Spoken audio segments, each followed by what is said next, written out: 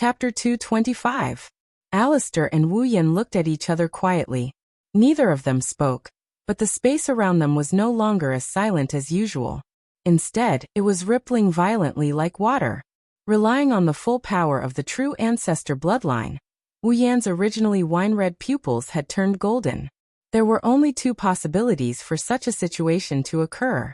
First, the blood-sucking impulse exclusive to the true ancestor bloodline had erupted. Unable to control one's desire to suck blood, one's pupils would turn golden. However, Wu Yan's blood-sucking impulse had long been purified by the white fruit of cleansing. Therefore, such a situation would never occur to him again. The second possibility for the pupils to turn golden was to activate the power of the true ancestor bloodline. Erupting with full power, the true ancestor bloodline was used to the extreme. At this moment, Wu Yan was in such a situation. However, even if Wu Yan activated the true ancestor bloodline to the extreme, he still couldn't completely cancel out that inexplicable eruption of aura that was locked onto him. Such a powerful aura was not something Alistair could achieve by himself. Therefore, it was obvious who the owner of this aura was. That Alistair used his wife as a sacrifice to summon an angel that was different from the one recorded in the Bible. Suddenly, in a corner of the space where Wu Yan and Alistair were already fluctuating, the fluctuations began to condense purposefully. Like a black hole, it spiraled and absorbed, causing Wu Yan's mind to tremble.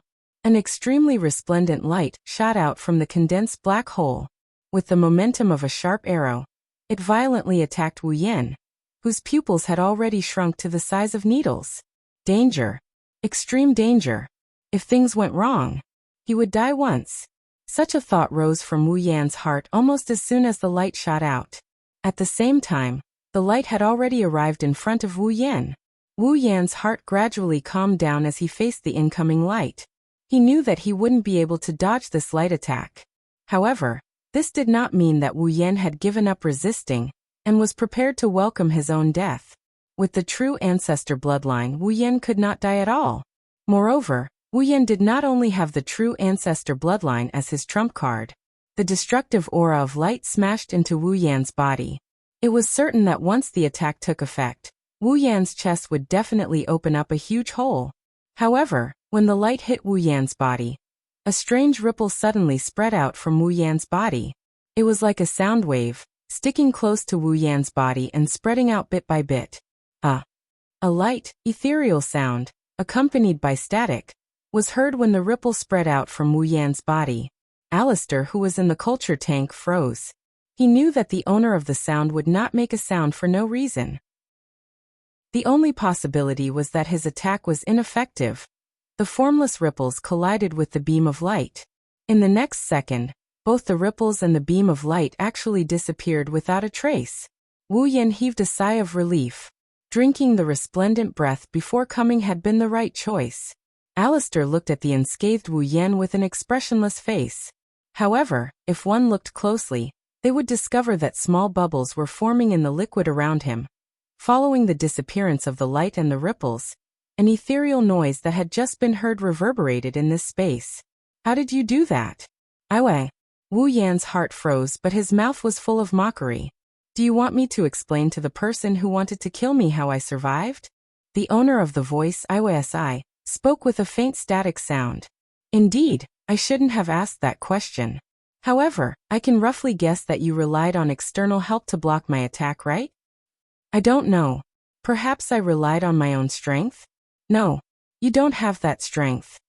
Iwasi said without holding back. Of course, Wu Yan didn't care. Perhaps he couldn't stand Wu Yan's indifference. Iwasi disappeared, but his voice rang in Wu Yan's ears. If I'm not wrong, there should be a time limit to your current state. Wu Yan's heart shook as he secretly admired Iwasi.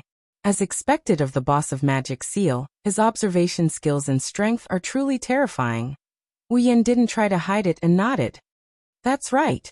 I can probably only drink tea and chat with you guys before the time limit is up. In other words, there is still time to drink tea and chat with you guys. Seems like that is the case. At this moment, Alistair suddenly spoke. However, relying on external help is still relying on external help. I think, Even if I can't restrain you in a short period of time, it should be easy to trap you without harming you.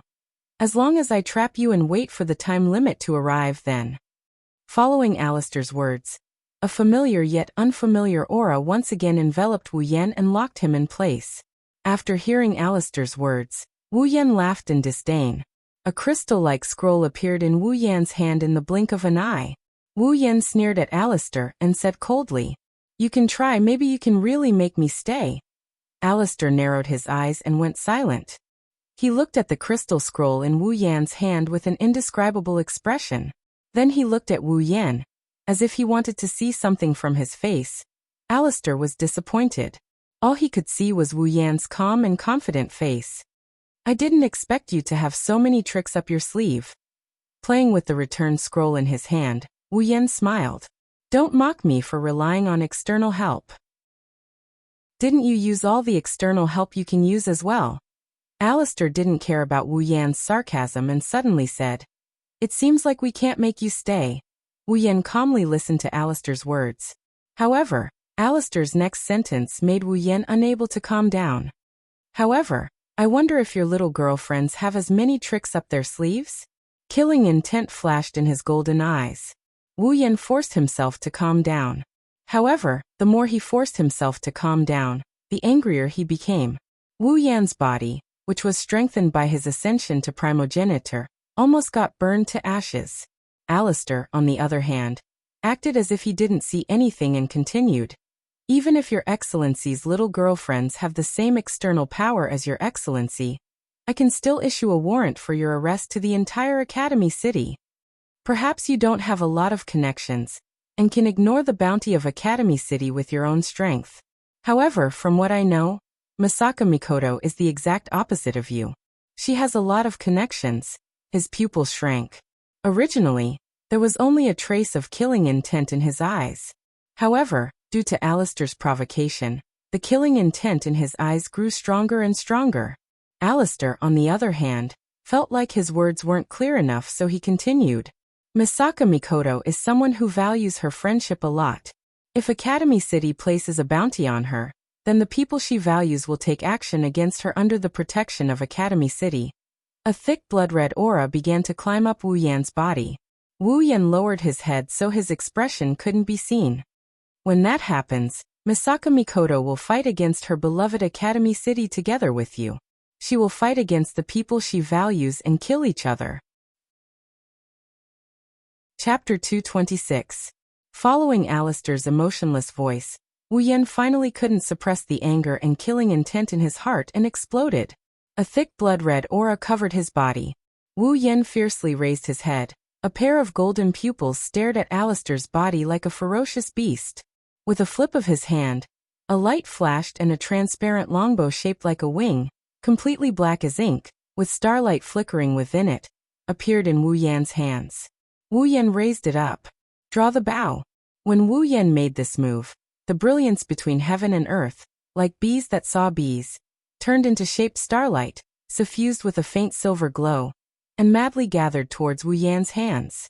The moment heaven and earth lost their color, Iwa's aura that originally filled every corner of this space was suddenly torn apart like paper, and was replaced by the terrifying aura emitted from the elegant longbow in Wu Yan's hands. Alistair's face that had remained unchanged for 10,000 years finally began to fluctuate slowly. Although the range was very small, it was simply inconceivable for this face that had never shown any clear emotions before. As for Iwa's, there was still no trace of him at the scene. Only behind Alistair's culture tank, a faint figure flashed there. The aura around his body was extremely dense.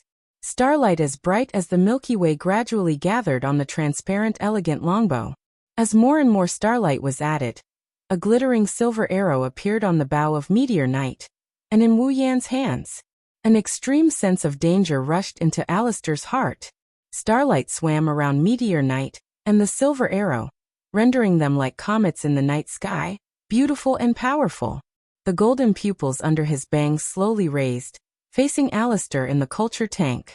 Wu Yan said softly, "Try it, Alistair." Wu Yan's meaning was clear. He wanted Alistair to try what he said just now, and put them on the wanted list. With Alistair's decisive personality, If Wu Yan said that just now, he wouldn't hesitate to put them on the wanted list, forcing the sentimental Mikoto to commit the crime, and then slowly eliminate Wu Yan and find the Misaka sister. But at this moment he hesitated. The reason was the arrow in Wu Yan's hand that was aimed at him, and the aura of death that came from his heart. The situation was completely reversed. The one who was threatening him became the one being threatened, and the person who was threatened became the target of the threat. Moreover, the threat was successful. Alistair's eyes flickered. How many years has it been since he felt death so close to him? To think that there would be a day when he would be threatened by someone. You better think it through. While Alistair was hesitating, Aiwas used some unknown method to let his voice ring in Alistair's mind. Alistair's eyes narrowed, and he thought to himself, could it be that even you don't have the confidence to block that Bao's attack? Aiwas was silent for a moment, as if he was thinking, and then he said, I have the confidence to block that Bao's attack, but I don't have the confidence to not get hurt. Alistair's heart shook, and he couldn't respond for a long time. Aiwas seemed to know that under Alistair's calm exterior, his heart was shaken, so he said directly in his mind, that Bao is extremely dangerous. It gives me the feeling that even the legendary Angel Slayer's sword is on the same level. Plus, he has an inexplicable defense on his body. I have no way to stop him. If I get hit by his attack, getting hurt would only be a light injury. As for you, I can't protect you. This time, Alistair was completely silent. Seeing Alistair's silence, Wu Yan's eyes flashed with anger, and the arrow in his hand pulled back again. And the arrow in his hand was fully drawn. Feeling Wu Yan's actions, the death aura in his heart became thicker, and Alistair couldn't stay silent anymore. Don't force me. If someone who knew Alistair heard this, their jaw would hit the floor, but Wu Yan understood Alistair's meaning. He still hasn't given up on his plan, even if death is so close to him. In other words, if I really force him, he wouldn't mind dying together with me. Wu Yan gritted his teeth. He wanted to release the arrow several times, but he couldn't make up his mind to let go. He really didn't think that under the threat of death, Alistair still hasn't given up on his ambition. Is his plan that important? If possible, Wu Yan really doesn't want to come to this point, because if Academy City loses Alistair, then it will definitely welcome the army of the magic faction in an instant. To put it bluntly, the entire Academy City is supported by Alistair alone, and if Alistair dies, then it will be the end of Academy City. At that time, Mikoto, Kuroko, Ueharu, Ruko, and the others. Even if Wu Yan can take them away from this world. But to watch Academy City's population of 2.3 million, 80% of the students and children, die because of his actions, Wu Yan really can't do anything. At this time, Wu Yan couldn't help but think of Tsuchimikado Motoharu's words, if possible, it's better to not have a falling out with Alistair. But the sisters, suddenly, Wu Yan had a flash of inspiration. Alistair only wants the AIM field that originally only existed in Academy City. To be able to cover the whole world, not the sisters themselves. If he can make AIM spread to the whole world, then he and Alistair won't have a direct conflict of interest. As for how to make AIM's field spread to the whole world, he has the system item, so what's there to worry about? Field Amplifier, a special tool for virtual fields. It can expand an invisible field infinitely according to the multiplier requirement. 100,000 item points. After finding what he needed, Wu Yan took a deep breath and put down Meteor Shower. Following Wu Yan's action, the silver arrow turned into a sky full of stars and disappeared. Seeing Wu Yan suddenly put down that terrifying bow, Alistair's eyes flashed. He didn't expect Wu Yan to do this. Did he compromise? Alistair. Wu Yan looked at Alistair and said in a deep voice, "You want me to give up the sisters? That's impossible." Alistair didn't say anything after hearing that. With Wu Yan's resistance, he would be surprised if he suddenly agreed to give up the sisters. He knew that Wu Yan must have something else to say. Coldly looking at Alistair and the golden figure behind him, Wu Yan said indifferently, "Isn't your goal to spread the AIM field in Academy City to the whole world? I have a way."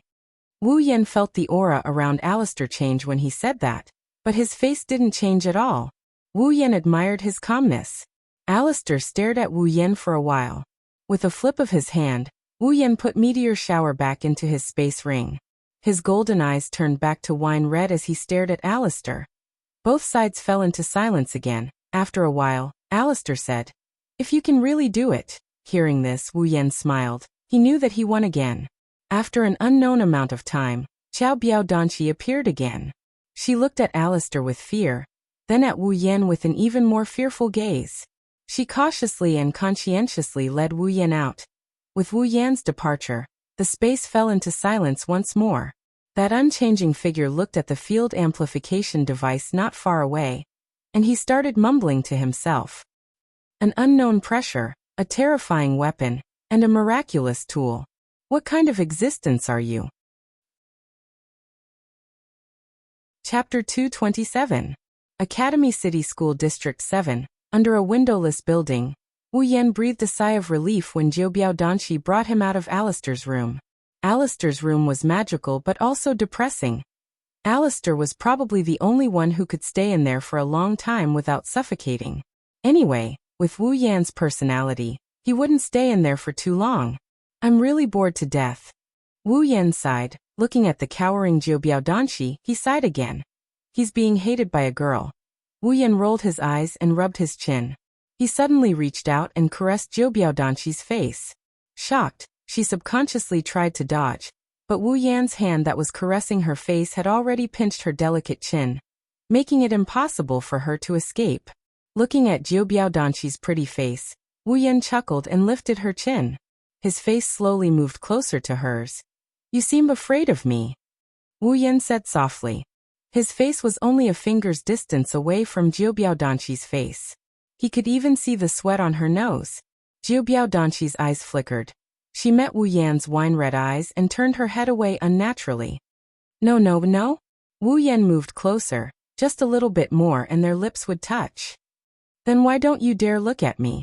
His face is so close to hers that she started panicking.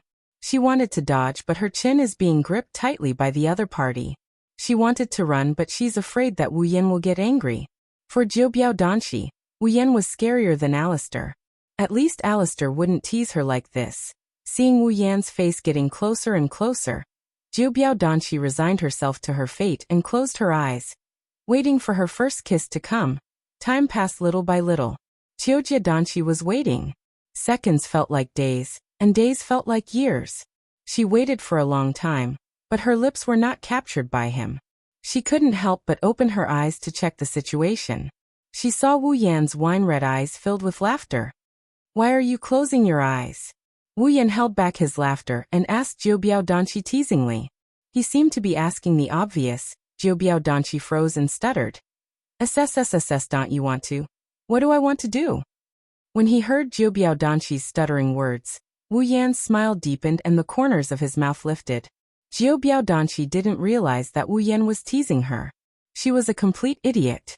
She awkwardly looked away, not daring to look at Wu Yan again. Seeing this, Wu Yan couldn't help but chuckle.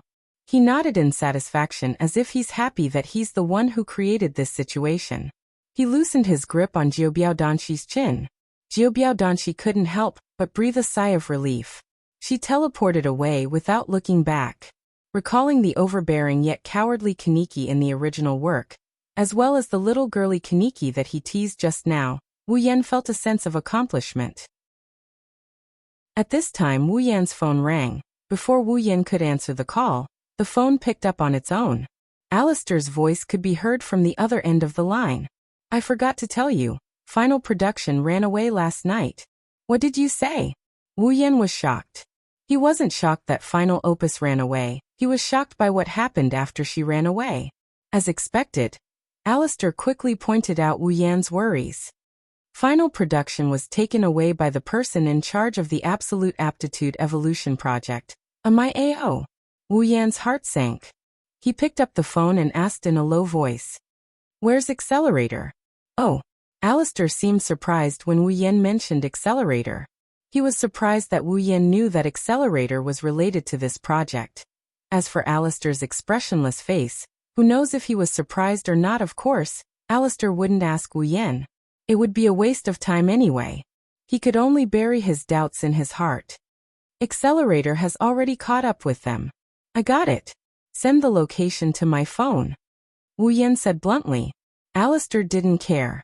He sent the location to Wu Yan's phone and hung up. Looking at the map that was just sent to him, he cursed his bad luck a few times. Then, he rushed towards the marked location as fast as he could. Since Accelerator is already there, it means that Accelerator has been affected by final production. It's about time for him to clear his name. This is why Wu Yan is in such a hurry. It's not that he doesn't want Accelerator to save the last item. It's because if Accelerator tries to save the last item, the same thing that happened in the original work will happen again. Final production was injected with the virus, and Accelerator used his own ability to detoxify the virus. Then, a Myao ambushed him and turned him into a retarded version of Accelerator. But this time, there was no Masaka network to connect him to his sisters. Unless Wu Yan released all of his sisters, Accelerator would have to lie in bed for the rest of his life. Wu Yan wouldn't allow that to happen. On the other side, faster, faster, faster. Myao looked at Mikoto, who was sitting next to him. She had her eyes closed and was panting. She looked like she was in pain. Final production was writing something on her laptop. Myao's face was covered in cold sweat. He shouted anxiously, hang in there until the virus is activated. Myao seemed very anxious as he did not know that the words he just uttered were enough to make some people chop him into pieces. But soon his anxiety turned into fear. The man had short white hair, a pair of vermilion eyes, and the prisoner's clothes had been changed into normal clothes. He had an evil smile on his face as he slowly walked towards Myao. Accelerator. Myao was shocked. He hurriedly started the engine of the car. When Accelerator thought that he was going to escape, he did not expect that the other party would directly crash into him. Accelerator laughed, as if he was mocking something. He stood there motionless. Soon, Myao's car crashed into Accelerator's thin body. After a strange sound, the expected collision did not happen. Accelerator was still standing on the same spot. Instead, it was Myao's car that was twisted into a ball, as if it had crashed into an iron wall. Accelerator smiled disdainfully as he looked at Ioaoi in the car. How should I deal with you then? Hearing this, Myao's expression changed drastically, and he hurriedly got out of the car. However, Accelerator stepped on the front of the car lightly, and his movement was stopped. Accelerator couldn't be bothered to look at Myao anymore. He turned to look at Last Work, and when he saw that she was safe and sound, he let out a sigh of relief.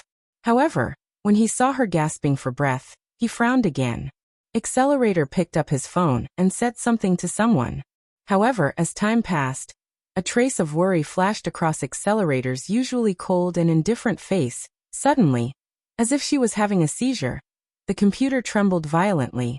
Then, a string of incomprehensible gibberish came out of her mouth.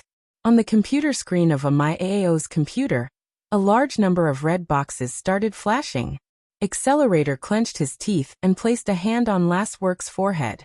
Then he closed his eyes. A gun was pointed at Accelerator's forehead from the other side of the car. Chapter 228. The sound of a bullet being loaded echoed clearly in the quiet room. It also startled Accelerator, who was concentrating on getting rid of the virus in the last product's body. Accelerator's pupils shrank when he saw Myao struggling to get up from the ground. He was holding a gun in his hand, but his hand was trembling uncontrollably. He looked like he was in a sorry state.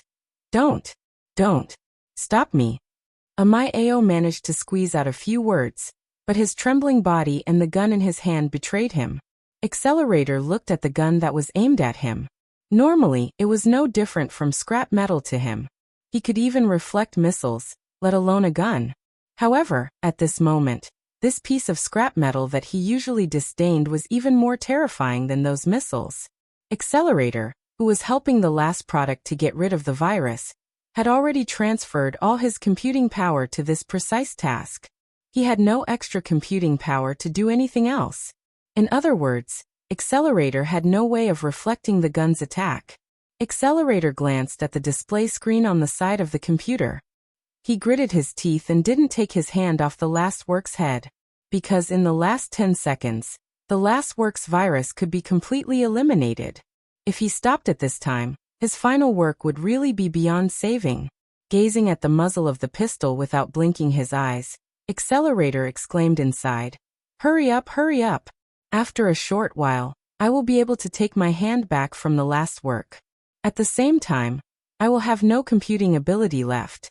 As long as I have my computing ability back, that pistol will become a piece of scrap metal." Unfortunately, there was not enough time. In the last few seconds, my AO had already pulled the trigger. At this moment, a figure appeared. When Wu Yan arrived, my AO had aimed his gun at Accelerator. Wu Yan heaved a sigh of relief. It seemed that even God did not want anything to happen to Accelerator. With a slight movement of his finger, a layer of iron sand suddenly burst out from the ground where my AIO was standing. It coiled around my AIO's wrist, and with a gentle twist, my AIO's hand, which was holding the spear, was neatly cut off. Ah! My AO screamed in pain as he held his severed hand. However, before he could scream, a wave of iron sand came out of the ground and shredded him into pieces in the blink of an eye. All that was left was a pool of blood that fell from the sky. Wu Yan stood behind the pool of blood, looking as if he was bathed in it. He smiled evilly. Accelerator was stunned when he saw this. He stared blankly at Wu Yan, who was standing in the middle of the rain of blood, without a single drop of blood on his body. Accelerator was not someone who had never seen blood before. In fact, he was a person who was often accompanied by blood. Naturally, he would not be shocked by Wu Yan's cruel method of killing. What shocked him was that he did not know why, but he felt that Wu Yan was a perfect match for the blood.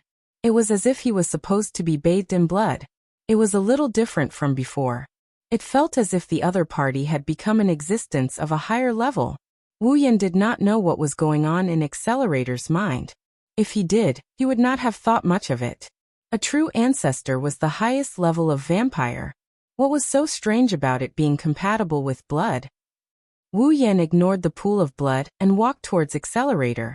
This action woke Accelerator up from his stupor. Accelerator was confused when he saw Wu Yan's wine-red eyes. They were the same color as his. But that quickly disappeared. Why did Wu Yan become like this? It has nothing to do with him. That's not what he cared about. Why did you save me? Accelerator narrowed his eyes and asked Wu Yan. He didn't understand why Wu Yan came to save him when they were enemies not long ago. Wu Yan took a long look at Accelerator. He couldn't help but sigh when he saw how unscathed Accelerator is. Not long ago, Accelerator was almost cut in half by Estria's sword, but now, he's jumping around as if nothing happened to him. That kind of injury is not something that can be healed in a few days. It might take months to recover, but Accelerator is completely fine. In Wu Yan's memories, the only one who can do this is Soul Hunter of the Underworld. Unbelievable. Wu Yan smiled when he saw Accelerator staring at him. He didn't seem to care at all. Why can't I save you? Accelerator was taken aback. He frowned and looked at Wu Yan with cold eyes. Don't bullshit me. You should know what I mean. Wu Yan shook his head with a bitter smile. He knew Accelerator wouldn't be patient enough to listen to him ramble on. Then why did you save last work? Accelerator fell silent. He glanced at last work, who has calmed down. After a while he clicked his tongue and left. Wu Yan hurriedly called out to him. Hey Accelerator, where are you going? It's none of your business. Accelerator didn't hold back in his insults, but Wu Yan didn't mind. You're going to leave just like that? What about this little girl? Accelerator stopped, and he turned around to look at Wu Yan with a confused expression. What do you mean? Isn't she your target? Wu Yan nodded in realization. Accelerator thought he was going to take away the final product just like he did with the sisters. Wu Yan shook his head with a smile. No, this little girl isn't my goal. Then why are you here? Don't tell me you're here to save me? Accelerator tilted his head in a mocking manner, as if he's amused by his own words. But to his surprise, Wu Yan nodded. That's right. I'm here to save you. Hey, are you kidding? Accelerator didn't believe Wu Yan's words. His eyes gradually turned hostile. He thinks Wu Yan is toying with him. Wu Yan shook his head helplessly. He patted Last Work's head and said to Accelerator, I'll leave this little girl to you from now on. Ha! Accelerator really wanted to laugh, and he did laugh out loud. Looks like you're really here to make fun of me. Wu Yan ignored Accelerator. He patted Last Work's head again, and turned around to leave.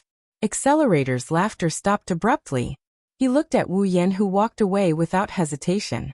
He was furious and kicked My Axio's twisted car.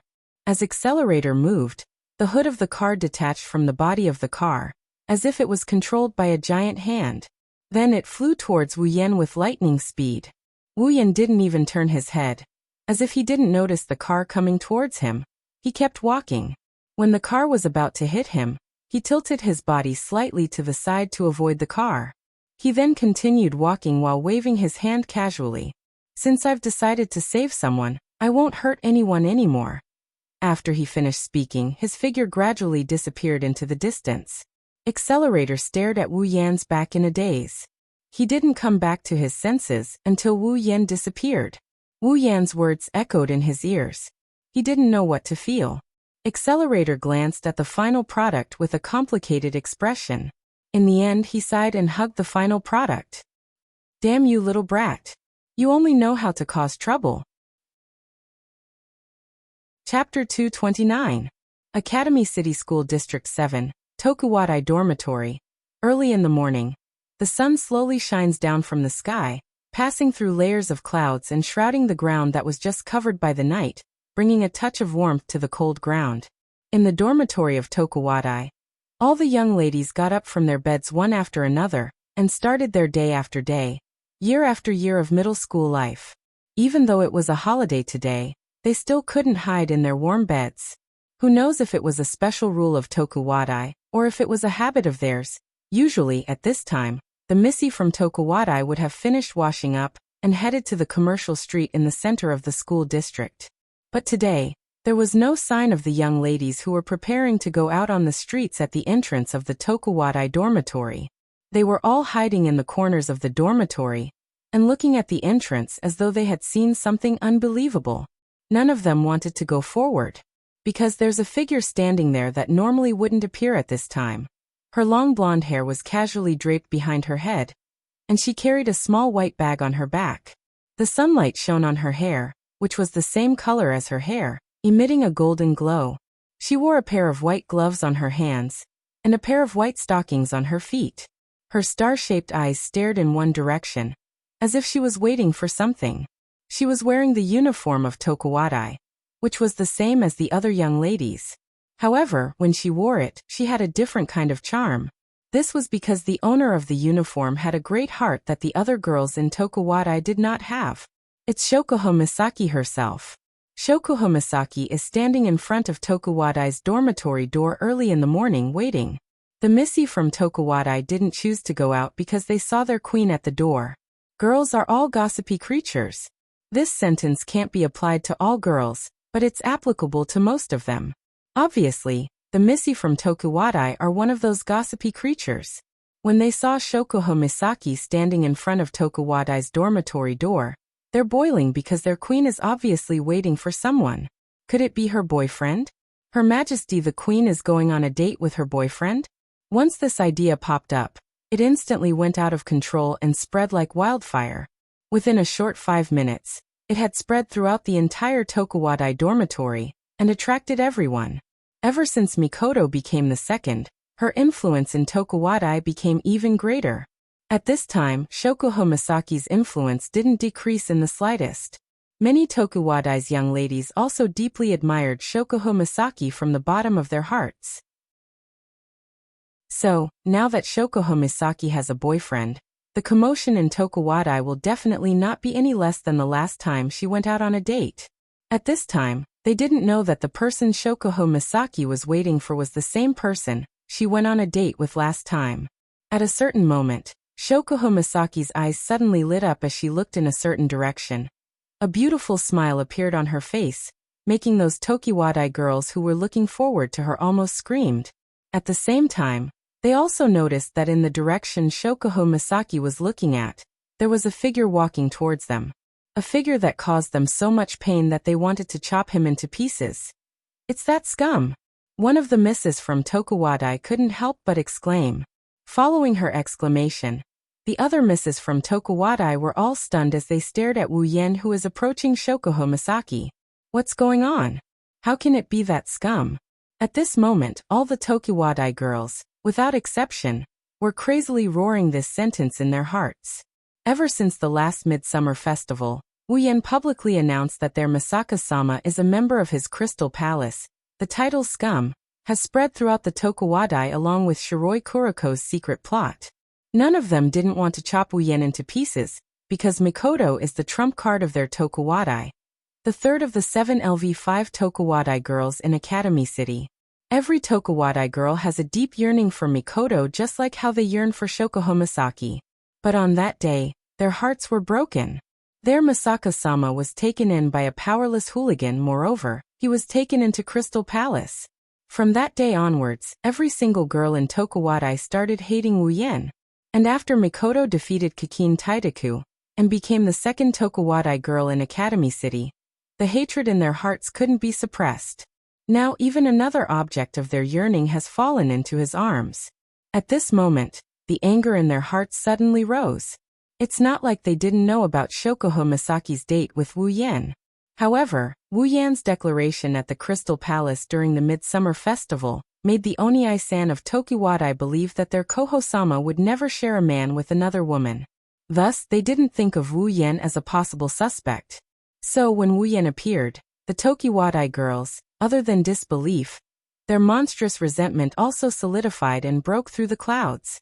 Wu Yen, who was about to greet Shokuho Misaki, suddenly shuddered. A chill crept up his spine, causing Wu Yan's body to tremble again and again. Ever since he became a true ancestor, under the influence of the noble true ancestor bloodline, even Iwasi couldn't give Wu Yen this kind of warning. But now Wu Yen actually shuddered. For a moment, Wu Yen thought he was being watched by the god of this world, that is Jehovah. Little did he know, the ones who are watching him are just a bunch of young ladies who don't even have the strength to truss up a chicken. Almost as soon as Wu Yen appeared, Shokuho Misaki's gaze fell on Wu Yan's pair of wine-red eyes that suddenly changed a few days ago. Then, she covered her mouth and laughed from the bottom of her heart. For some reason, Shokuho Misaki is very happy that Wu Yen has the same pair of eyes as her. She doesn't know why she's feeling this way, but she's not sure why. It's not polite to make a lady wait. Shokuho Misaki sweetly smiled at Wu Yen and said. Hearing this, Wu Yen suspiciously took out his phone. Looking at the 6:40 on the display, he asked Shokuho Misaki. Isn't it not time yet? You didn't say 7 last time, but 6 last time? Shokuho Misaki didn't deny it and smiled. Well, time is not an excuse for making a lady wait. Can't you come a little earlier? Wu Yan's mouth twitched, looking at Shokuho Misaki's sweet smile. All the energy in his body dissipated. He had arrived 20 minutes earlier than her. Since it's impossible to reason with a woman, Wu Yen raised both his hands like a hoodlum. Fine, it's my fault, okay? Shokuho Misaki nodded in satisfaction, took 2 steps forward and hugged Wu Yan's hands. Date, I'm looking forward to it. Feeling Jusama rubbing her ample bosoms against his arm, Wu Yen secretly cheered in his heart. However, he maintained a helpless smile on his face. I really don't know why you're so eager to go on a date with me. Well, don't mind the details. With that, the two of them walked off into the distance. In the Tokuwadai dormitory, the Oniai-san who were hiding in the shadows watched as Wu Yen and Shokuho Misaki got further and further away. Dark aura enveloped them as they grinned eerily. Then they formed a group and chased after the two who got further and further away. Among them, there was a Tokuwadai girl with short brown hair, and a petite figure with 2 pink ponytails. Chapter 230. On a certain commercial street in the 7th district of Academy City, Wu Yen and Shokuho Misaki are sticking close to each other like a real couple. While walking down the street, they are pointing at the shops and chatting happily. Be it the bachelors or the ones with girlfriends, all of them cast envious and jealous gazes at Wu Yen. The bachelors are envious because he has a girlfriend, the non-bachelors are envious because he has a beautiful girlfriend. As for the girls, they are looking at the two of them with envy. Along with the envious and jealous gazes, they are sending Wu Yen and Shokuho Misaki off into the distance. However, the expressions on their faces, regardless of whether they were envious or jealous, Soon all turned into frozen faces of sweat. Just as Wu Yan and Shokuho Misaki's figures disappeared from their sight, a group of beautiful girls from Tokuwadai rushed up from another direction. Logically speaking, with so many beautiful girls appearing in a group, it should attract a lot of admiring gazes. But at this moment, looking at those beautiful faces, they can't even squeeze out an appreciative gaze. It should be said that as long as a person saw a group of beautiful girls covered in black gas, holding whips, brooms, stools, kitchen knives, and even scissors in their hands, and pouncing on them like wolves and tigers in front of them, they would not be able to appreciate them at all. And at the front of this group of beasts, which is also the leader, is Mikoto and Kuriko. Hiding at a distance where Wu Yan can't sense her electromagnetic field, Mikoto gritted her teeth as she looked at the two figures sticking close to each other. Blue and white electricity crackled on her forehead. Damn Yan. He actually went on a date with that girl, and came to the Tokuwadai dorm without informing me. Is blonde hair and huge breasts really that attractive to you? Seeing Mikoto's nagging, Kuriko quickly added insult to injury.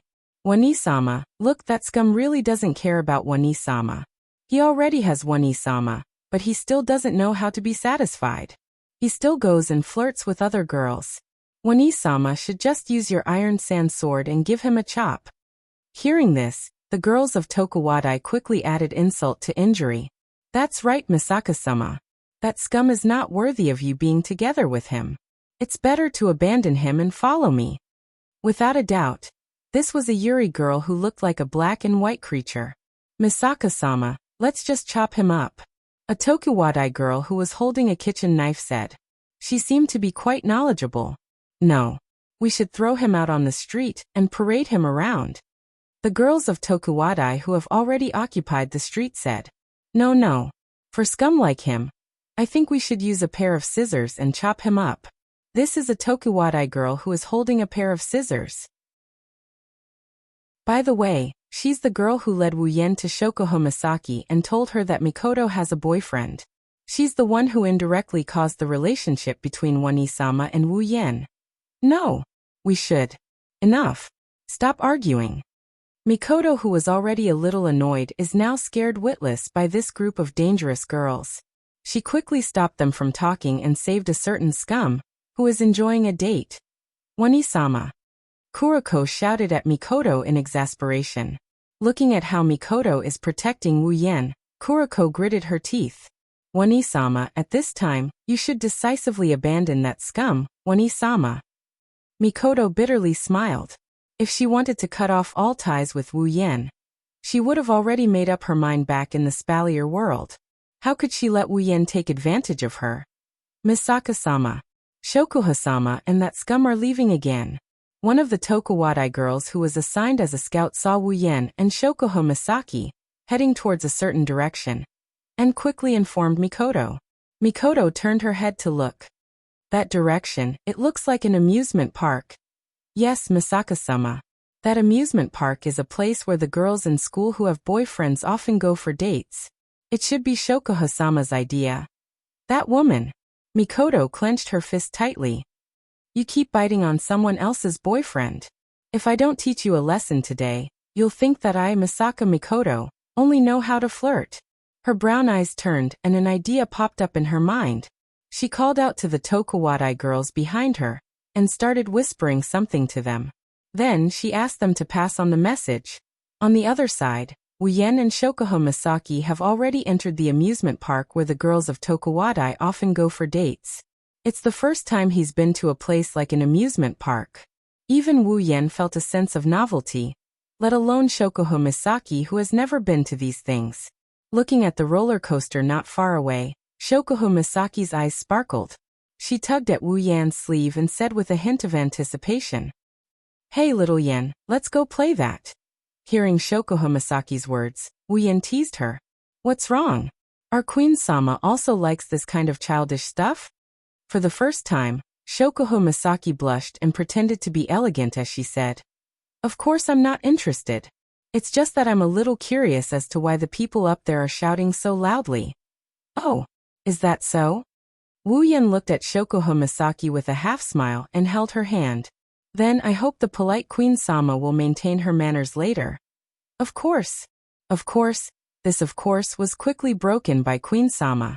As soon as they got on the roller coaster, Queen Sama's calm face started to show signs of nervousness. She's an exercise idiot to begin with. Looking at the twists and turns of the road, which is as high as a cliff and as low as the sea level, she started to regret it. Hey little Yen, why don't we go play something else? Ju-sama couldn't help but turn her head around when the car was about to depart. She chuckled guiltily at Wu Yen. Era. Wu Yen covered his mouth with the back of his hand and smiled very elegantly. Shokuho Misaki's face turned red as she said angrily, "Don't copy me." As Shokuho Misaki's angry voice sounded, the roller coaster started to move upwards. Queen Sama was shocked and tried to stand up, but Wu Yen held her back. Wu Yen chuckled. Queen Sama, the best part is yet to come. This was the voice of Her Highness Queen, who was shouting that screaming equals rude just now, screaming on the roller coaster.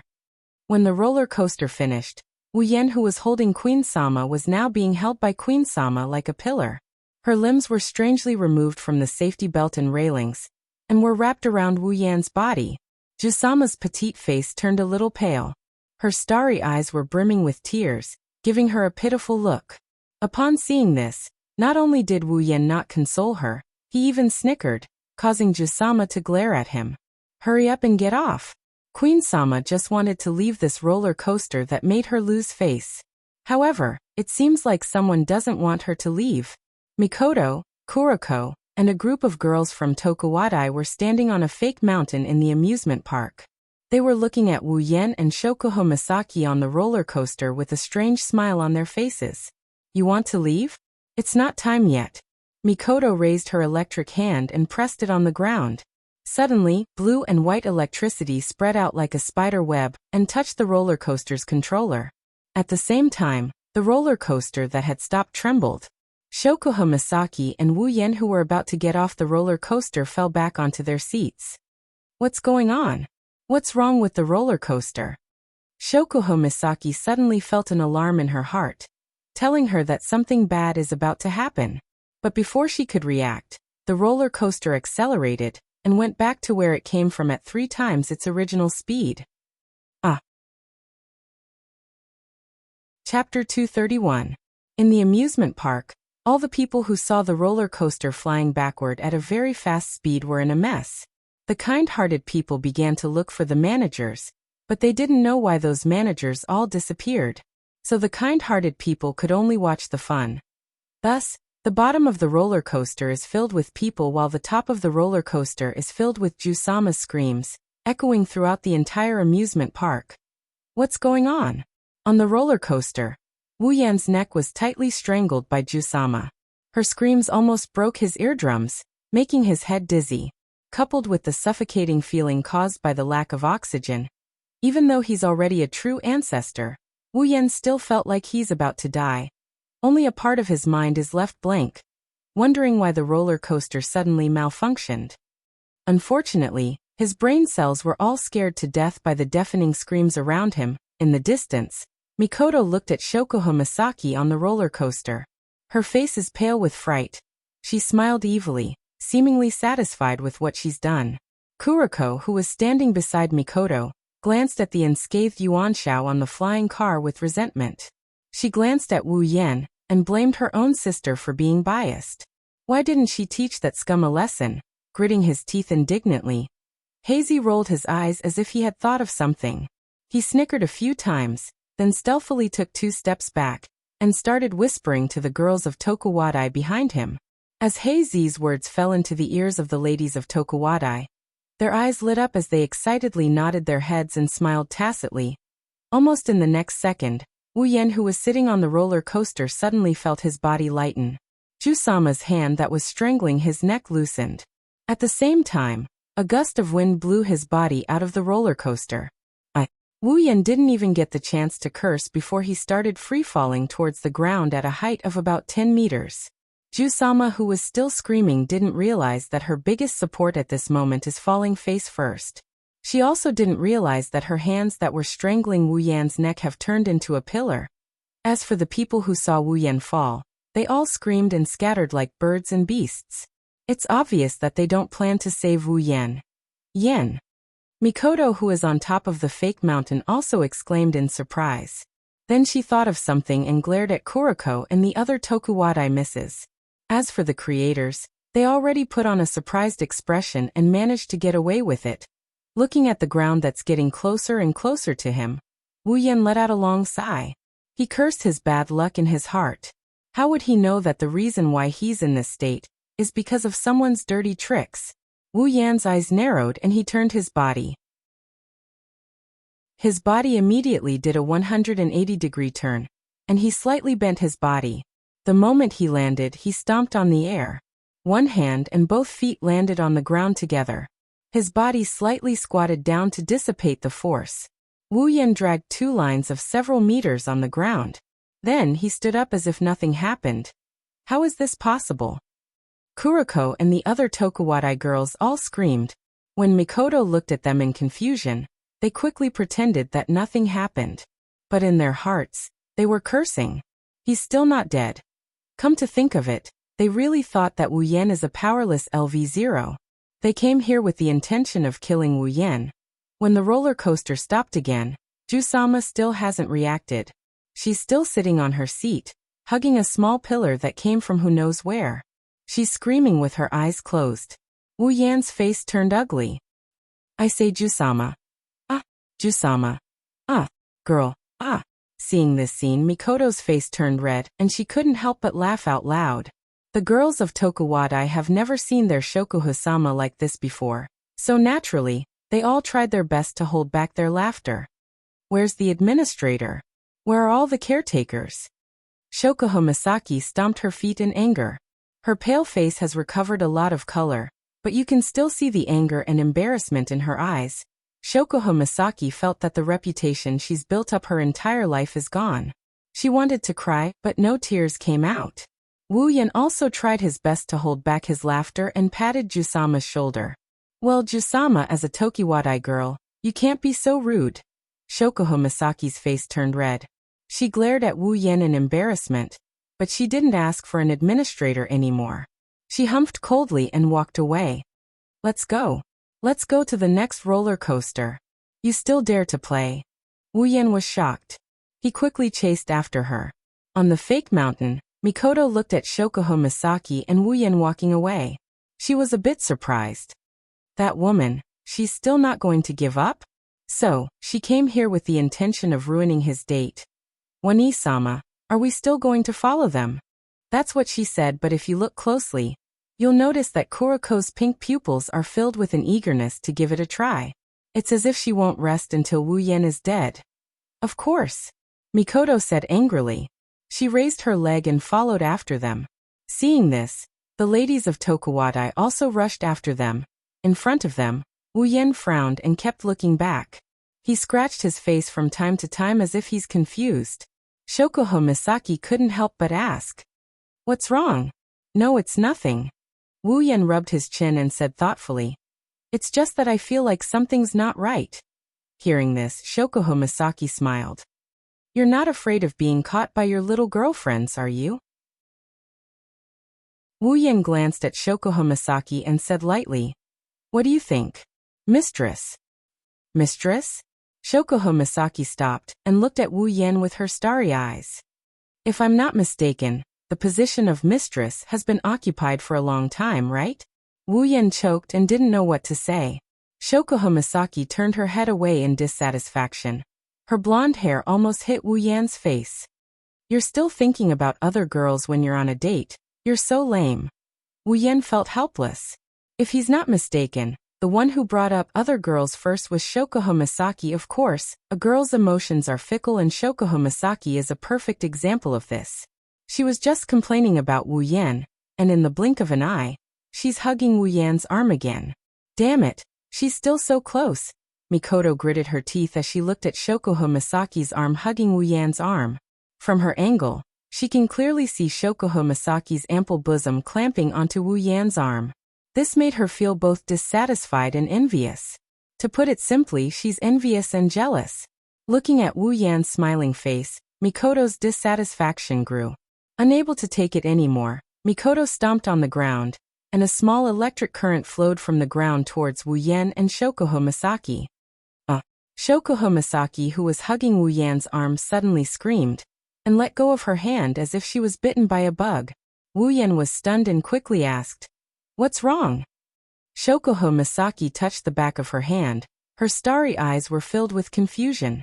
I don't know, my hand suddenly went numb." "Your hand went numb?"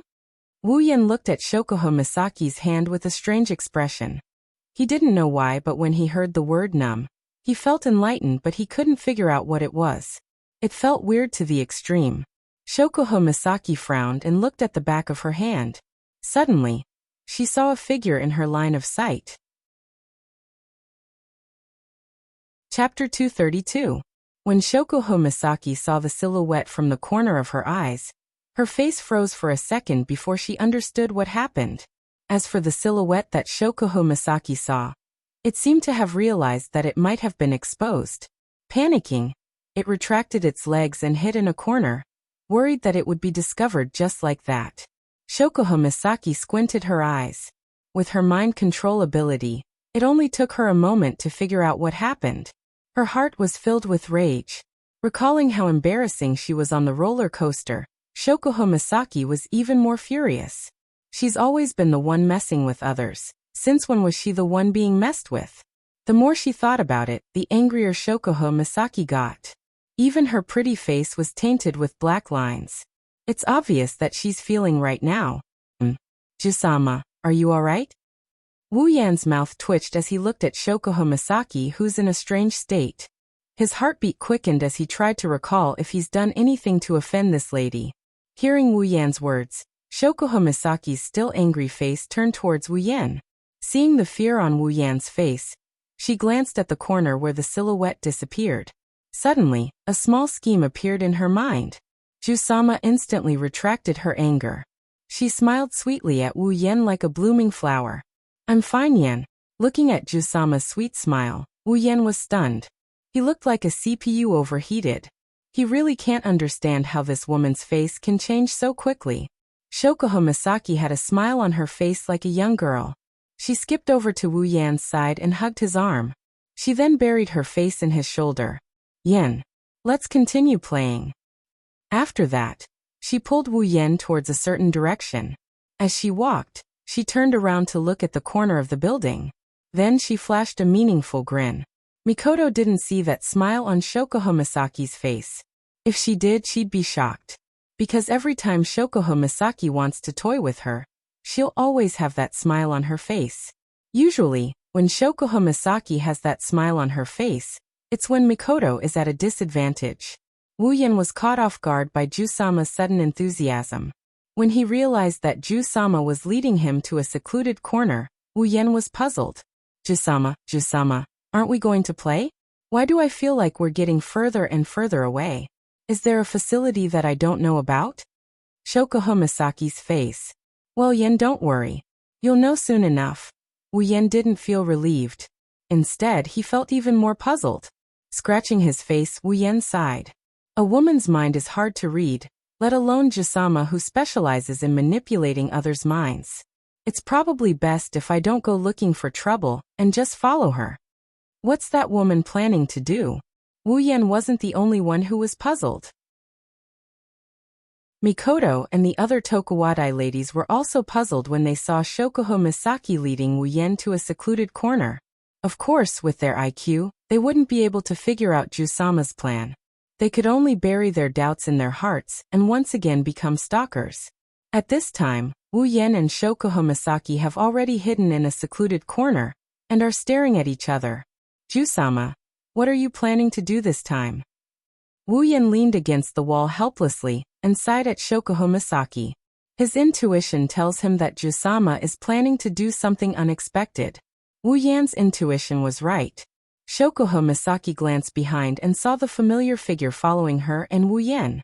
She smiled and looked at Wu Yan. "Hey, Yan." Under Wu Yan's shocked expression, Jusama put her finger in her mouth and bit it. Following this action, Jusama suddenly wrapped her arms around Wu Yan's neck and squeezed her large breasts into Wu Yan's embrace. Wu Yan was stunned. Feeling the soft touch on his chest, his mind went blank. He really doesn't understand what Jusama is doing. Did Jusama suddenly fall in love with him? The girls in the other corner were also stunned. Then they all burst into an uproar. If it wasn't for the distance, they would have been exposed. They all bit their lips. Mikoto looked at Shokuho Misaki while the others looked at Wu Yan. Their eyes flashed with murderous intent. Now they understand why Wu Yan and Shokuho Misaki are hiding in a secluded corner. They're obviously hiding and making out. Thinking of this, they all bit their lips and resisted the urge to run out and stop them. They want to wait and see what happens. Jusama. Wu Yan gulped as he looked at Shokuho Misaki's seductive eyes. He had a hard time finding the words to say. What are you playing at this time? What did I do to offend you? Just say the word, and I'll cut my own throat to atone for my sins. Wu Yan wanted to cry, but no tears came out. For a moment, he thought Jusama was playing with him. Era. Don't tell me you don't like this? Shokuho Misaki smiled sweetly and moved her face closer to Wu Yan's. She breathed out a hot breath on Wu Yan's face. It's extremely seductive. Being hit by Jusama's fragrance on his face, Wu Yan's body stiffened.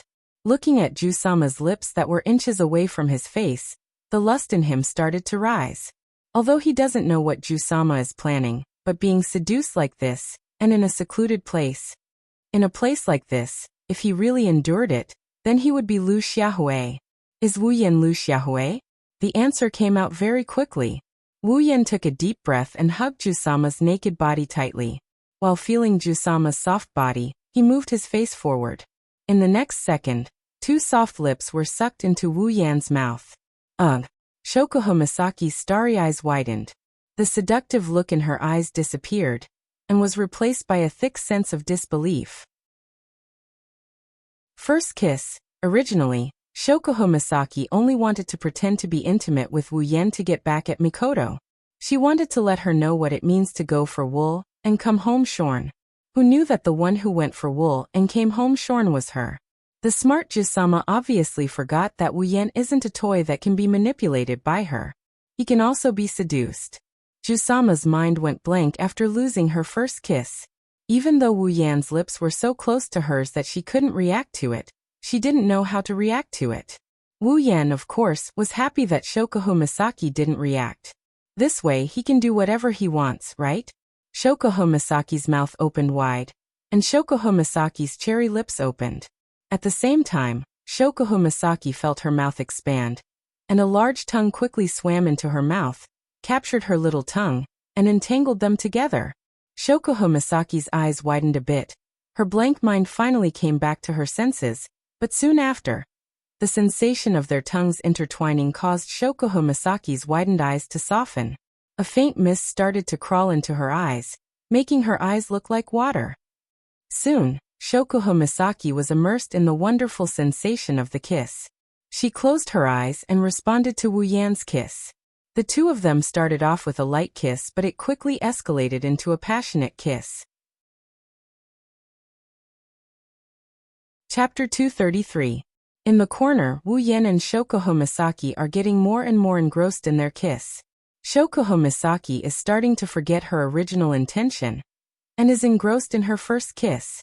She even forgot that this place is not completely undiscovered. Kuriko. Let me go. I'm going to kill that damn woman. Mikoto is struggling with all her might. Her face is filled with dark energy and lightning is crackling on her forehead. She looks like she's suffering a great deal. If it weren't for Kuriko and the other Tokuwadai Onisen hugging her with all their might, no one would doubt that Mikoto would have ended Shokuho Misaki's life. It's because they know that Mikoto's mind is clouded by anger that Kuriko and the others are shocked. They all hugged Mikoto tightly to prevent their Jusama from being electrocuted to death. One-sama. Calm down first. You can't go out now.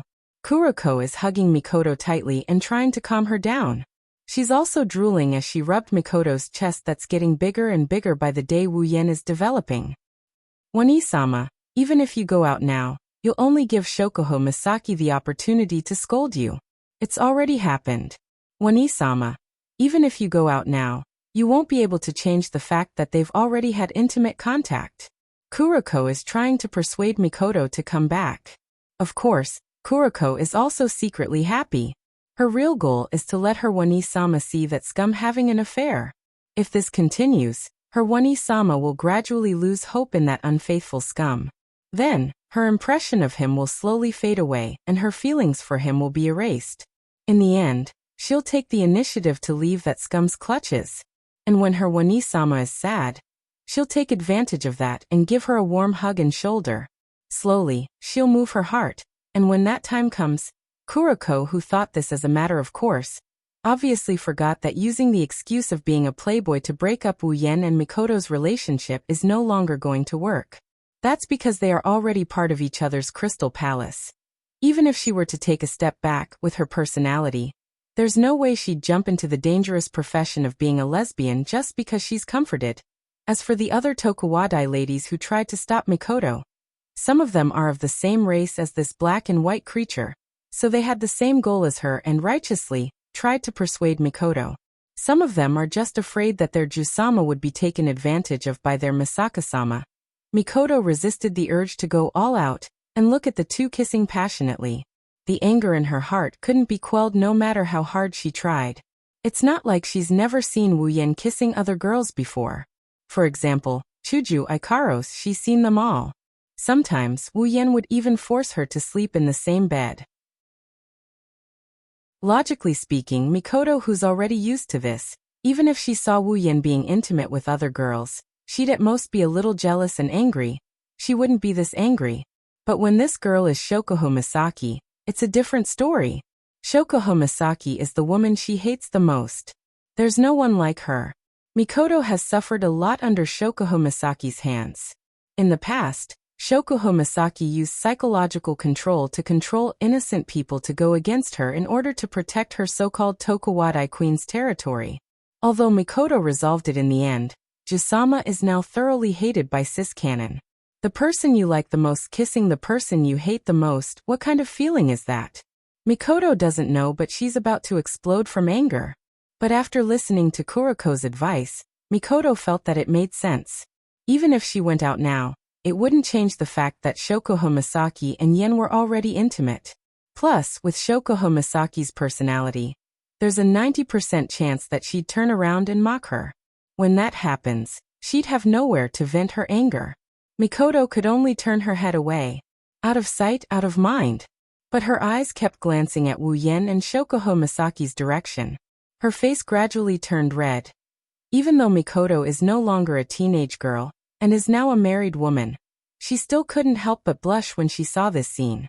What an extraordinary pureness! After persuading Mikoto, Kuroko and the other Tokuwadai ladies let out a sigh of relief. Thank goodness no one died. But when they saw Jusama being taken advantage of, their faces darkened.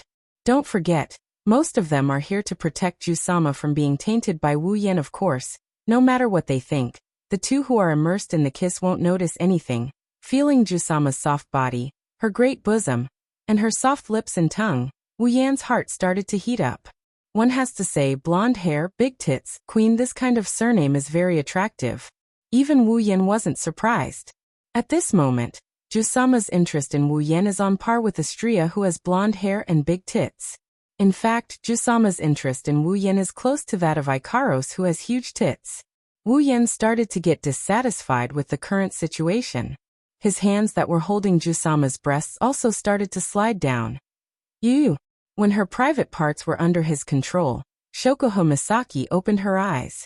Her starry eyes stared at Wu Yan's satisfied face. Her face started to turn red. This is the second time Shokuho Misaki's private parts were under someone's control. And both times it was by the same person. Shokuho Misaki's face got redder and redder as Wu Yan's movements intensified. Her body started to lose its strength as she leaned against Wu Yan's chest. She leaned against Wu Yan's chest to support herself. Jusama's lips were sealed. She could only let out a whimper to express her inner trembling. Her body started to twist uncontrollably. Jusama's twisting almost caused a problem. Wu Yen, who was in close contact with Jusama, almost lost control of himself. Unable to hold himself back, Wu Yen let go of her captive lips. He roughly twisted Shokuho Misaki's limp body, so that she is facing away from him and leaning against his chest. Then he reached out with both hands and grabbed Jusama's private parts. Ugh no. Shoko Misaki, who just got a chance to catch her breath, had her private parts captured by Wu Yan. She cried out in surprise, but the tone of her voice suddenly dropped to the freezing point. It turned into a seductive moan. Shoko Misaki has never been treated like this before. Her heart was trembling violently. She almost escaped from the control of her chest to take a breath of fresh air. She wanted to stop Wu Yan's movements, but she didn't know where all her strength went. Plus, she's a sports idiot. How could she win against Wu Yan? In the end, Shoko Misaki could only say no. She wanted to pull Wu Yan's hand down to touch her private parts, but she could only helplessly hold on to Wu Yan's wrist. It was like she was trying to resist but also trying to resist. He licked his lips and licked his lips. He stuck out his tongue and started licking Shoko Misaki's cheeks bit by bit. Shoko Misaki's cheeks are so alluring that they're practically drooling out of her body. Wu Yan licked his lips. Ah. Ugh. Shoko Misaki could only passively accept what Wu Yan was doing to her. Originally, Shoko Misaki would hate anyone who did this to her without her consent. But for some reason, facing Wu Yan, Shoko Misaki was shocked to find that in her heart, she didn't even feel much resistance, let alone hate. Chapter 234. Ugh, ugh. Listening to Jusama's moans that reached the peak, Wu Yan licked Jusama's perspiration while licking the sweat off her face. He was a bit surprised. Could it be? Is Jusama the sensitive type? With that thought in mind, Wu Yan tightened his grip on her breasts. Jusama felt like she was hit by something. She groaned loudly. Her skin had turned pink. Seeing this, Wu Yan couldn't help but laugh. He moved closer to Shoko Misaki's ear and teased her. Jusama, I didn't expect your sensitive spot to be here.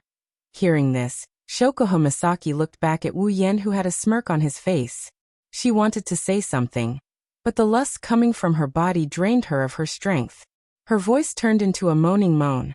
Seeing Jusama unable to speak, Wu Yan's lips curled into an evil smile. He once again moved closer to Jusama's ear. It seems like he won't stop until Jusama speaks. Milady Queen, since you're not saying anything, I'll take it that you've admitted to it. However, it's understandable. Milady Queen's breasts are so soft and alluring. It's just that I know of your weakness. Shoko Misaki bit her lips. She felt a bit embarrassed. Just like what Wu Yan said. Her weakness was completely under his control. He even used it as if it was a natural thing to do. Perhaps he saw the shame in Shoko Misaki's eyes. Wu Yan smiled happily. This Shoko Misaki, in order to fight with Mikoto, she's given him a lot of trouble. Today, she's finally fallen into his hands. With a smile, Wu Yan moved one of his hands to Shoko Misaki's waist and tidied up her Tokuwadai uniform. Then, under Jusama's panicked expression, he slid his hand under her clothes. Shoko Misaki's heart rate increased by a few %. She could feel his warm hand caressing her belly. She couldn't help but moan. Don't. Wu Yan ignored her and bit down on her earlobe. Her body shuddered as his hand slowly crept up her clothes. Slowly, he moved his hand up her body. Shoko Misaki's heart pounded furiously. She pressed down on Wu Yan's hand that's going under her clothes. She said with a bashful expression, "Why you've been touching me for so long? Are you still not satisfied?" "Me? Well, how could I possibly be satisfied?" Wu Yan said shamelessly. "Jusama's body is so alluring. No matter how long I touch it, I'll never be satisfied." Hearing this, Shoko Misaki couldn't help but feel a little proud and happy. Shoko Misaki has always been very confident about her body. She also knows how tempting her body is to those men. However, hearing Wu Yan say that her body is so alluring, Shoko Misaki couldn't help but feel a little proud. After all, a woman will doll herself up for her bosom friend. This saying applies to the body that Shoko Misaki is so proud of. That being said, Jusama still wants to stop Wu Yan's violence. After all, Jusama is still a woman. She has the most basic modesty. She can't just stand by and watch her baby fall into Wu Yan's hands. Even if she's already been touched by him through her clothes. Don't. Shoko Misaki panted. Wu Yan's other hand hasn't stopped ravaging her body. Can you do it through my clothes? Even with her personality, Jusama couldn't help but blush when she said that. Of course, it's also because of the previous foreplay. Jusama, Wu Yan said with a grin, he's asking for a beating. Let's go all out. Don't forget this time, you're the one who's taking the initiative. Wu Yan didn't give Shokuho Misaki a chance to respond. His hand that was hovering on her belly suddenly moved up and gently pried open Shokuho Misaki's breasts. He grabbed one of her soft breasts and started ravaging it without any hindrance. Smooth and tender, delicate and soft. These three adjectives immediately popped into Wu Yan's mind. Shokuho Misaki cried out in surprise, which was quickly replaced by moans. Phew. Phew. Jusama closed her eyes in resignation. Her mouth opened and closed, moaning while panting. She's enjoying this special feeling that she's only experienced today. At this time, Wu Yan's other hand slipped into Jusama's bosom. Damn it! Damn it! Damn it! Damn it! In a distant corner, the ladies of Tokuwadai who had witnessed this scene from the beginning to the end could only watch helplessly as the object of their dreams was treated in such a manner by a scumbag who owned a crystal palace. They were on the verge of exploding. Those with handkerchiefs have already taken out their handkerchiefs and started biting them like their mortal enemies. Their handkerchiefs were quickly destroyed by them. Thus, they followed the example of those without handkerchiefs and started biting their Tokuwadai uniforms. If it wasn't for the quality of the uniforms, they would have already exposed their breasts. If it wasn't for the fact that Misaksama hasn't made a move yet, they would have charged out and chopped Wu Yan into pieces. They can only stay in this corner and mumble to themselves as if they're there. If this continues, Shokuho-sama will be in danger. Shokuho-sama, hurry up and leave that scumbag. That scumbag, how dare he lick Shokuho-sama's beautiful face with his dirty tongue. He even touched Shokuho-sama's breasts. He even put his hand on Shokuho-sama's most precious breasts. God, he actually put his hand into Shokuho-sama's clothes. That hand must be chopped off. No, it must be chopped into pieces. What hand? Not only his hand. Wherever that scumbag touched Shokuho-sama, that part must be chopped off. I think we should just chop that scumbag into pieces. No, I think we should just hang him up and whip him, let him suffer a fate worse than death. Shokuho-sama, my Shokuho-sama, has been defiled by that scumbag. Mikoto's face was getting uglier and uglier as she listened to her juniors gnashing their teeth and complaining. She had already decided that what she didn't see couldn't grieve over.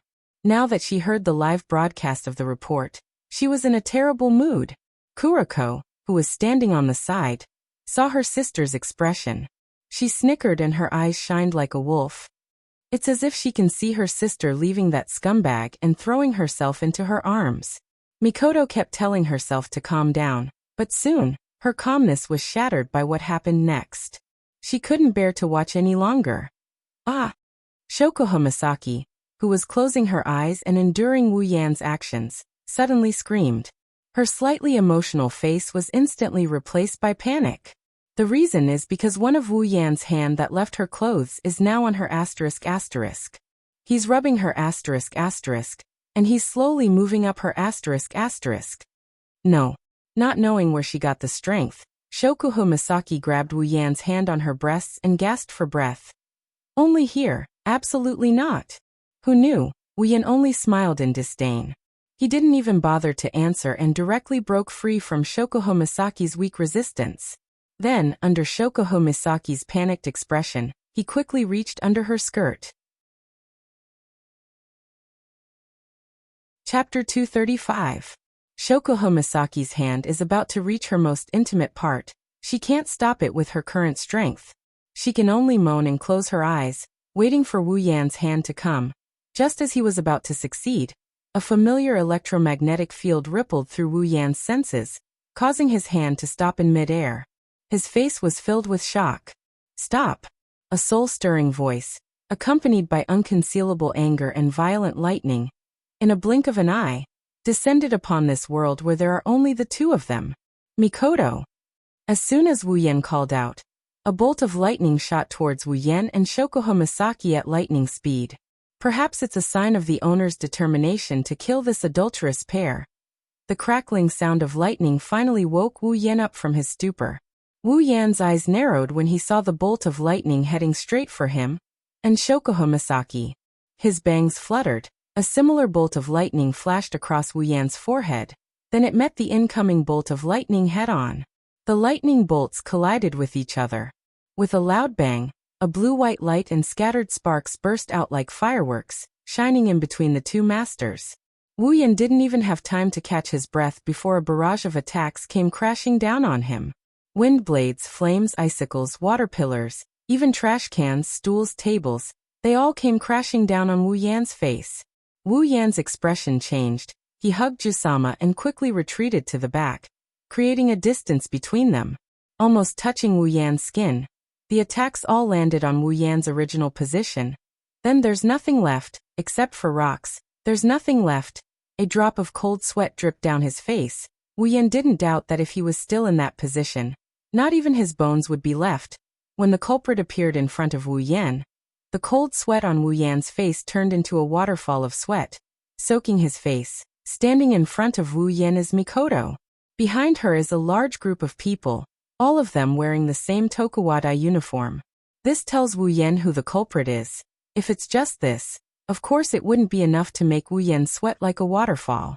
More importantly, other than Mikoto, everyone else is covered in a strange black aura. Wu Yan looked at this group of people with fear.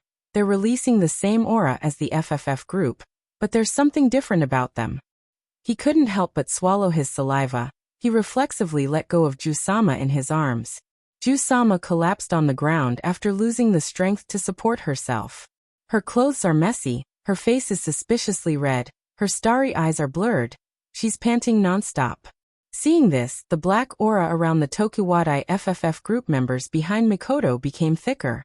Among them, there's a black and white creature. What are you doing? Mikoto angrily glared at the Tokuwadai girls behind her. If Mikoto's attack is an infinitely weakened version and severely off-target, then these Tokuwadai girls are using all of their strength and attacking with all of their might. When the Tokuwadai girls heard Mikoto's question, they all looked at Mikoto with a "it's none of our business. You're the one who led the attack. We're just following your lead" look. This made Mikoto furious. At this moment, the Tokuwadai misses are acting like a bunch of rascals who aren't afraid of being scalded by boiling water. Seeing this, Mikoto helplessly turned her head and glared at Wu Yan. Mikoto! Wu Yan awkwardly scratched his face. He tried to greet his wife as if nothing happened. But when he thought about how the ripple between him and Jusama might have been seen by the many people watching, Wu Yan felt a little lacking in confidence. After all, Sis Cannon is his rightful partner. Jusama doesn't have a reliable partner. After this farce, what's the difference between this and finding a mistress and getting caught by your wife? Plus, the group behind Mikoto is releasing an aura that even a true ancestor like him is a little afraid of. Also, the attack just now doesn't mean much, but when combined together, it's enough to kill him 100 times over. Before Mikoto could say anything, Kuriko, who was standing beside her, snickered. She reached under her skirt and pulled out a few steel needles and held them between her fingers. Scum! How dare you cheat in broad daylight? You've reached the end of your life. Today, I'll definitely rescue Big Sister from your hands. After that, Kuriko moved the steel needles towards Wu Yan in front of her sister's shocked expression. Kuriko's attack is like a domino effect. The Ojusama of Tokuwadai all shouted in unison as they activated their abilities and threw them at Wu Yan. The overwhelming bullet screen once again fell into Wu Yan's line of sight, illuminating his face and illuminating his rapidly changing face. For a moment, Wu Yan seems to have seen his own ending. He completely forgot about his identity as a true ancestor and saw a huge boobs Grim Reaper waving at him from the other side of the river.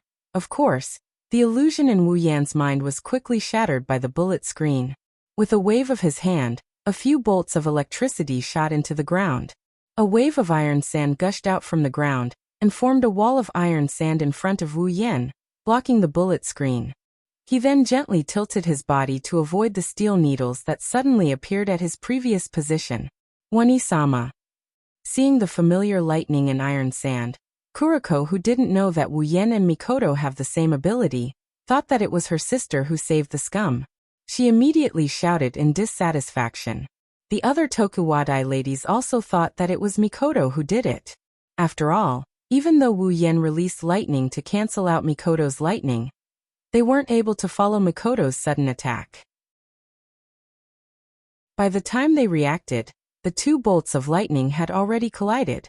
That's why they thought that Wu Yen is a powerless person. Even Kuroko, who failed to ambush Wu Yen multiple times, chose to escape from reality. "All of you shut up," Mikoto said exasperatedly. She didn't have any intention of killing Wu Yen. She just couldn't stand it anymore, so she suddenly attacked. "Who knew, Wani-sama?" Kuroko lowered her head in disappointment and conveniently glared at Wu Yen. She seems to be a bit dissatisfied. Why is Wu Yen still alive in this world? Seeing that their Misaka-sama is about to speak, the other Tokuwadai ladies all suppressed their urge to attack. They dispersed the lightning bolts in their hands and looked at Wu Yen with hostility. Being glared at by a group of beautiful girls was pleasing to the eye. However, being glared at by a group of beautiful girls who seemed to have turned into evil was not a good thing at all. Wu Yen felt a pain in his balls when he felt the piercing gaze on him. He turned his head away awkwardly and didn't want to look at these girls who are guest stars of the FFF group. After reprimanding the Tokuwadai ladies, Mikoto looked at Wu Yen.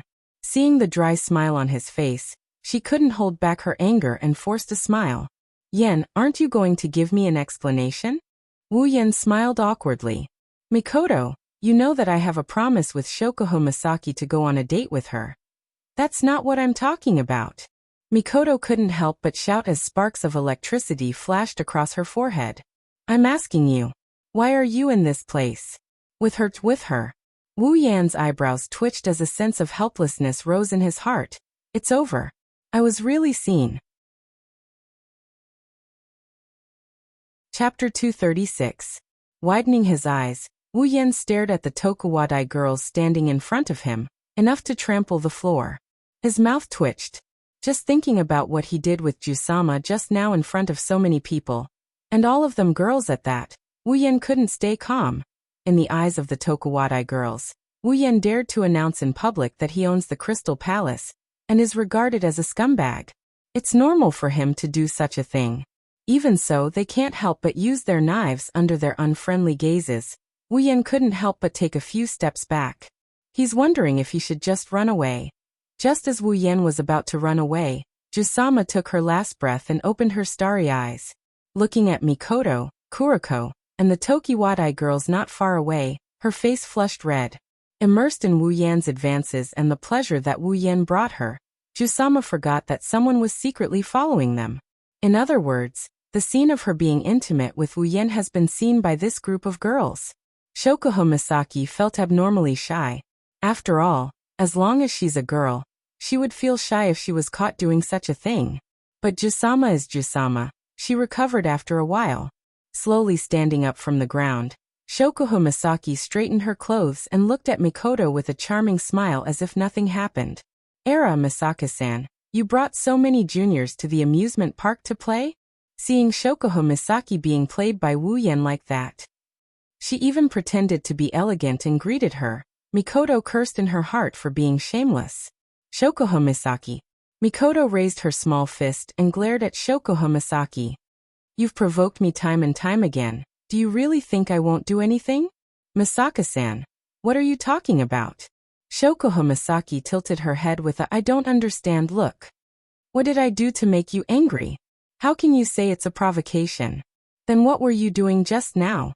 Being so intimate with someone else's boyfriend? Is it because you have the potential to be a seductress?"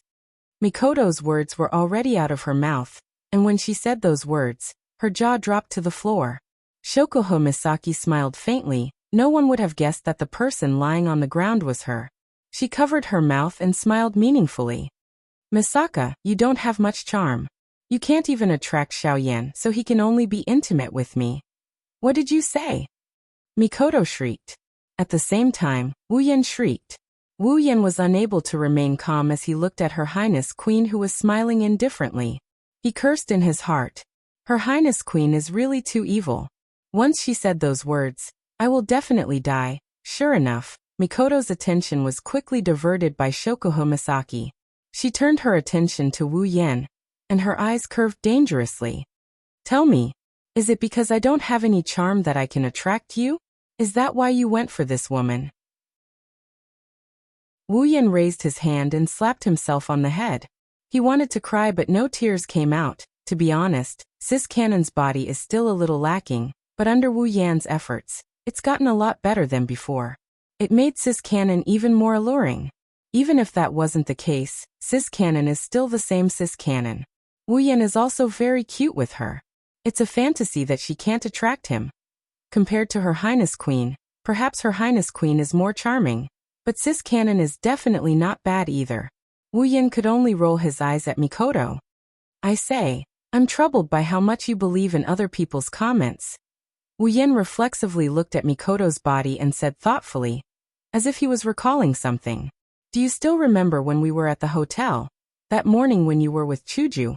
Before he could finish, a pair of small hands covered Wu Yan's mouth and stopped him from continuing. Mikoto's face was red as she covered Wu Yan's mouth with both hands. Alright, I got it. You don't have to say any more. Wu Yan pulled Mikoto's hands down in a vengeful manner and said righteously, how can I not say it? I have to tell you properly. Then you'll know if you're attracted to me or not. Mikoto wanted to bite him to death when she heard what he said. She could only yell back with a red face. No need. It's my fault. You don't have to say any more. Oh, you admit that you're attracted to me? Wu Yan smiled evilly, making Mikoto's red face even redder. She could only glare at Shokuho Misaki. My brain must be damaged if I believe you. Shokuho Misaki snorted with dissatisfaction. Did I say something wrong? Shokuho Misaki ran up to Wu Yan and wrapped her arms around his neck. She pouted. Little Yan, tell me, did I say anything wrong? Compared to that woman with a bad figure, is little Xian not attractive enough for you to be intimate with little Xian? Wu Yan's eyebrows twitched. He resisted the urge to spank her ass. Inside he was cursing. This Jusama is obviously trying to catch his words. You. Mikoto had the urge to curse at Shokuho Misaki, but she wasn't good with words so she didn't know what words to use. She could only point at Shokuho Misaki with a trembling finger. She didn't want to be compared to Shokuho Misaki the most. Now that Shokuho Misaki used her as a comparison, Mikoto didn't know what to say. Shokuho Misaki gave Mikoto a provocative look before turning to Wu Yan with her seductive eyes. Little Yan, tell me, does little Xian attract you or not? Mikoto immediately looked at Wu Yan as if waiting for Wu Yan's answer. This made Wu Yan's hair stand on end. Will you guys die if you don't quarrel for a day? Shokuho Misaki pouted when she didn't get the answer she wanted. She thought of something and her face turned red. But when she saw Mikoto's angry face, her heart hardened. She suddenly reached out and grabbed Wu Yan's hand. Then, under the shocked faces of Wu Yan, Mikoto, and the girls of Tokuwadai, she placed his hand on her ample bosom. You, what are you doing? Mikoto yelled at Shokuho Misaki with a red face. She was shocked by Shokuho Misaki's sudden action. Wu Yan's mind went blank. The soft touch on his hand told Wu Yan that this isn't a dream. Jusama really did offer her breasts in front of everyone. Shokuho Misaki's face was also red. She decided to go all out. She was touched and pinched just now. It doesn't matter if she's touched again. Shokuho Misaki ignored the fact that there are people around her. After all, they saw what happened just now. Besides, other than Wu Yan, the rest of the people here are all girls. Moreover, they are girls from the same school. Otherwise, Shokuho Misaki wouldn't have dared to do something so daring in front of so many strangers. After this, I'll erase their memories of today. That's it. Jusama, who thought of this, giggled again.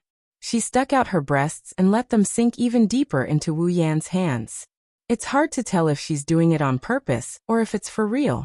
Shokuho Misaki looked at Wu Yan and she whispered, Little Yan, didn't you like them a lot? So, I'm sure I'm more attractive to you than that woman with a bad figure, right? Wu Yan didn't answer. He was so shocked by Jusama's actions that his brain short-circuited. All he could do was stare blankly at his hands on Shokuho Misaki's breasts. Asterisk beep. Asterisk an electric current flashed on Mikoto's forehead. Mikoto's heart wasn't calm at all.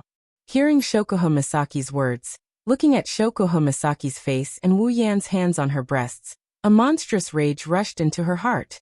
So much so that Mikoto did something that made everyone who just picked up their dropped jaws drop their own jaws again. Chapter 237. Wu Yan is stunned, Shokuho Misaki is stunned, Kuroko is stunned, and the other maidens of Tokuwadai are stunned as well. Of the two hands that were originally on Shokuho Misaki's chest, one of them had disappeared and the other hand was now on Mikoto's chest. One of his hands is still feeling Shokuho Misaki's ample bosom while the other hand is holding on to a small and delicate one. He can't believe it when he feels the same soft sensation coming from both of his hands. Wu Yan can't believe it, Shokuho Misaki can't believe it even more. In this place, other than Wu Yan and Kuroko, Shokuho Misaki dares to say that she knows Misaka Mikoto the best. This proud and pampered girl, let alone having her breasts touched, even if someone just pulled her hand, she would probably blush and lose control of the electric current flowing through her body. And now, this easily embarrassed girl actually pressed a man's hand on her breasts in front of so many people. Shokuho Misaki thought that she was brave enough, but a woman's competitive nature is scary. She can even make Mikoto do something even more daring than her. After all, Shokuho Misaki can use her ability to erase other people's memories. Mikoto doesn't have that ability. Kuroko's face is completely blank. It's like she's been done 100 times. She's completely broken. Looking at the hand on Mikoto's breasts, her mouth opened and closed but no words came out. Even Kuroko, the most perverted existence, was shocked to the point of being speechless. Not to mention those young ladies of Tokuwadai who have never even seen an impure film before.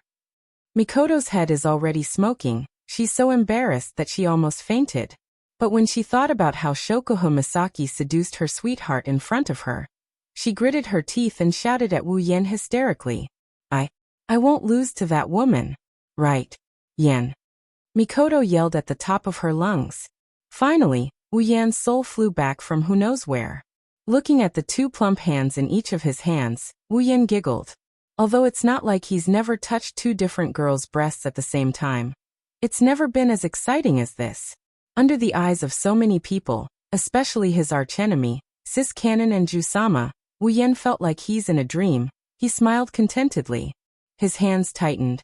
The two girls who were still arguing suddenly froze. They moaned and fell into Wu Yan's arms. On one side is Jusama's breasts. On the other side is Sis-Kanon. Endless heart is filled with happiness. This is even more than the last time he secretly needed two girls' breasts. This is even more exciting. In his excitement, Wu Yan couldn't hold back the fire in his heart. He grabbed the two girls' breasts and started kneading them. Another seductive moan. The two girls' bodies started to soften under Wu Yan's actions. They fell into Wu Yan's arms. They couldn't help but pant. At this moment, Wu Yan hugged the two girls in his arms, his hands under their armpits, pressing on their breasts and kneading them with all his might. The two girls were lying on Wu Yan's chest at the same time. Looking at each other face to face, two flushed faces looked at each other. Because of the feeling from their breasts and the stimulation from the group of Tokuwadai ladies who were staring at them, the two girls had lost the strength to speak. Their brown eyes and sparkling golden eyes were covered in a thin layer of moisture. The two girls were panting, their fragrances from their mouths and noses hit each other's body. They were so embarrassed they wanted to die. How could Mikoto and Shokuho Misaki ever imagine that, as rivals, they would one day fall into the arms of the same man, and at the same time, be hugged by the same man on both sides while fondling their sensitive parts? However, they didn't want to admit defeat to each other, so they could only suppress the shyness in their hearts and enjoy the pleasure from their breasts. As they panted, they stared at each other with all their might, trying to make each other back off. However, when two pairs of lustful eyes stared at each other, it was a very strange feeling. Wu Yan's bones were about to melt from pleasure. His hands kept rubbing the big and small soft breasts. Listening to their purposely suppressed moans and gasps, Wu Yan's lust was rising. Just when Wu Yan couldn't hold it in any longer, he wanted to adjust the position of the two girls in his arms and give them a hard time. A monstrous chill suddenly descended from the sky and enveloped him, causing his body to stiffen. Wu Yan involuntarily stopped rubbing. He raised his head mechanically.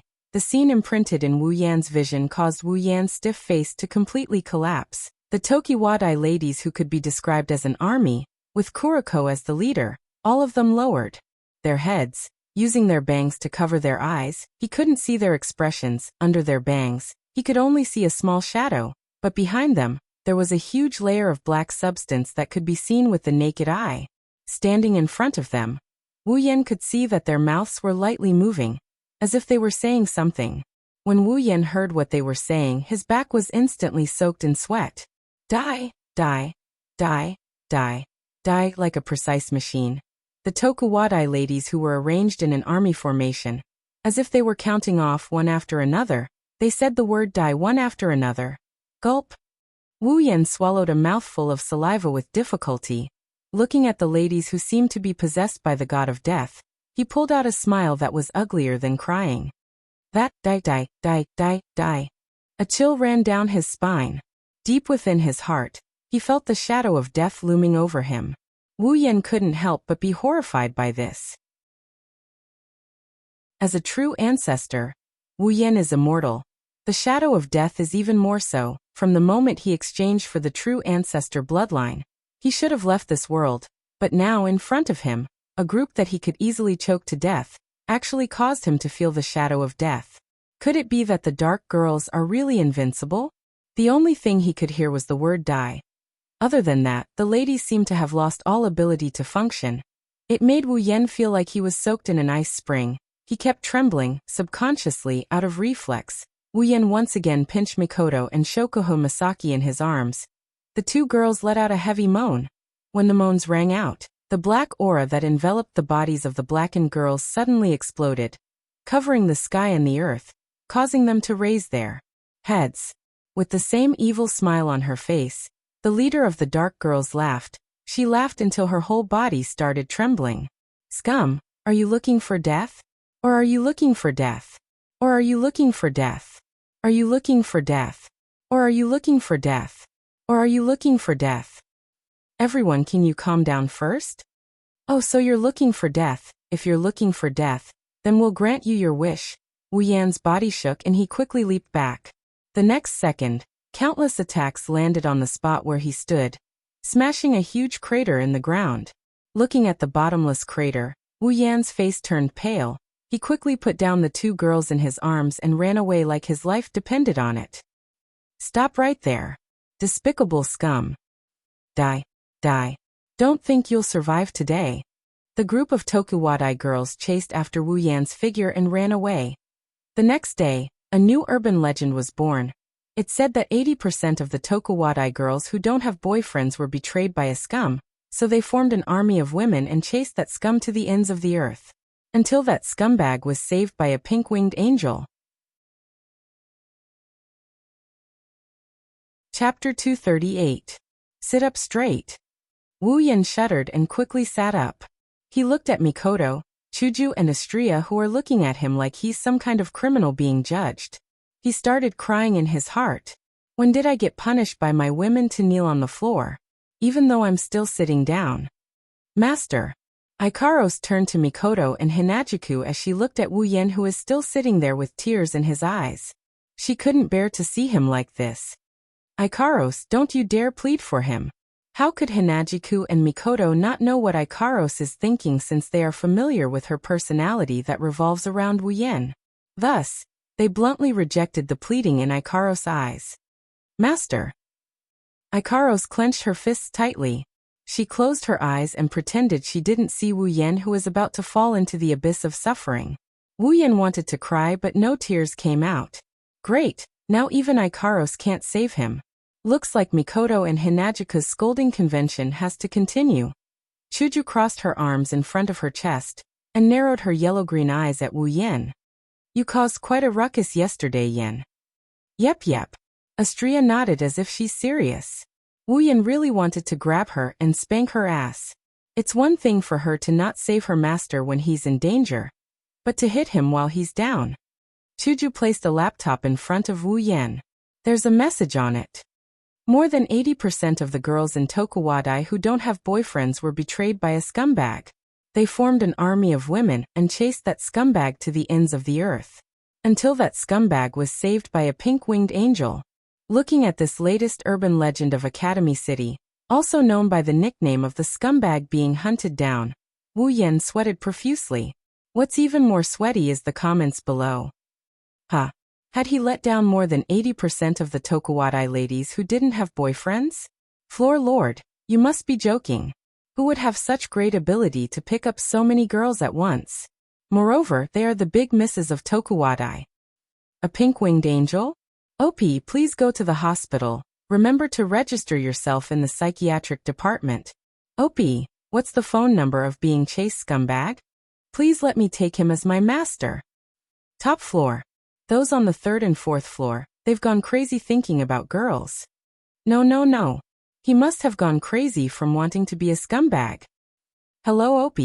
Goodbye Tower Master. Wiping the sweat off his forehead, Wu Yan forced a smile. Chuju smiled brightly at Wu Yan. Yan, you're quite capable to be able to win the heart of such a girl. Hearing this, Wu Yan was even more speechless. I say Chuju, you know that it's not like that. Of course I know it's not like that. Hinajika slammed the table as if trying to show off her authority. Unfortunately, she slapped Astria's hand that was reaching for the fruit platter on the table. Astria yelped in pain and blew on Hinajika's hand. She laughed awkwardly as Astria grabbed Hinajika's hand and blew on it. Mikoto helplessly rubbed her forehead as she watched the drama unfold. She looked like she's having a headache, but when she saw Wu Yan sitting there trying to hold back his laughter, she got angry again. You're still laughing. I haven't settled the score with you yet. What do I owe you now? Wu Yan said in a wrong tone. He didn't know what kind of bad luck he had. He thought it was his lucky day when Sis Cannon and Jusama gave him benefits at the same time. Who knew he would end up being chased by the dark girls? They chased him for 9 whole streets and almost half of School District 7. It's no wonder he became an urban legend. If it wasn't for Ikaros descending from the sky and saving him at the end, the consequences would have been, when he thought about the group of Tokuwadai Oyosama that went berserk, he couldn't help but shiver a bit. Seeing him like this, Mikoto became even angrier. How dare you say you owe me something? Mikoto pointed at Wu Yan in anger. Her face turned red as she trembled. You treated me like that in front of so many Tokuwadai juniors, and you dare say you don't owe me anything. Wu Yan was stunned. Is this my fault? You were the one who grabbed my hand and pressed it against your own chest. Thinking along these lines, Wu Yan forgot that it was Mikoto who pressed down. But the one who rubbed down is him. Mikoto's face flushed red. Now, everyone in Tokuwadai already knows that I was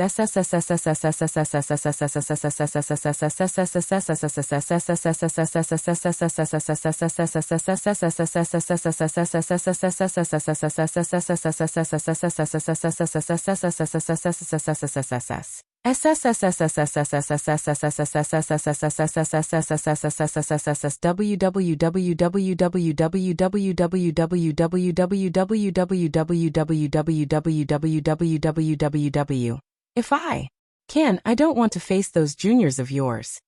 Now, they use the excuse of protecting Misaka-sama from being approached by scum as an excuse to move around me every day. They even follow me when I go out on the street. If I didn't find a chance to sneak away, I wouldn't be able to come here now. Luckily you didn't stupidly bring them here. Otherwise you'll have to wait to collect my corpse. Furthermore, Hazy, that guy, when he saw me being so intimate with you, he actually began to suspect whether or not I've been taken by you. In one night he ambushed me several tens of times, saying that he wanted to check if I was a virgin. That perverted Yuri creature didn't use an aphrodisiac on you. That's good enough. The most serious thing is, those teachers, 1 or 2 of them came to scold me. They said I was too young and shouldn't go overboard. The most ridiculous thing is, they told me to take care of my body. What kind of teachers are they? It's fine if those unreliable teachers came to me. I didn't expect that even the dormitory supervisor came to me. She said it was my business to mess around, but I couldn't break the rules of the dormitory. She didn't allow me to bring anyone over for the night. She said a bunch of dormitory rules until my head started to swell. The dormitory supervisor is mighty. Are you listening to me or not? I heard it. Wu Yan quickly said. Sis Cannon was very agitated now. If he angered her, it wouldn't be a big deal for him, but the house he bought with great difficulty would be in trouble. After speaking so much in one go, Mikoto felt her mouth dry up. She took a sip of her drink and panted a few times before turning her head away angrily. Tell me, what should I do now? Wu Yan paused for a second. What do you mean, what should I do? Mikoto slumped on the table weakly and whimpered. My life has been messed up. I can't live in Tokuwadai anymore. If this continues, I'll burn to ashes. Mikoto abruptly lifted her head and yelled at Wu Yan. Come up with an idea for me. This is all your fault. All right, I got it. Wu Yan said helplessly. Why don't you just move in from now on? Mikoto's eyes lit up but quickly dimmed again. Uhuhu, Tokuwadai's rules are very strict. They don't even allow us to spend the night outside, let alone move out. You don't have to worry about that. Wu Yan smiled. I have an idea. You'll be allowed to move in soon. Really? Mikoto looked at Wu Yan suspiciously. Wu Yan nodded in affirmation. Alistair wouldn't mind doing her a small favor. That's great. Chuju clapped her hands and pulled Mikoto. Let's go, Mikoto. We'll stay in the same room. Stunned, Wu Yan pointed at himself in a daze. What about me? Chuju blushed and said angrily. Go sleep by yourself. Dejected, Wu Yan lowered his head, but very quickly he looked at Ikaros with a hopeful expression. Who knew that Mikoto would say? Ikaros, let's have a good chat tonight. After that, she pulled Ikaros away. Wu Yan was stunned. He could only look at the last person left in the room. Astria's face turned red as she yelled at Wu Yan. Master. Idiot. She left as well, leaving Wu Yan alone with a dejected look on his face. Chapter 239. Night tossing and turning. He tossed and turned on the bed. He tried all sorts of methods to hypnotize himself, but no matter what he did, he just couldn't fall asleep. He was used to having a pillow by his side and playing papa games every night. Now he was suddenly alone in an empty room. Wu Yan didn't know how many times he had cried in his heart. Clenching his teeth, Wu Yan thought about how there were 4 beautiful girls living under the same roof. 3 of them were his wives, and he was reduced to sleeping alone. Wu Yan wanted to slap himself until he fainted. How about, I just run over and push her down? It's a tempting idea. Wu Yan has done this many times before. But in the past, he would only do 2p at most. Now there are 3 of them. Even if he wants to fly with 3 of them at the same time, the thought of flying with 3 of them made his heart itch. But when he remembered that Railgun is still mad at him, he gave up on this tempting idea. After an unknown amount of time, Wu Yan finally felt a little sleepy. His eyelids fluttered, and he finally closed them slowly and fell asleep. So much so that Wu Yan didn't even hear the mechanical voice that sounded like an ancient well. That night, Wu Yan didn't sleep well. Even in his dreams, he felt a little half awake. His whole body was itchy, and he tossed and turned unconsciously. He was sleeping, but he didn't feel like sleeping at all. He felt uncomfortable all over. Towards the end, he felt extremely stuffy in his chest. An unprecedented pressure spread from his chest to his whole body, causing Wu Yan to frown the whole night. This feeling tortured Wu Yan for the whole night. Wu Yan was so depressed that even the sun was shining on his butt. Wu Yan was so tired that he didn't want to get up from the bed. It wasn't until a deafening shriek reverberated through the eaves that Wu Yan opened his eyes in shock. The scream just now was from Mikoto and the girls. Quickly climbing up from the bed, he jumped up and ran out of the room. Something big must have happened to make the 2 usually domineering girls scream like that. In a panic, Wu Yan kicked the door open. What happened? Mikoto. Chuju. When the scene in the living room entered Wu Yan's eyes, a huge sense of dissonance hit him. Wu Yan was stunned. Scratching his head in confusion, Wu Yan was confused. What's going on? In the hall, Mikoto was anxiously jumping up and down, as if she had encountered something unbelievable. Hinajiku, on the other hand, was expressionless as she watched Mikoto jumping up and down, as if nothing could attract her attention. Ikaros and Astria stared at their own bodies in a daze. Wu Yan is even more confused by their current state. But the confusion only lasted for a moment. Soon Wu Yan's eyes turned into a daze. If Wu Yan didn't hear wrong, the words he shouted just now sounded sweet and delicate. That's a girl's voice. Before Wu Yan could react, the 4 girls in the living room heard the sound of the door being kicked open. They turned around at the same time. When they saw Wu Yan noticed that they were stunned. After a while, Ikaro suddenly raised her finger and pointed at Wu Yan. You woman! Why are you here? Wu Yan is stunned. He couldn't help but be stunned.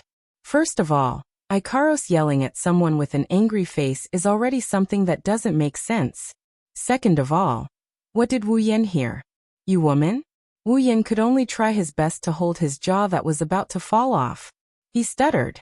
Ikaros. When he spoke, Wu Yan was stunned again. The sweet and tender voice came from his throat and came out from his mouth. No matter how slow he is, Wu Yan noticed that his voice is a girl's voice. Wu Yan also noticed this. Not only did his voice change, even his body felt a little strange. Especially his chest, it felt heavy. Combined with what Ikaro said just now, a bad premonition rose from Wu Yan's heart. He reflexively looked at his chest. A pair of voluptuous breasts that covered his lower body entered his vision. As Wu Yan lowered his head, bright golden bangs and slightly messy blonde hair appeared in Wu Yan's vision. Taking a few light breaths, he looked at the 4 girls and his own body that is even more out of place. He raised his head and looked at the sky. In other words, Mikoto became Ikaros, Ikaros became Chuju, Chuju became Astria, and Astria became Mikoto. Is that it? A blonde man with huge breasts sat in the middle of the hall. Sitting in the middle of the hall, he glanced at the 4 girls surrounding him and sighed. When they heard Wu Yan's words, the 4 girls nodded in unison. Then Ikaros. No, Mikoto, who was using Ikaros' body, gave Wu Yan an annoyed look. Then you turned into that annoying woman. Wu Yan sighed again. He wanted to cry but no tears came out. Yes, he turned into her. And it's the familiar her. Shokuho Misaki. Jusama. This body that Wu Yan liked a lot. Now it's making him feel like he doesn't want to see it. Astria, the original Hinajiku, looked at her body and frowned. She crossed her arms in front of her chest out of habit. However, her arms were repelled by her ample bosom. She felt pressured as she was originally a flat-chested girl. Yan, according to what you said, we became like this because of that thing called angel fall? Wu Yan nodded. That's the only explanation that can explain why we became like this. Mikoto. No, Astria, who was using Mikoto's body, shouted at Wu Yan anxiously. Then what should we do? You, Astria, doesn't want to use this body, master. Hurry up and think of something. Hey, what do you mean by this body? Mikoto slammed the table in dissatisfaction. Wu Yan felt like he was being cheated. After all, the person who slammed the table in anger was Ikaros. He can imagine how out of place Ikaros, who was supposed to be a fake samurai, suddenly slamming the table in dissatisfaction. Chuju laughed awkwardly before turning to Wu Yan. Yan, Astria is right, we can't go on like this. It's better to solve this quickly. I'm not used to other people's bodies. Is that so? Wu Yan looked at Hinajiku suspiciously before narrowing his eyes. But why do I feel like you like your current body? Everyone in the room turned to look at Chuju. Chuju's expression stiffened, and she awkwardly averted her gaze. No. Stare. Wu Yan, Mikoto, Astria, Ikaros. Chuju got angry when she saw their faces, saying, I don't believe you. She pointed at Mikoto. Mikoto, don't you like your current body too? Don't spout nonsense. Mikoto quickly refuted. I didn't. However, the more he spoke, the weaker his voice became. The more he spoke, the more guilty he felt. Wu Yan could only helplessly shake his head. It's understandable. Sis Kanon and Kaisha-sama's bodies are a pain in their hearts. Now that they have a chance to use such a voluptuous body, it would be strange if they weren't happy. In any case, let's think of a way to solve this fallen angel problem. Wu Yan decisively said. There should be people from the mage faction working on fallen angel right now. Even though we can wait for them to solve it, it's a bit unreliable. It's better if we do it ourselves. Chuju, Mikoto, Ikaros, and Astria nodded in unison. Chapter 240. Found it. In the living room, Wuyen, Mikoto, Hinajiku, and Astria surrounded Ikaros as they watched her work on her computer. They didn't say anything until Ikaros said something. Only then did they step forward. Chuju no Ikaros, did you find it? Yes, master. Ikaros looked at Wu Yen with an expressionless face while wearing Chuju's appearance. Wu Yen wasn't used to this. It made him more determined to restore everyone's appearance. Hinajika leaned in front of the computer screen and looked at the information on it. She asked curiously, Yen, why are you investigating this address? Is it related to Angel Fall? That address. Mikoto frowned as she looked at Wu Yen. When she saw Shokoho Misaki's face, her frown deepened. She turned her head away helplessly. Wu Yen nodded and said to the girls. To activate Angel Fall, a ritual must be set up beforehand. Once the ritual is complete, even if it's a normal person, Angel Fall will still be activated. You mean? Chuju thought for a moment and seemed to understand. That's right. Wu Yen pointed at the address on the computer screen. Once the ritual is complete, Angel Fall will be activated. On the other hand, if the ritual site is destroyed, Angel Fall will be disbanded. This address is the ritual site of Angel Fall? Mikoto looked at Wu Yen and asked. Yeah. Wu Yen smiled and said to Mikoto, once the building at this address is destroyed, Angel Fall will be disbanded. Really? That's great. Astria was the first to jump up and cheer when she heard Wu Yan's words. However, she was using Mikoto's body. She clasped her hands in front of her chest and looked at Wu Yen with admiration. Master is amazing. You know so many things, as expected of my master. Hearing this, Hinajiku and Mikoto were confused. Hinajika touched her cheek and frowned. Now that Astria mentioned it, I do agree. Yen, you always know things that others don't. Where did you get them from? The last sentence was obviously directed at Wu Yen. Wu Yen could only helplessly shrug and smile at them. How could he possibly tell them that he had seen everything on the screen? Seeing Wu Yan's shameless face, Mikoto, who was already unhappy with his face, became even more unhappy. She coldly humphed and turned her head away. Chuju did the same, but the two girls didn't continue to ask, which made Wu Yen relieved. After thinking for a while, Wu Yen said to the four girls, Chuju, Mikoto, Ikaros, Astria, the four of you, go and destroy that ritual. Chuju and Mikoto immediately asked, what about you? Me? Wu Yen smiled faintly. A strange red light flashed in his golden eyes. I will go and meet that unlucky angel. If Wu Yan's memory serves him right, the archangel who fell to the mortal realm because of Angel Fall used a spell to destroy the world in order to return to the heavens. Even though in the original work, Tsuchimikado Motoharu destroyed the ritual in time and allowed the archangel to return to heaven, preventing the apocalypse, Wu Yen didn't dare to bet everything on the original plot. He, Hinajiku, Ikaros, and Astria, who originally didn't exist in this world, had already arrived in this world. This world was already different from the moment they arrived in this world. Wu Yen felt that he had to make a trip there to prevent himself from losing an entire instance world if things go wrong. Master. Ikaros immediately stood up and walked in front of Wu Yen. Her intention was clear. Ikaros didn't want Wu Yen to go alone against an angel. Ikaros, follow Chuju and Mikoto to destroy the ritual. Looking at Ikaros' expressionless yet pitiful face, Wu Yen felt weird, but he still raised his hand and patted Ikaros' head. But Ikaros' eyes are filled with worry. Protecting her master's safety is the most basic duty of an angel, but she can't remember how long it's been since the last time she was by her master's side in a battle. Seeing the faint sadness in Ikaros' eyes, Wu Yen felt his heart ache.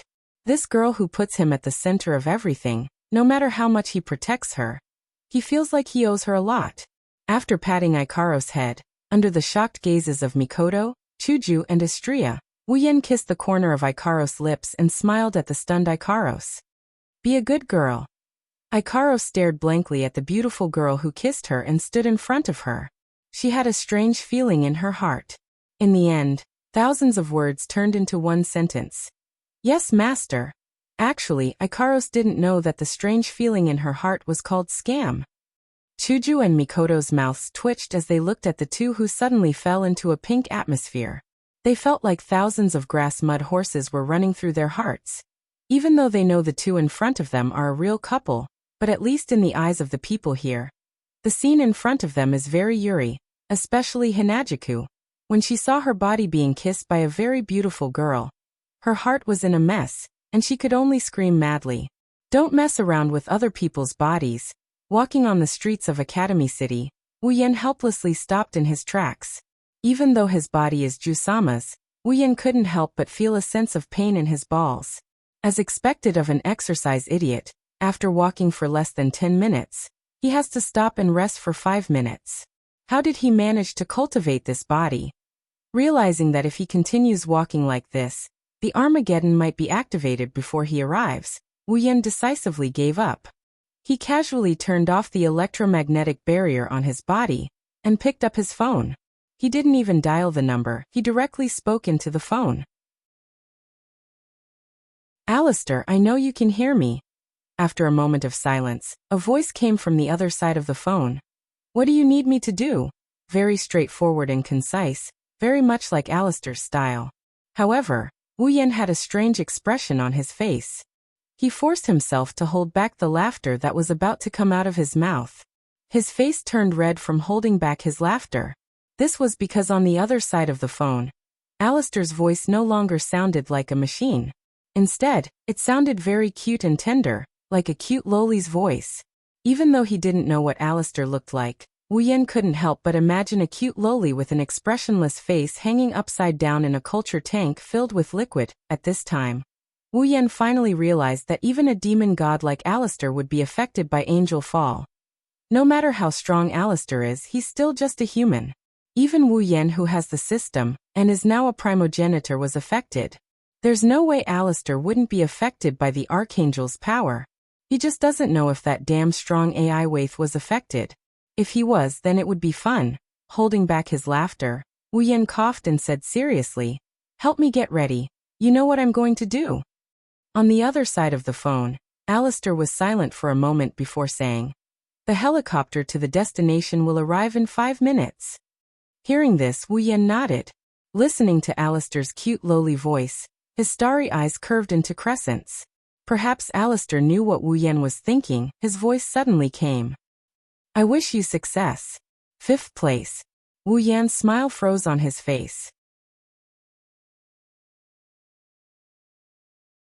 Chapter 241. Sitting on the helicopter, Wu Yan looked at the little Shota in the pilot's seat and told himself that he shouldn't take it to heart. The one who cares about the details is Shiruno.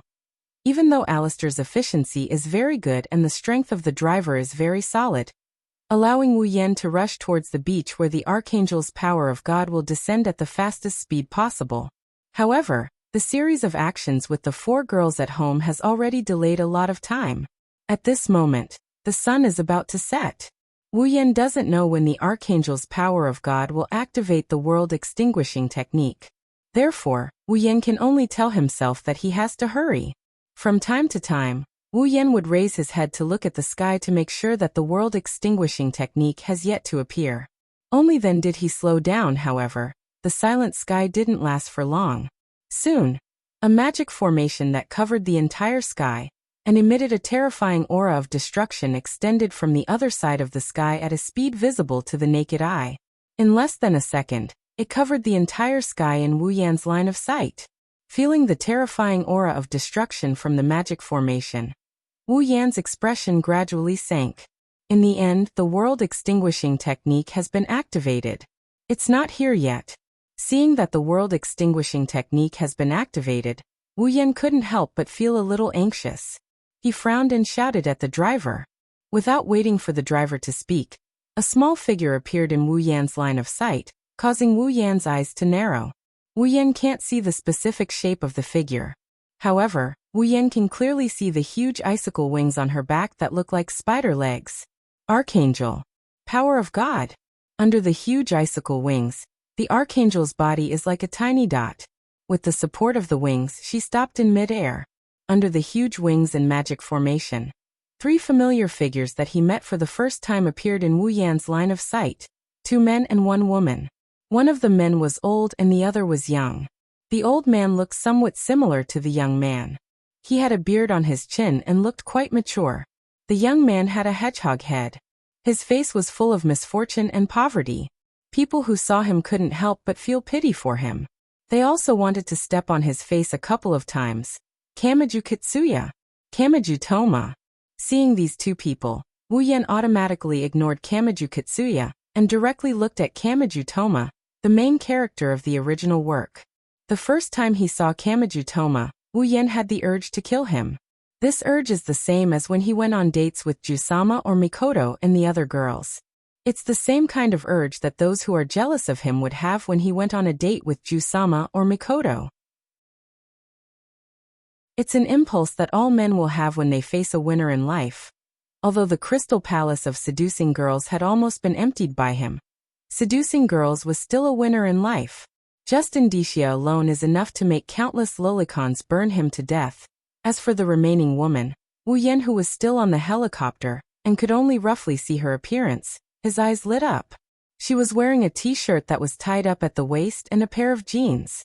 The jeans were cut off from the bottom of her left thigh, giving her a very sexy look. Her long black hair was tied up into a ponytail and hung down to her waist. She had a tall and slender figure and fair skin. In her hand was a knife that was very similar to Feifei's night elf. A beauty. A 100% beauty.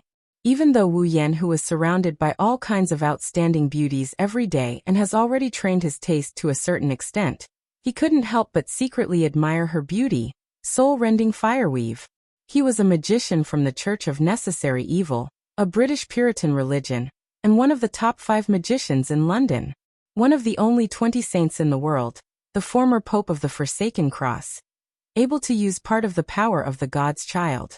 A super strong fighter with heart, technique and physique.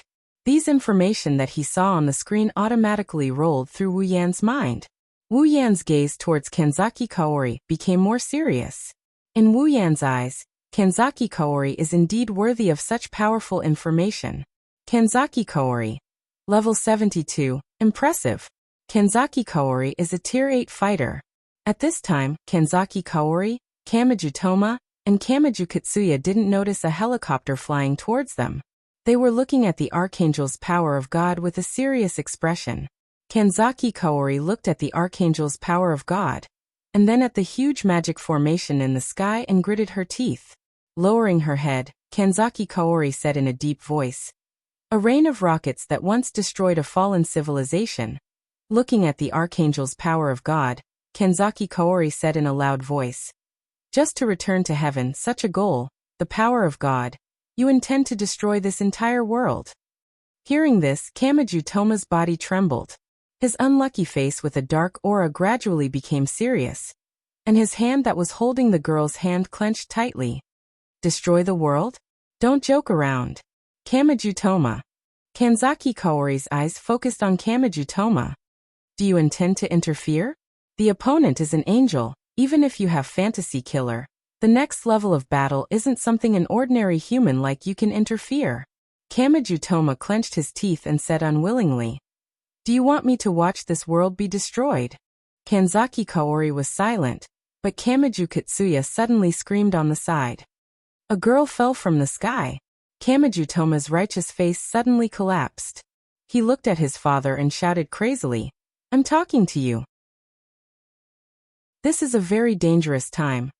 Are you still thinking about something as unrealistic as a beauty falling from the sky?" On the other hand, Shunja Hyuri was stunned when she looked up. No, there really is a girl falling from the sky. At this time, Kamiju Toma finally saw a golden-haired super beauty falling from the sky. He was instantly dumbfounded. He didn't know if it was because there really was a girl falling from the sky, or because the other party was very beautiful. After regaining his senses, Kamiju Toma realized that the girl was in free fall. He hurriedly yelled danger at the girl falling from the sky. Then he reached out his fantasy killer, or in other words, his hand to grab the girl in the sky. Using the word grab is not wrong, because Kamiju Toma's hand, who knows if it's intentional or not, was aimed at the girl's chest. Of course, the hand didn't know that the girl in the sky, although the body is a girl, inside there's a real man's heart. This so-called girl falling from the sky is Wu Yan, who came to the scene, directly jumped down from the helicopter after sending the driver away. Looking at the hand that's reaching out towards him, Wu Yan's expression turned awkward. No wonder they're called the hand that's trying to pick up girls. They even dare to reach out to someone they just met for the first time. And with such precision too. At this moment, Wu Yan didn't plan to do free fall anymore. He turned his body, and under the shocked eyes of the girl and two boys, suddenly became light, and then directly floated in the air. Kamijutoma stared blankly at the beautiful girl floating in the air, muttering. The girl flew. Kamijutoma heard Kamijutoma's words and nodded dumbly. Looking at the old and young pair, Kanzaki Kaori was angry. What time is it now? You guys are still playing. She shouted at the two unreliable guys, making them tremble in fear. Kanzaki Kaori also looked at Wu Yan floating in the air and shouted. Over there, unrelated personnel, please leave this place quickly. This place will become very dangerous. Hearing this, Wu Yan smiled faintly, but didn't immediately answer Kanzaki Kaori. Instead, he looked at Archangel God's strength. A light flashed in his eyes, his face serious to the extreme. God's strength. Level 75. Chapter 242. Archangel of God. Level 75. Wu Yan's face darkened at the sight of this level. His golden eyes became serious. Archangel of God's level is almost one level higher than his. With his current level, if he were to go against the Archangel's divine power, he would be courting death. Of course, Wu Yan might be able to rely on true ancestors' undying ability to hold off Archangel of God for a while, if he doesn't have Jusama's body. But now it would be a disaster if Jusama's body were to be destroyed. Wu Yan sighed as he looked at Kanzaki Kaori and Kamijutoma on the ground. His serious expression loosened up a little bit. With their combined strength, they should be able to hold their own against an Archangel of God. Kanzaki Kaori. Level 72. Kamijutoma. Level 10. Seeing Kamijutoma's level, Wu Yan almost fell from the sky. Helplessness in his heart. This girl's hands are really useless. But Wu Yan also knows that Kamijutoma's level may be low, but that doesn't mean he's weak. His level may be pitifully low, but with that cheating fantasy killer, levels and whatnot aren't that important. As for Kanzaki Kaori, Wu Yan can sense that she's far from being level 72. But once she uses her sage ability and activates her holy mark, she'll be able to hold her own against an Archangel of God, even if she doesn't have a helper. Wu Yan was thinking to himself in the sky. Kanzaki Kaori thought he was scared stiff by the angel's appearance, so she quickly yelled again. Hurry up and leave this place. It's dangerous here. Hearing Kanzaki Kaori's shout, Wu Yan had no choice but to stop his train of thought. He looked up at the Armageddon in the sky and his starry eyes narrowed. Shokoho Misaki's sweet voice rippled through the turbulent space. Her lips parted slightly. Indeed, it's dangerous here. Unconsciously raising a hand to cover his mouth, Wu Yan chuckled. He didn't realize that his manly heart had begun to crack, and he was acting like a girl. That Armageddon technique is too dangerous. It's better not to leave it behind. Hearing this, Hikari Kaori was taken aback. She seemed a little surprised that the other party would know about Armageddon. But Wu Yan's words made her feel that the other party's background was not simple. Wu Yan glanced at the Archangel's divine power and spoke indifferently, as if the person in front of him wasn't one level higher than him, but one level lower. Archangel, the power of God, you're willing to destroy this world in order to return to the heavens? In that case, you have to get the consent of us tenants first. After speaking, Wu Yan ignored Kanzaki Kaori and the others who were stunned by his words. He looked up at the sky and stared at the Armageddon technique formation. He raised his hand. A ray of light flashed by. Kanzaki Kaori, Kamiju Danma, Kamiju Katsuya, and the Archangel's divine power only saw a blur before they saw a bow in Wu Yan's hand. It's a transparent longbow that looks like a pair of wings. It's as black as ink, and it's shining like stars. Meteor Knight. This is the Meteor Knight that even IYSI wouldn't be able to take on without getting hurt. Once again, it's in Wu Yan's hand. Light suddenly appeared in the originally dark sky. They were like fireflies, floating slowly in this space. Then, with a burst of speed, they turned into starlight with a faint silver glow, and madly gathered towards the Meteor Knight. The familiar stars rushed towards the meteor knight in his hand. Wu Yan's lips curled into an excited smile. This time, he can finally use the meteor knight. With excitement, Wu Yan knocked the bowstring of the meteor knight and slowly pulled starlight as resplendent as the Milky Way gathered on the body of the elegant transparent longbow, forming a shining silver arrow. With the appearance of the arrow, the archangel's calm expression finally changed. Kanzaki Kaori on the ground was also shocked to see a terrifying aura gushing out from the elegant longbow. It even overshadowed the aura of the Armageddon spell formation in the sky. What kind of bow is that? Kanzaki Kaori looked at the meteor knight in Wu Yan's hand and gulped. If it's even more terrifying than the Armageddon spell formation. That's not necessarily the case. If the Armageddon spell formation is activated, then the meteor knight will definitely be no match for it. It's only now that the Armageddon spell formation still needs a lot of time to prepare. The meteor knight is only slightly stronger than the Armageddon spell formation. The stars are circling around Wu Yan, and the meteor knight like meteors in the night sky. At this moment, Wu Yan with Shokuha Masaki's body is like a goddess under the moonlight, very moving. Even Kanzaki Kaori, who was shocked by the might of the meteor knight, couldn't help but be a little dazed, let alone Kanzaki Kaori, who was shocked by the might of the meteor knight. The archangel seems to be stunned by the meteor knight. She stared blankly at Wu Yan, who is aiming at the Armageddon spell formation in the sky. For a moment, she forgot to react. Looking up at the giant spell formation, Wu Yan pulled the string of meteor knight to its fullest.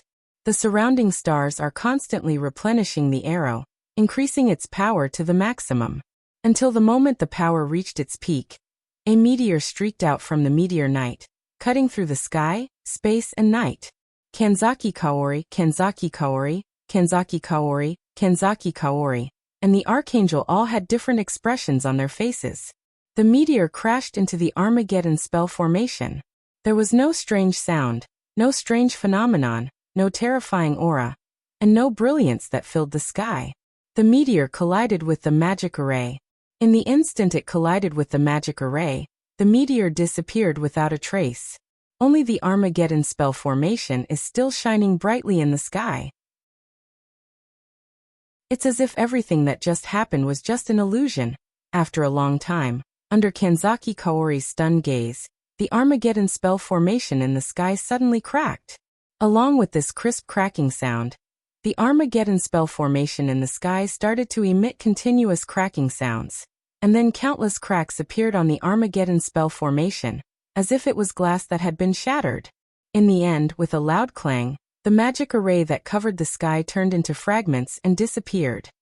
Wu Yan put down meteor shower as if he just did something not worth mentioning. Wu Yan bathed in the light of the Armageddon magic formation. Kanzaki Kaori's heart was deeply shaken. Wu Yan's heart was deeply shaken. That bow, that meteor. Everyone was immersed in that beautiful scene for a long time, unable to extricate themselves. What kind of person was she?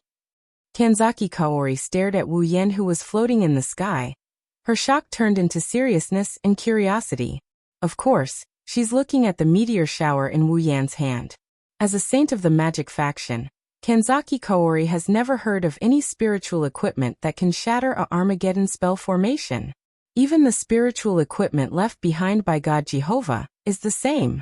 With such a terrifying weapon, Kanzaki Kaori could foresee that the Church of Necessary Evil's cute bishop would have sleepless nights if the other party was a hostile faction. As for her curiosity, of course, she's curious about Wu Yan himself. Just who is she? A magician? An ability user? A free agent? Or a subordinate faction? All of these mysteries made Kanzaki Kaori unable to react. Of course, the Archangel God's power is an exception. Chapter 243. The destruction of the Armageddon didn't seem to have caught the attention of Archangel Godly. The only exception was when Wu Yan took out meteor shower. Archangel Godly's expression changed a little when Wu Yan took out meteor shower.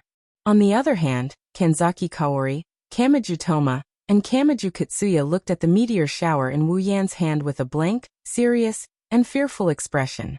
Of course, the other person who just arrived had the same expression.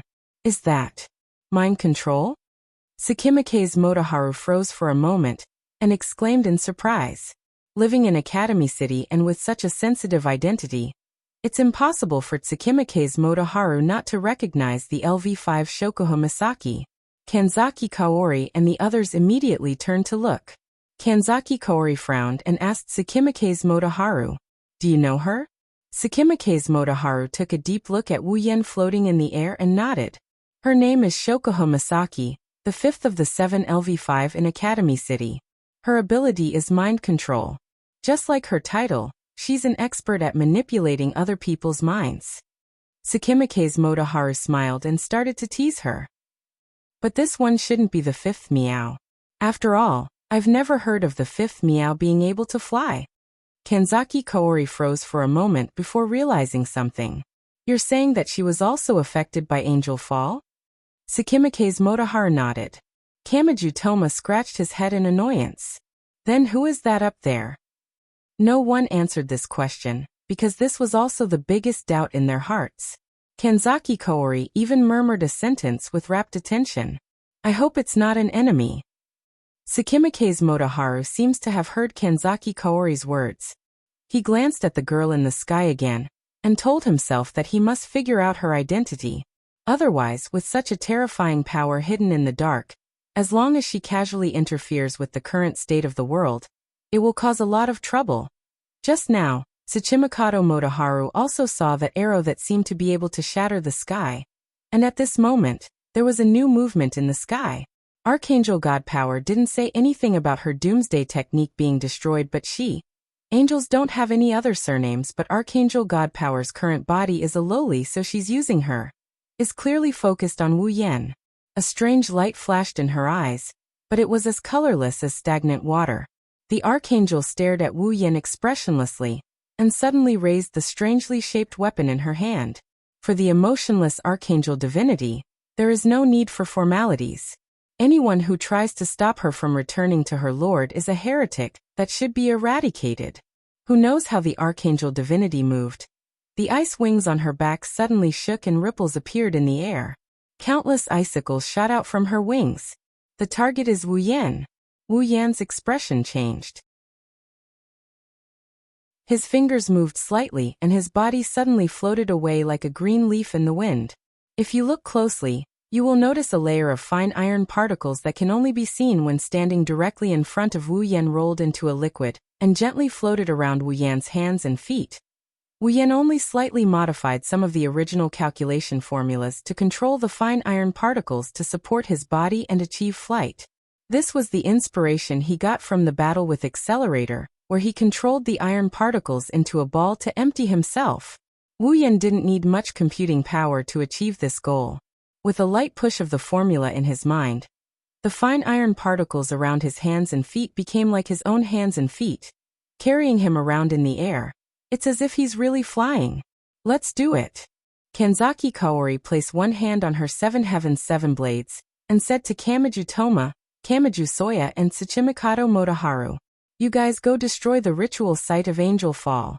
Kamiju Toma was taken aback and quickly shouted to Kanzaki Kaori, what about you? Kanzaki Kaori looked up at the sky and saw Wu Yen dodging in a sorry state. I'll stay here and hold back the Archangel divinity. You want to fight against an angel? Kamiju Toma was shocked. Even if he did not know anything about magic, he at least knew that those angels are not something humans can fight against. Kamiju Toma did not know that in some aspects, a sage with the stigmata can fight against an angel.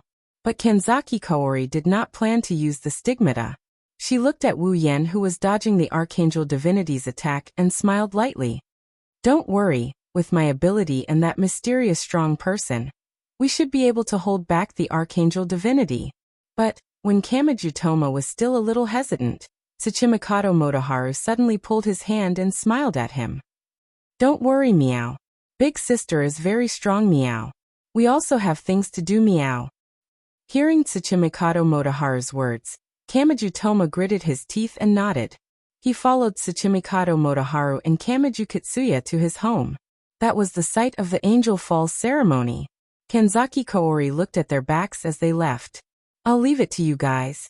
Unfortunately, Kanzaki Kaori did not know that there was another group of people who were preparing to demolish Kamiju Toma's house. The endless ice pillars were like raindrops on a rainy day. The ice pillars mercilessly pierced Wu Yan's body. As long as one is pierced, that delicate body of Jusama will come to an end. Wu Yan could only rely on his newly developed flying ability to escape in the sky. After a while, he was already panting heavily. He wanted to fight back, but the powerful bullet screen made it so that if he moved, 1 or 2 icicles would appear in front of him. He didn't even have the time to raise his meteor shower. The only thing Wu Yan can use to fight against the Archangel is meteor shower. The other skills like Kendo Mastery and Electromaster LV5 are all useless against someone of a higher tier than him. Challenging someone of a higher tier than him would be suicidal. Now, just dodging the attacks of Archangel God's Might is already a bit too much for Wu Yan. This Archangel God's Might is really strong. A simple ice pillar attack is already so strong. If she uses those angel techniques. On the other side, Archangel God's Might seems to want to end this quickly. Her eyes suddenly lit up and countless water tornadoes appeared on the surface of the sea. With a whoosh, they shot towards Wu Yan like water dragons. The distance between the two was only a short dozen meters. With the strength of both sides, such a distance could be covered in almost an instant. In a few breaths, the water tornadoes had already rushed in front of Wu Yan. Facing such a powerful attack, Wu Yan did not dare to take it head-on. His body flashed with electricity, and the iron sand around him swept away Wu Yan. When Wu Yan retreated, a thick layer of ice formed on the surface of the water tornadoes. All the water tornadoes turned into huge ice pillars in an instant. They directly passed through Wu Yan's previous position and fiercely collided with Wu Yan's body. Wu Yan's expression changed again and again. The speed of the water tornadoes was already quite fast. After turning into huge ice pillars, their speed did not decrease but instead increased. With a strong whistling sound, they rushed towards Wu Yan, who could not react in time. Wu Yan gritted his teeth and secretly apologized to Shokoho Misaki in his heart. Then he raised Meteor Shower in his hand, as if he was planning to exchange injury for injury. At this moment, a sword light suddenly slashed across the ground and arrived in front of Wu Yan, shattering all the huge ice pillars that came towards him.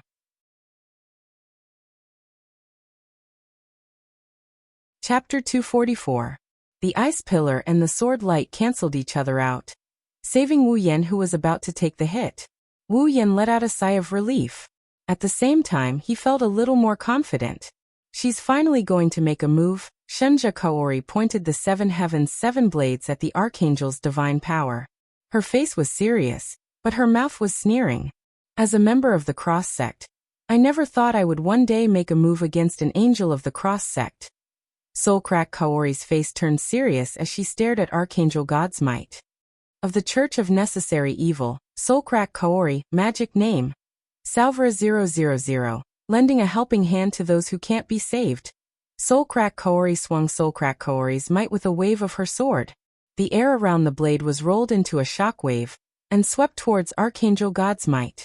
By mentioning the name of the spell, it meant that Soulcrack Fireweave had decided to take down the Archangel power of God as an existence that must be defeated.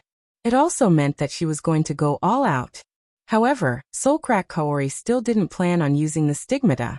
That's to be expected. Even though she could contend against Archangel God's Might after using the stigmata, as a human, using the stigmata from a son of God's Might would cause her body to crumble easily. Of course, even without the stigmata, Soulcrack Kaori was still very strong.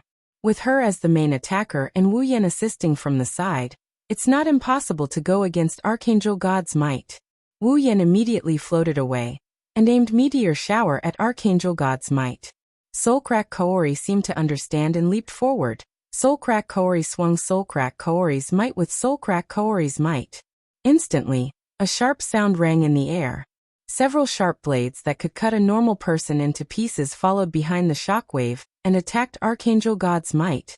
7 flashes, the shockwave tore through the air, its power enough to injure a peak Class 7 powerhouse. However, the Archangel didn't even bat an eyelid. The ice wings on her back unfurled, and a huge ice spike shot out, blocking the Archangel's path. The air wave and 7 flashes hit the ice spike and cut it into pieces. However, they were also blocked by the ice spike at the same time. The Archangel of God didn't even look at Soulcrack Kaori, who was attacking her. Instead, she looked directly at Wu Yan and waved her ice wings. The ice wings turned into sharp ice spears and pierced towards Wu Yan, who was about to draw his bow.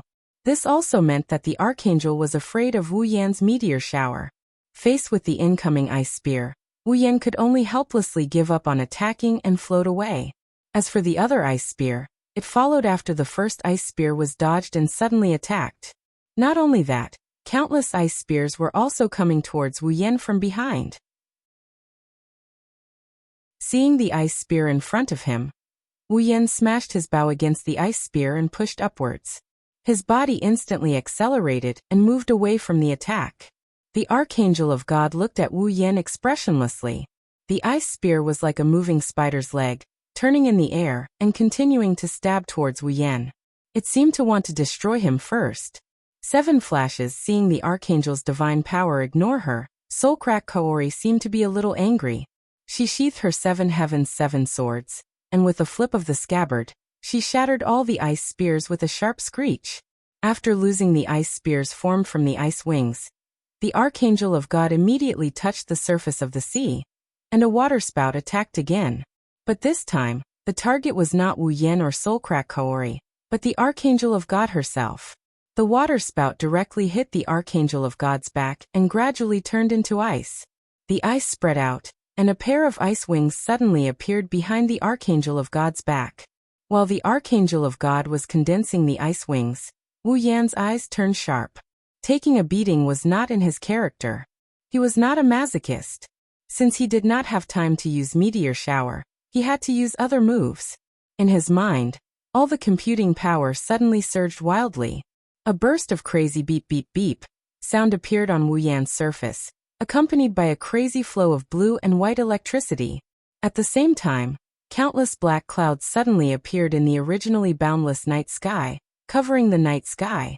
A storm-like silence filled the entire scene, making it seem like the crater of a volcano before an eruption. It was extremely solemn. A burst of lightning flashed and thunder rumbled within the layers of dark clouds. The blue-white lightning seemed to have a life of its own. It was like a giant dragon, rolling within the clouds. Soulcrack Kaori's face shook. This isn't magic, this is a superpower. Soulcrack Kaori abruptly turned her head to look at Wu Yan in the sky, bathed in lightning and thunder. Her eyes turned cold. It's her. She's from Academy City. After figuring out that Wu Yan was from the science faction, Soulcrack Kaori did not relax. Instead, her heart sank. The relationship between science and magic is not that good. With Wu Yan's current strength, Soulcrack Kaori had no choice but to take him seriously. Without using the sacred mark, Soulcrack Kaori felt that it would be very difficult for her to defeat him. On top of that, he had a terrifying bow.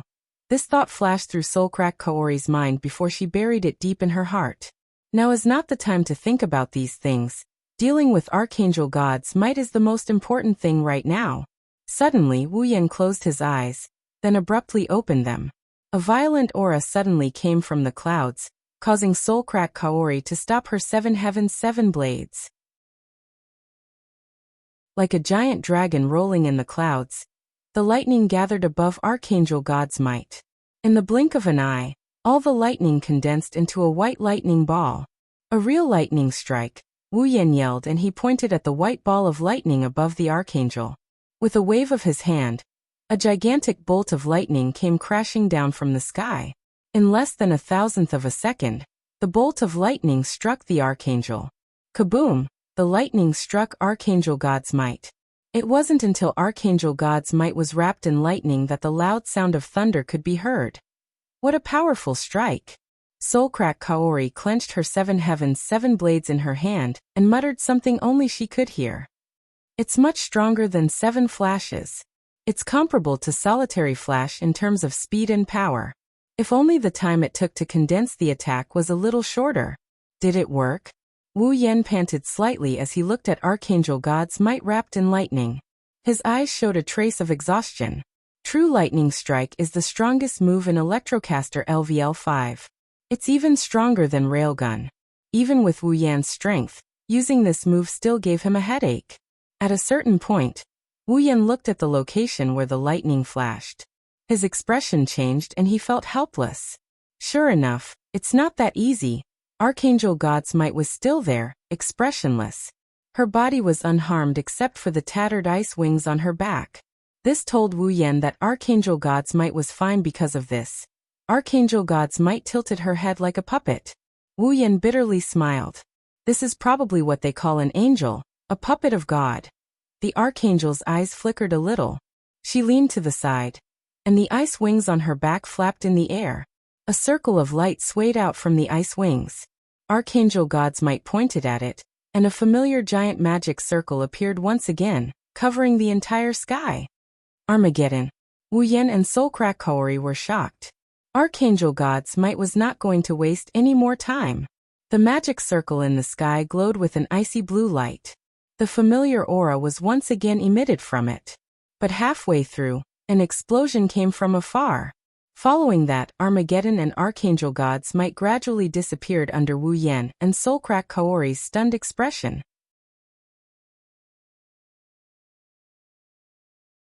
Chapter 245. In the eyes of the two, the Armageddon magic formation in the sky is slowly fading away. The dark night sky is also slowly disappearing along with the Armageddon magic formation, revealing the color of dusk. Archangel God's might, along with the disappearance of the Armageddon magic formation and the night sky, the ice wings on her back crumbled and turned into ice shards on the ground. Archangel God's might herself, as if she's in a painting, is slowly being erased, until she completely disappears. Wu Yan and Kanzaki Kaori, one in the air and the other on the ground, both of them let out a sigh of relief when they saw dusk and the Archangel's godly power vanish from sight. At this moment, Wu Yan and Shinja Kaori's body suddenly flashed with a layer of color. As the color flashed, Wu Yan's body that belonged to Shokuho Misaki also began to disappear, returning to his original state, on the ground. Shinja Kaori also looked at her body in surprise, seemingly happy that her body has returned to its original state. Wu Yan couldn't help but scratch his face in confusion. Divine Rend Fireweave seemed to have been affected by Angel Fall as well. That's why she turned into that Shota uncle stare. So it's only natural that Shinja Kaori would be happy when Angel Fall is removed. However, in Wu Yan's eyes, Shinja Kaori has always been like this, not changing at all. That's why he wasn't as happy as Shinja Kaori was. Of course, to Wu Yan, Shinja Kaori didn't change much. But to Shinja Kaori, Wu Yan has changed a lot. A peerless beauty suddenly turned into a stinky man. Isn't this a big change? Shinja Kaori looked at Wu Yan, who was floating in the air, carefully sizing him up. It's like she's trying to imprint Wu Yan's appearance into her mind. Shinja Kaori pondered for a moment before taking a few steps forward to speak to Wu Yan.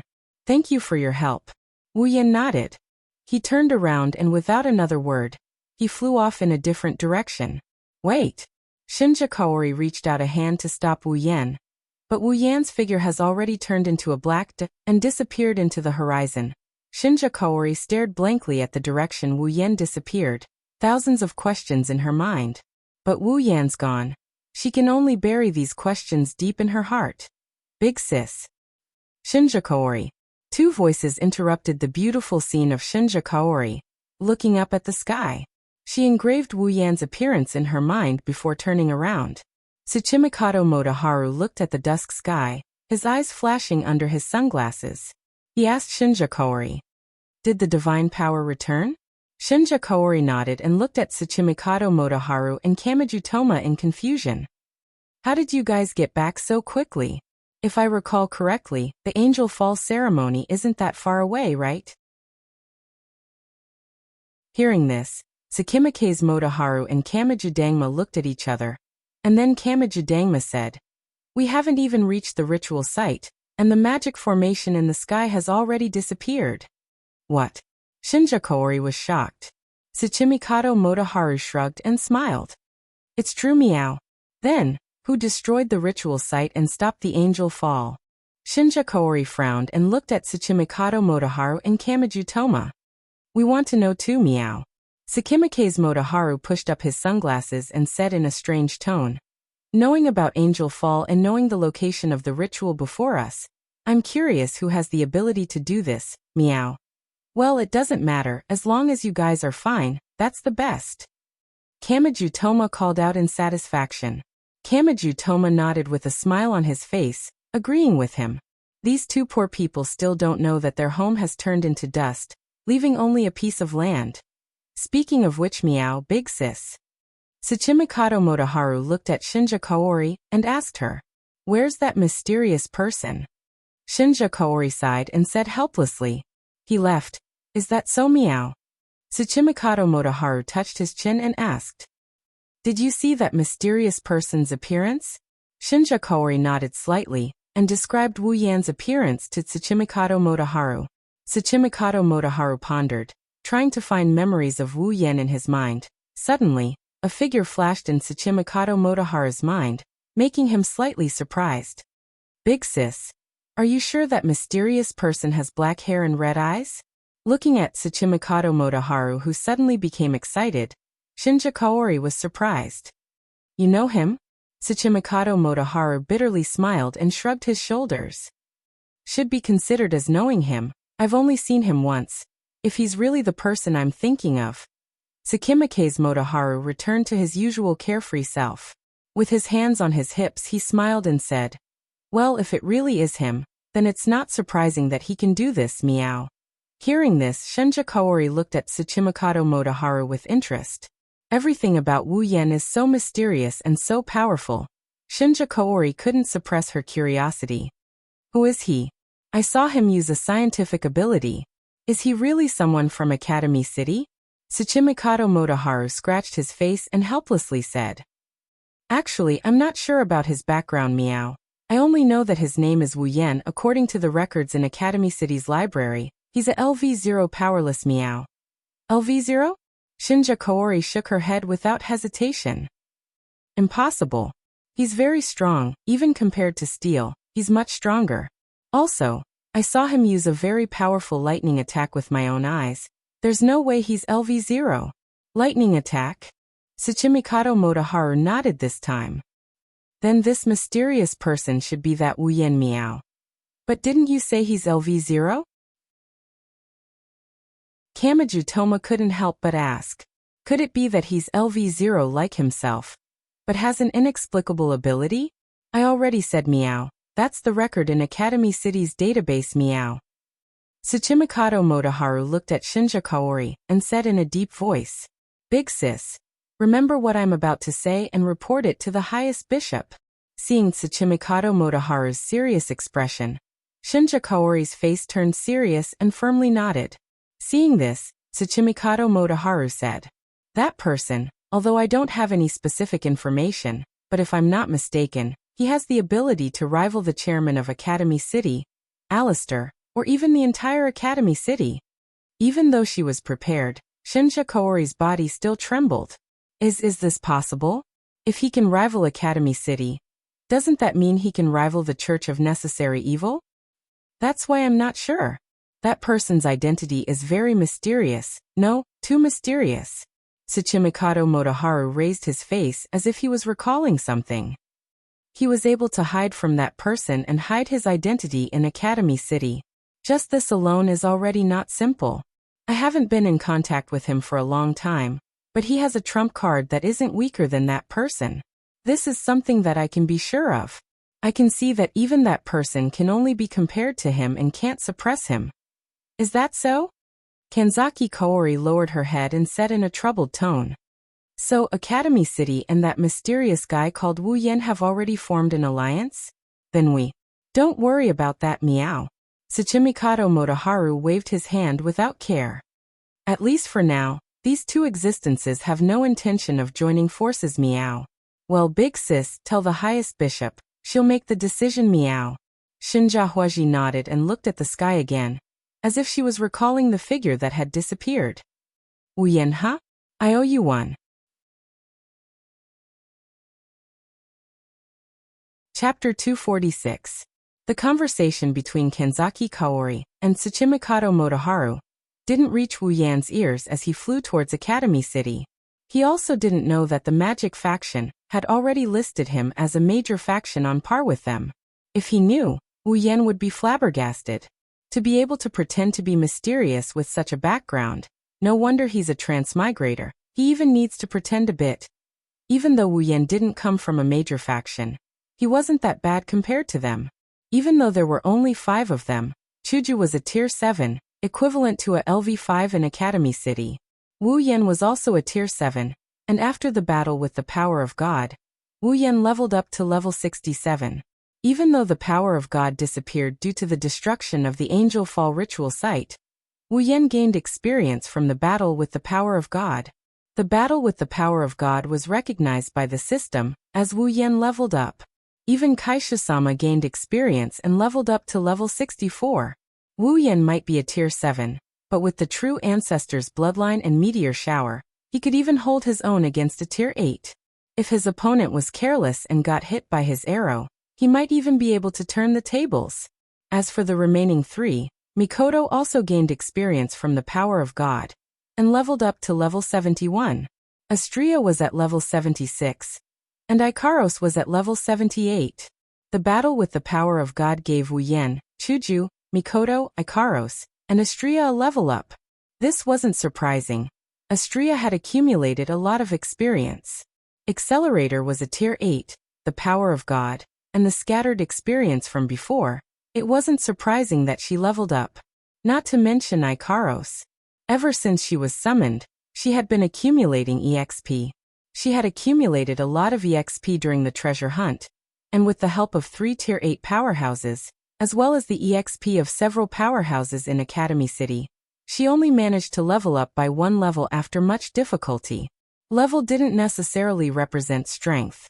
Wu Yan was only level 67, but he still managed to fight 2 rounds with the power of God with Meteor Shower. Ikaros and Astria had powerful armaments. They were definitely at the peak of Tier 8. Even without that, 2 7th tier and 3 8th tier were enough to attract the attention of the big shots of the magic faction. One had to know that in Academy City, only Accelerator and Alistair were able to attract the attention of the big shots of the magic faction. This didn't even include Iwas, who never appeared in front of Wu Yan. His actual strength was still unknown. Of course, Academy City itself was a factor as well. Since he didn't know what happened, he naturally wouldn't express his thoughts. However, it's impossible for him not to know that they all leveled up. This is enough to make him feel a lot better. Along the way, Wu Yan flew into Academy City and came back much faster than when he went out. This made Wu Yan sigh at Jusama's frail body. If he was in his own body when he went in, he would have been able to fly all the way to the end. With the EMP barrier in place, he's not afraid of being caught by the surveillance cameras in Academy City, breaking the traffic rules and flying towards home. However, when he caught sight of a figure below him, he stopped. She had a shoulder-length brown bob hairstyle, a petite figure and face, and 2 slender beautiful legs that seemed to be exposed intentionally or unintentionally, swaying back and forth. She was a girl who had the habit of adding the word super in her speech to emphasize the tone of her voice. Right now, the girl was swaying her slender legs as she walked into a small alley. Her face was covered by a hoodie. Her expression couldn't be seen, but she seemed to be mumbling something.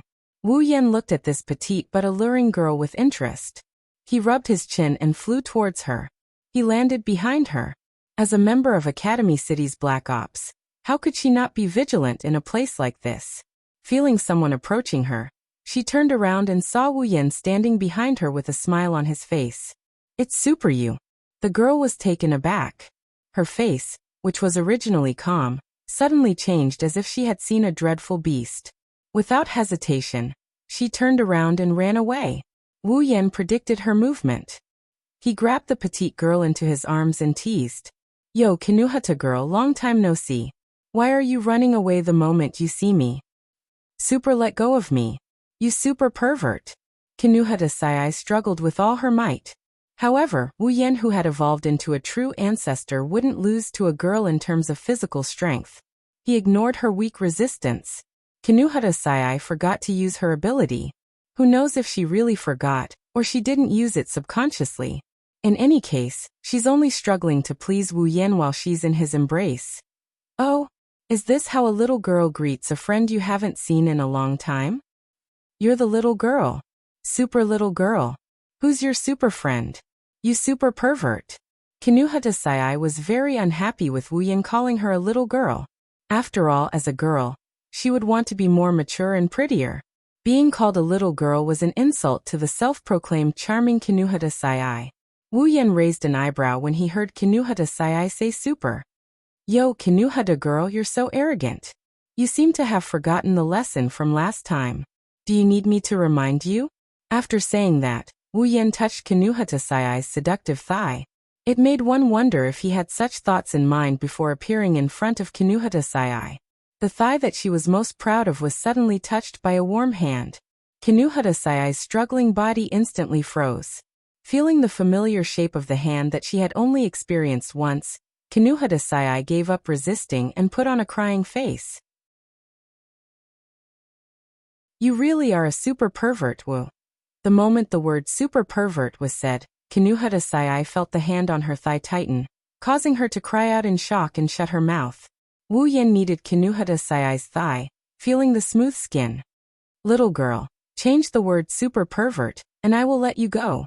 How about it? Originally, Wu Yan thought that Kinuhata Sai would be happy to change it after hearing his words. However, he forgot that the word little girl was a huge blow to Kinuhata Sai. I am not a super little girl. Kinuhata Sai was furious. Enduring the pain from her thigh, she shouted at Wu Yan. You still say you are not a super pervert? Where is your hand super placed? Oh. Wu Yan narrowed his eyes and gave Kinuhata Sai a smile that made her tremble in fear. Me. Where is my hand? Can you please tell me? As he spoke, Wu Yan's hand continued to move upwards. Very soon, it reached a position where Kinuhata Sai had no choice but to submit to him. Kinuhata Sai cried out in shock and started to struggle again. Hurry up and super let go of me. Otherwise I will scream. Although Wu Yan really wanted to say, scream all you want. No one will come and save you even if you break your throat. When he thought of how stupid he would sound if he said that, Wu Yan gave up on that thought. Scream all you want. No one will come and save you even if you break your throat. Reality has proven that Wu Yan can be really stupid sometimes. Kinuhata Sai quickly shouted when she felt Wu Yan's hand on her thigh. And it's about to reach into her panties. I got it. I super got it. Hurry up and super stop. Kinuhata Sai wanted to cry but no tears came out. The sky is not even dark yet, and I am not walking at night. How did I meet this wolf? Chapter 247. Lightly rubbing Kinuhata Sai's thighs. Wu Yan has to admit that Kinuhata Sai's most prided thighs have the right to be proud of them. Even though they aren't as slender as Ikaros, Astria, and Shokuho Misaki's thighs, their smoothness is comparable to Mikoto and Chuju Mikoto's. To be able to maintain her thighs to such an extent at the age of 12, she even spent her days researching how to release the charm of her thighs, such as making them faintly discernible. This lowly's attractiveness has reached a whole new level. As the only person who has enjoyed this pair of thighs, Wu Yan can vouch for it with his own sister. Perhaps this is the reason why Wu Yan couldn't resist teasing Kinuhata Sai. After not seeing her for a long time, patting Kinuhata Sai's cheeks, Wu Yan lamented.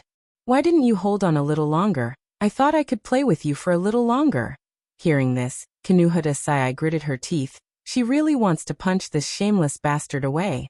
However, the hand that is constantly moving between her lower abdomen and the base of her thighs made Kinuhata Sai give up on this tempting thought. Hurry up and let go of me. Chuckling, Wu Yan retracted his hand and let go of Kinuhata Sai. The moment her feet touched the ground, Kinuhata Sai ran away with the fastest speed she has ever run in her life. She only stopped when she put a safe distance between her and Wu Yan. She looked at Wu Yan cautiously. Looking at Kinuhata Sai who ran 10 meters away, Wu Yan held his breath. I say, don't you think it's hard for you to talk like this? I don't have that much to say to you. Due to the distance between them, Kinuhata Sai had to raise her voice. Honestly speaking, it's a bit difficult. Even though Kinuhata Sai said that she had nothing else to say, she didn't leave immediately. Looking at the slightly arrogant Kinuhata Sai, Wu Yan rolled his eyes. Then little girl, running to such a remote alley, are you planning to do something bad again? I'm not a super little girl. When the word little brat was mentioned, Kinuha Desai couldn't help but grumble, as if she hadn't learned her lesson. I won't do anything bad. You won't do anything bad. Wu Yan couldn't help but curl his lips. Have you guys, never done anything bad? Kinuha Desai gulped and bit her lips as she glared at Wu Yan without saying a word. If she were to say that she had never done anything bad as a member of Item in Academy City, that would be *T. Even she herself wouldn't believe it. That super pervert probably hates girls who do bad things. This thought uncontrollably sprouted from Kinuha Desai's heart. This was also the reason why Kinuha Desai didn't say a word. She didn't know why, but the only person who had ever touched her body was the super pervert, who had fiercely touched her body. Kinuha Desai couldn't help but be concerned about her image in his heart. Kinuha Desai didn't know that for Wu Yan, who was familiar with all kinds of 2D girls, as long as the girl wasn't rotten to the core, and beyond redemption, Wu Yan wouldn't hate her. Of course, that's only if she's a cute girl. Looking at the silent Kinuha Desai, Wu Yan had a feeling that if he continued to talk about this topic, it would lead to a bad ending, so he didn't bring it up. So little girl, where are you planning to go now? It's almost dark and you're still running to an alley alone. Don't tell me you're planning to rob some hoodlums? I super told you not to call me super little girl. Kinuha Desai said frantically, but what she got in return was Wu Yan's casual reply. I got it, little girl. I got it, little girl. With a paw sound, a Jing character appeared on Kinuha Desai's forehead. Looking at Wu Yan's infuriating face, Kinuha Desai resisted the urge to go berserk, turned around and walked away. Hey. Wu Yan was startled and quickly followed her. You still haven't told me what you're planning to do. I'm going to do bad things, Kinuha Desai said in a depressed tone. At the same time, she quickened her pace as if she didn't want to talk to Wu Yan anymore. Unfortunately, Kinuha Desai underestimated a certain someone's shamelessness, and also underestimated his leg strength. One didn't want to be caught, so he kept increasing his speed, while the other followed behind as if nothing had happened, casually following behind the former. Compared to the former's running posture, the latter was obviously much more relaxed, as if he was taking a stroll, but he was still hanging behind the former. Soon, the scene of a man and a woman running after each other in the alley appeared in this empty space. Running towards a certain direction, Kinuha Desai's face was flushed red, not sure if it was due to lack of stamina or anger. She turned around and looked at Wu Yan, who looked like he was taking a stroll. Kinuha Desai's face collapsed. Stopping her footsteps, Kinuha Desai slowly turned around with a sad face and said dejectedly, What are you super planning to do? Wu Yan lightly smiled, crossed his arms in front of his chest and said, Of course I want to know what you're planning to do. Hearing this, Kinuha Desai looked at Wu Yan in confusion. Why do you want to know what I'm going to do? Hearing Kinuha Desai's question, Wu Yan still had a smile on his face, but in his heart, he was a bit embarrassed. Of course, Wu Yan had a purpose for following Kinuha Desai so lazily. Dungeon World. Magic Catalog. Dungeon Mission Rescue. Mission 1. Save 20,000 Misaka sisters.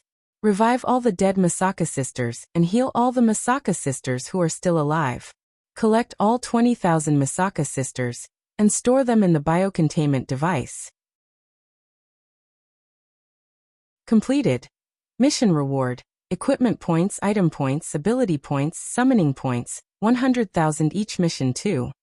Defeat the strongest Esper in Academy City. Accelerator completed. Mission reward.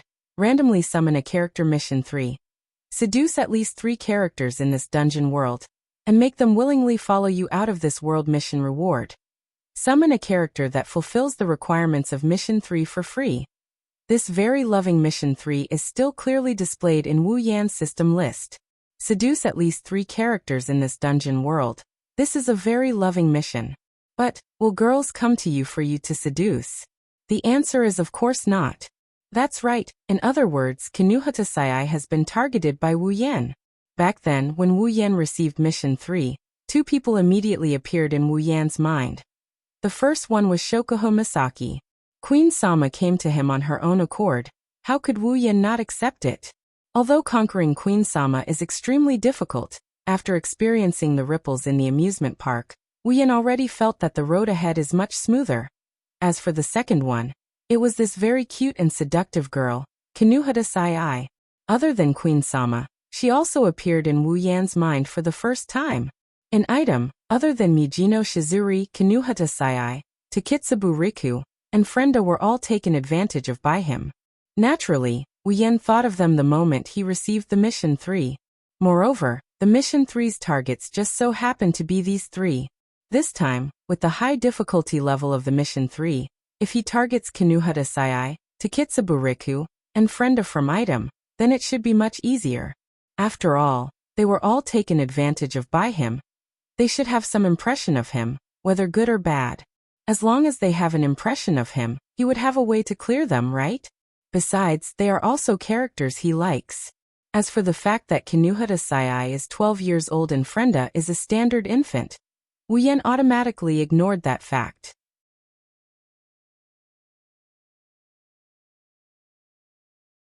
Chapter 248. Kinuhata Sai suddenly had a bad premonition. She felt a chill down her spine as if a pair of glowing green eyes were staring at her from behind. Kinuhata Sai started to look around suspiciously, trying to find the source of the ominous feeling. Kinuhata Sai didn't know that the wolf eyes that were staring at her was actually the wolf standing in front of her. Wu Yan naturally wouldn't say something like, "I'm here to woo you," but he couldn't find a reason to do so, so he could only shrug helplessly. "So are you going to tell me or not?" Kinuhata Sai narrowed her eyes as her gaze slowly turned vigilant. "Don't tell me you're here to pry for information." Wu Yan rolled his eyes.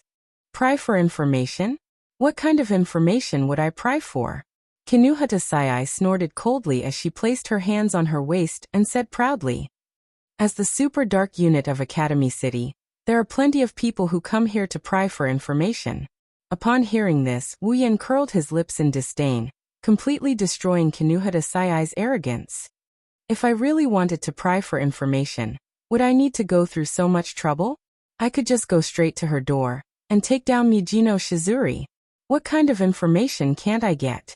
Kinuhata Sai's arrogance instantly disappeared. Wu Yan's words reminded her of the battle at the research facility. Their leader Mijino Shizuri was taken down by Wu Yan, and the three of them became his toys. Kinuhata Sai could only say with a wronged expression, "Don't underestimate Mijino, she's super strong." "Yes, yes, yes." Hearing Kinuhata Sai's stubborn tone, Wu Yan replied nonchalantly. This caused Kinuhata Sai to clench her fists tightly. Looking at Kinuhata Sai's angry expression, Wu Yan scratched his face and said impatiently, "I say, if you really don't have anything else to do, why don't you come with me for a stroll?" This time, Kinuhata Sai finally understood that the other party wasn't interested in her goal at all. His real goal was her. As soon as this thought popped up in her mind, Kinuhata Sai's face turned pale, and she turned around to run. Wu Yan was stunned. Looking at Kinuhata Sai who suddenly ran away, he couldn't react in time. Why did this girl suddenly run away? Could it be that she really had something secret to do? Wu Yan, who didn't know that Kinuhata Sai had already found out about his wild ambition, could only shrug his shoulders helplessly. He looked at Kinuhata Sai who ran away with a playful look as if he's looking at an underpowered vehicle. With a light step, he appeared behind Kinuhata Sai. "I say, little girl, why are you running again? You don't want me to know where you're going? You're the super little girl. Don't chase after me," Kinuhata Sai shouted without turning her head. Then she mustered all her strength and started running. Her face was filled with panic, just like a little loli being chased by a strange uncle. "If you stop, I won't chase after you. Get the hell away from me. You're a super pervert. Little girl, it seems like you're planning to let this brother chase after you. I already said that I'm not a super little girl. Are you going to stop or not?" "Super no." "No. Then you want me to catch you? Fine, I'll definitely catch you properly. Help. There's a super pervert." Kinuhata Sai had just shouted for help when she noticed a pair of wine-red eyes appearing from the side of her face. This caused Kinuhata Sai's soul to leave her body, and she started running for her life. At this moment, Kinuhata Sai noticed that Wu Yan's eyes had turned wine-red. Although she was a little confused as to why this super pervert's eyes turned so beautiful, this wasn't a reason for Kinuhata Sayai to stop running. If she stopped, her beautiful body would be licked by that wolf's saliva again. I say, why are you running? Because a super pervert like you is chasing after me. If you don't run, I won't chase after you. Then super stop chasing after me. Why are you so against me? I just want to invite you to watch a movie. Who the hell wants to watch a movie with you? A movie, a B-rated movie. When she heard the words B-rated movie, Kinuhata Sayai's feet stopped for a moment, but she immediately started running again with all her might. Although B-rated movies are very tempting to her, it's too dangerous to watch a B-rated movie with Wu Yan. Looking at Kinuhata Sayai running even faster, Wu Yan pursed his lips. His figure flashed, and this time, he didn't appear beside Kinuhata Sayai but right in front of her. In the next second, Kinuhata Sayai felt herself crashing into someone's embrace, and at the same time, that person hugged her. Feeling that familiar embrace, Kinuhata Sayai didn't even need to think to know who this person is. Kinuhata Sayai's face was filled with tears as she screamed in despair. Wowu Mijino, Takitsubu, Frienda, Kinuhata, I'm going to become super impure. My super beautiful body, you're finally going to super take advantage of this super pervert. Well, hearing that, Wu Yan's forehead was filled with black lines. Looking at Kinuhata Sayai, who had given up on resisting, her eyes were tightly shut, her face was filled with nervousness, and her mouth was constantly screaming something. Wu Yan didn't hold back and slapped her butt. Ah! Super attack! Super attack is starting! Super attack is starting! Kinuhata Sayai was extremely nervous as she screamed in panic. This caused the black lines on Wu Yan's face to collapse. In the end, it turned into the word awkward. Little girl, I really don't know what you're thinking, but if it's possible you should stop. Kinuhata Sayai didn't give up and started scratching again. However, her strength was slowly decreasing. She opened one of her eyes and met with Wu Yan's wine-red eyes. Kinuhata Sayai said meekly, Didn't you super want to eat me? Wu Yan's mouth twitched. Although he did want to eat this girl, he can guarantee that he didn't want to do it at this moment. Little girl, do you really want me to eat you that much? Wu Yan looked at Kinuhata Sayai from the corner of his eyes and pressed her delicate body into his embrace. If that's the case, then I don't mind. No. Super don't want to. Kinuhata Sayai shouted without hesitation. This caused Wu Yan to feel hurt in his heart. This Kinuhata Sayai seems to hate him a lot. Wu Yan didn't even think about how many times he and Kinuhata Sayai have met each other. Plus, the first time they met, he already did this to her. Any girl would subconsciously reject him, let alone have sex with him. Then, Kinuhata girl, accompany me to watch a movie. Wu Yan looked at Kinuhata Sayai in his embrace with a smile. His hands even tightened as if he was saying, if you don't agree, I won't let go. One has to say he's too shameless. No, super no. Kinuhata Sayai shook her head without hesitation. For a B-rated movie, it's weird that a girl would like to watch it. But to bring a guy along to watch it, that's even weirder. And to bring Wu Yan along, that's too dangerous. Kinuhata Sayai struggled for a bit, but couldn't break free. Seeing Wu Yan's shameless look, Kinuhata Sayai could only whimper and surrender. Please super let me go. I really have something super important to do. I can't go. Oh. Wu Yan looked at Kinuhata Sayai with interest. What's the matter? Tell me. Kinuhata Sayai hesitated for a while before helplessly saying, Mijino gave a death order. Everyone has to be super present today. Hearing Kinuhata Sayai's words, Wu Yan couldn't help but frown. Mijino Shizuri gave such an order? What is she trying to do? Mijino Shizuri wants to super challenge the second. No, she wants to super challenge the third place dark matter. Ha! Wu Yan was stunned. Mijino Shizuri wants to challenge Kikin Taitaku? Kinuhata Sayai nodded. Seeing this, Wu Yan's eyebrows twitched. He couldn't stay calm.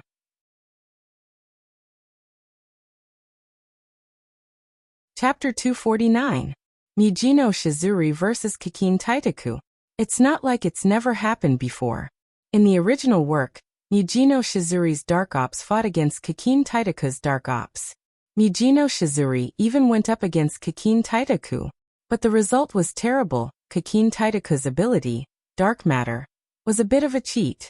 Mujino Shizuri's atomic collapse could not even touch Kikin Taitaku's dark matter, which allowed him to create new substances. In other words, Mujino Shizuri was crushed by Kikin Taitaku. Just how powerful was the dark matter? It was so strong that even Accelerator would be at a disadvantage if he wasn't careful. It was so strong that even Mikoto, who had reached the 8th tier, had to use her railgun to blast it away. Otherwise, electricity alone wouldn't be able to hurt Kikin Taitaku. Mujino Shizuri's atomic collapse is of the same type as Mikoto's ability. With Mujino Shizuri's current level, if she goes up against Kikin Taitaku, the result will be the same as in the original work. This Mujino Shizuri, what's wrong with her that she wants to challenge Kikin Taitaku? Wu Yan couldn't help but let go of Kinuhata Sai and rubbed his forehead. Kinuhata Sai tidied up her messy clothes. Hearing Wu Yan's words, Kinuhata Sai was unhappy. How could Kinuhata Sai not understand the meaning behind Wu Yan's words? He's obviously saying that Mujino Shizuri will definitely lose if she goes up against Kikin Taitaku. Don't underestimate Mujino. No matter what, Mujino is still ranked 4. Even if that Kikin Taitaku is 1 rank higher than Mujino, Mujino won't be that far behind. That's because you don't understand Kikin Taitaku. Wu Yan couldn't help but frown and said to Kinuhata Sai in a serious tone. To put it bluntly, among the 7 LV5 players in Academy City, aside from Accelerator and Mikoto, anyone who goes up against him will die. Hearing this, Kinuhata Sai wanted to refute, but seeing Wu Yan's serious expression, Kinuhata Sai hesitated and said with uncertainty, Is it that powerful? Wu Yan helplessly nodded and said, Let's put it this way, you know about Accelerator, right? According to the tree diagram designer's calculations, if Accelerator goes all out, he can kill the old Mikoto within 185 moves. Impossible. Kinuhata Sai jumped up. That super railgun, even in the past, was ranked 3rd. How could it be so weak? It's not that Mikoto is weak, but Accelerator is too strong. Wu Yan bitterly smiled and shook his head, and then he laughed. Of course, that was in the past. Now Mikoto's strength has increased by quite a bit. Even if she can't win against Accelerator, she won't lose so badly. Kinuhata Sai stared blankly at Wu Yan, as if she was shocked by Wu Yan's words. After a while, she squeezed out a sentence. This is also related to that super Accelerator. What does it have to do with that dark matter? That's the crux of the matter. Wu Yan sighed and looked at Kinuhata Sai. You know, if Kikin Taitaku goes up against Accelerator, then he will definitely lose badly. Kinuhata Sai let out a sigh of relief. However, Wu Yan's next words caused her to worry again. But with the special properties of dark matter, even if he loses badly in the end, he will be able to force Accelerator into a disadvantageous position in the beginning. Say, do you think Mujino Shizuri can defeat Kikin Taitaku? If possible, please let me become his disciple. Kinuhata Sai went silent. She looked at Wu Yan. Her eyes were filled with worry. Then wouldn't it be dangerous for Mujino Shizuri to go up against him? Unless Mujino Shizuri goes up against Kikin Taitaku in her high exertion state, then maybe there's still a chance of winning. Wu Yan looked at the worried Kinuhata Sai and nodded in admiration. This is the good thing about Kinuhata Sai. Even though she lives in the Academy City's Black Ops, where people eat people, she cares a lot about her companions, even if the companions she cares about don't care about her at all. High exertion. Kinuhata Sai went silent again. Wu Yan shrugged with a bitter smile. He understood why Kinuhata Sai went silent. Mujino Shizuri's atomic collapse was actually very powerful. Just like light, electrons could adapt to different situations, displaying the properties of both particles and waves. It possessed the ability to forcefully manipulate the ambiguous situation between the two. What was directly emitted was neither waves nor particles, but the electron itself. Even if an electron that was fixed in an ambiguous state hit an object, it would stay on the spot because it could not decide whether it would be a particle or a waveform. Originally, the electron only had a mass that was infinitely close to 0, but the effect of the stay would become a pseudo-barrier, and the barrier would hit the target with terrifying power at the same speed as when it was released. Thus, Due to the excessive power of this ability, it was very unstable and required a lot of fine-tuning and careful settings. Normally, Mujino Shizuri would control the power of her meltdown of atoms to a level that she could endure. This was the so-called low-output state. A researcher in a certain research institute in Academy City once said that if she didn't have her survival instincts restricting the output of atomic collapse, in other words, if she fully unleashed the power of atomic collapse to a high-exertion state, Mujino Shizuri would be able to instantly kill the third-ranked railgun. But in reality, if Mujino Shizuri really did that and completely removed her survival instincts restricting atomic collapse, then her own body would also be shattered by the reaction of the high-exertion state. In other words, if Mujino Shizuri went up against Kikin Taitaku with a low-exertion state, she would lose instantly, but with a high-exertion state, she would die instantly, and she might not even win. That Mujino Shizuri, why would she want to challenge Kikin Taitaku? Wu Yan couldn't help but pat his cheeks, feeling a headache coming on. Kinuhata Sai told Wu Yan. Mujino used to hate Railgun a lot. She always thought that the reason Railgun was able to surpass her was because of Railgun's ability. In terms of military usage, Railgun was better than Mujino's. Plus, Railgun was a high school student, so Mujino hated her a lot. In the end, Kikin Taitaku was defeated by Railgun. Originally, the research institutes thought that the third and fourth ranked should be on par in terms of strength. But this time, the research institutes thought that Mujino's ability was weaker than Railgun's. Kinuhata Sai couldn't help but laugh bitterly at this. That's why Mujino hated dark matter so much. She wanted to prove that she could also defeat dark matter. To prove that she wasn't weaker than the second-ranked Railgun. Wu Yan's eyebrows twitched. He suppressed the urge to curse and slumped his shoulders. He knew that Mujino Shizuri hated Mikoto, but he didn't expect her to hate Mikoto to this extent. Those trashy research institutes, did they take the wrong medicine to come up with such a conclusion? Aren't they just trying to lure the arrogant Mujino Shizuri to her death? What should I super do now? Kinuhata Sai clenched her fist. Super tell Mujino not to go?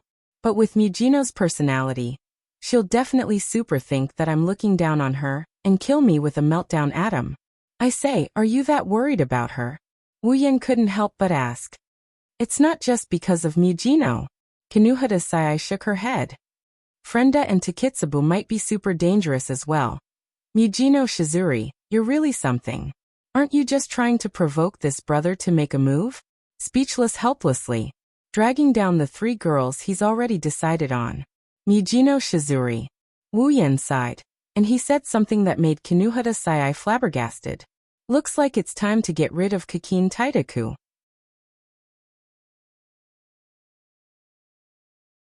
Chapter 250. In an empty alley, Mujino Shizuri, Takitsubu Riku, and Frenda are waiting for Kinuhata Sai's arrival. They've been waiting for quite some time now. At this moment, Mujino Shizuri's face is starting to show signs of impatience. There's even a hint of anger in her eyes. Finally, she couldn't help but ask Frenda. Frenda, is Kinuhata not here yet? Arara, this is so weird. Frenda is holding a phone and continuously dialing Kinuhata Sai's number. But she didn't pick up every time. What's going on in the end? Kinuhata has always been punctual. Plus, Mujino already gave her a death order. Kinuhata shouldn't have disobeyed Mujino's orders. Could something have happened? Takitsubu Riku resisted her exhaustion and raised her head to ask Mujino Shizuri and Frenda. The only thing she can think of is that something happened to Kinuhata Sai. In a way, something did happen because at this time, Kinuhata Sai is running for her life because of a certain wolf behind her. Hearing this, Mujino Shizuri felt that it made sense. She had been doing missions with Kinuhata Sai almost every day. Mujino Shizuri understood Kinuhata Sai very well. If it wasn't for something happening, she wouldn't have been late. Do we need to pick her up? Frenda raised her phone and asked Mujino. The four of them have GPS. They just need to track her down and they'll be able to find Kinuhata Sai. Mujino Shizuri clicked her tongue and said impatiently. Forget it, with Kinuhata's abilities, even if something happened, with her nitrogen armor, escaping shouldn't be a problem. Let's not wait for her, let's go. Frenda and Takitsubu Riku looked at each other helplessly. But they also know that once Mujino has made her decision, she won't be able to change it. Yes. Don't tell me you're super eager to deal with that dark matter? This was Kinuhata Sayai's first reaction when she heard Wu Yen say that it's time for him to leave. After seeing Wu Yen nod his head, Kinuhata Sayai couldn't help but ask. Don't tell me you're super crazy? Didn't you just say that the dark matter was super powerful? Indeed, Kakin Taitaku is very powerful. His wine-red eyes suddenly turned golden. Of course, it was only for an instant before the golden color disappeared. Even Kinuhata Sayai, who was right beside him, did not notice this change. Wu Yen smiled faintly. But I'm stronger than him. Wu Yen sounded very confident and resolute when he said this. If it was before, perhaps Wu Yen wouldn't have a 100% chance of winning against Kakin Taitaku's abnormal dark matter. In fact, the chances of him losing would be much higher. But now Wu Yen, with his bloodline and new equipment, could even hold off an archangel, let alone a Kakin Taitaku. Therefore, Wu Yen was confident that he could kill Kakin Taitaku directly. Hearing Wu Yan's resolute words, Kinuhata Sayai was stunned for a moment before she frowned again. Indeed, since you can super defeat Mijino, it seems like you're also a super LV5. If you team up with Mijino Chao, you might be able to defeat Kakin Taitaku. Wu Yen smiled faintly and did not explain. He was secretly laughing in his heart, hoping that Kinuhata Sayai wouldn't be so shocked that her jaw would drop when the time comes. But Kinuhata Sayai suddenly changed her tone and looked at Wu Yen. Why do you super want to help us? Yeah, why? Wu Yen pretended to be confused and touched his chin. He looked at Kinuhata Sayai's serious face and smiled. I have no choice. That Kakin Taitaku might hurt my sisters. If I don't help him, he might. Your sisters? Kinuhata Sayai was stunned and widened her eyes at Wu Yen. She raised her finger and shouted at Wu Yen. Who are you calling your sisters? You super pervert. As expected, you're super pervert, you're super targeting the four of us. Hey, don't misunderstand. Wu Yen immediately shook his head and said righteously. Not four, it's three. That Aunt Mujino who goes through menopause every day is not my cup of tea. You. Kinuhata Sayai pointed at Wu Yen with a trembling finger. She saw how righteous he was when he declared that he wanted to take in three sisters, and one of them was her. Kinuhata Sayai went crazy and shouted. They're not your super sisters. You super pervert. Don't even think about it. Kinuhata Sayai, don't be shy. You see, we've already done that kind of thing. Isn't it natural for them to become my sisters? Don't make it sound so flirtatious. I was just super hypnotized by you. Kinuhata Sayai didn't realize that she just said something outrageous, and continued to criticize Wu Yen. Also, it's not us. It's you, you're super hypnotized. We didn't do it willingly. Ma, it's all the same. It's super hypnotized. Kinuhata Sayai felt that her throat was burning and she was panting heavily. One could imagine how excited she was just now. Wu Yen looked at the panting Kinuhata Sayai and suddenly reached out his hand. While Kinuhata Sayai was stunned, he lifted her chin and brought her lips closer to his. What are you super trying to do? Looking at the pair of charming wine-red eyes, Kinuhata Sayai panicked and shifted her eyes away. Her face was frozen because of Wu Yan's action. She wanted to break free from Wu Yan's hand, but she stopped because of Wu Yan's next sentence. Kinuhata Sayai, do you really want to stay in the dark ops and live a dark life? Kinuhata Sayai went silent. She didn't know how she should answer him. She could say she doesn't want to, but she's already used to living a life of darkness. If she said she wants to, she would feel a sense of helplessness that came from the depths of her heart. Thus, Kinuhata Sayai could only stay silent. Kinuhata Sayai's silence made Wu Yen sigh. While Kinuhata Sayai was silent, Wu Yen suddenly leaned forward and kissed her on the lips. The silent Kinuhata Sayai was stunned. By the time she reacted, a warm tongue had already reached into her mouth, grabbing onto her little tongue and entwining them together. Kinuhata Sayai's eyes widened as she looked at Wu Yan's face that was magnified countless times. She panicked and started to whimper and hit Wu Yan's chest with all her might, trying to get him to let go of her. Wu Yan directly hugged Kinuhata Sayai and started to rub her lips. Kinuhata Sai started to lose her strength, and the strength of her hands that were hitting Wu Yan's chest became weaker and weaker. In the end, she couldn't even kill a mosquito. Kinuhata Sai's eyes narrowed as she looked at Wu Yan kissing her lips. She slowly closed her eyes and wrapped her arms around Wu Yan's neck. She started to treat her first kiss seriously. Their tongues intertwined and their saliva passed. This is the first time she kissed someone, and it was such an intense kiss. Kinuhata Sai's heart started to beat faster and faster. Even her body started to heat up. Her breathing started to become difficult.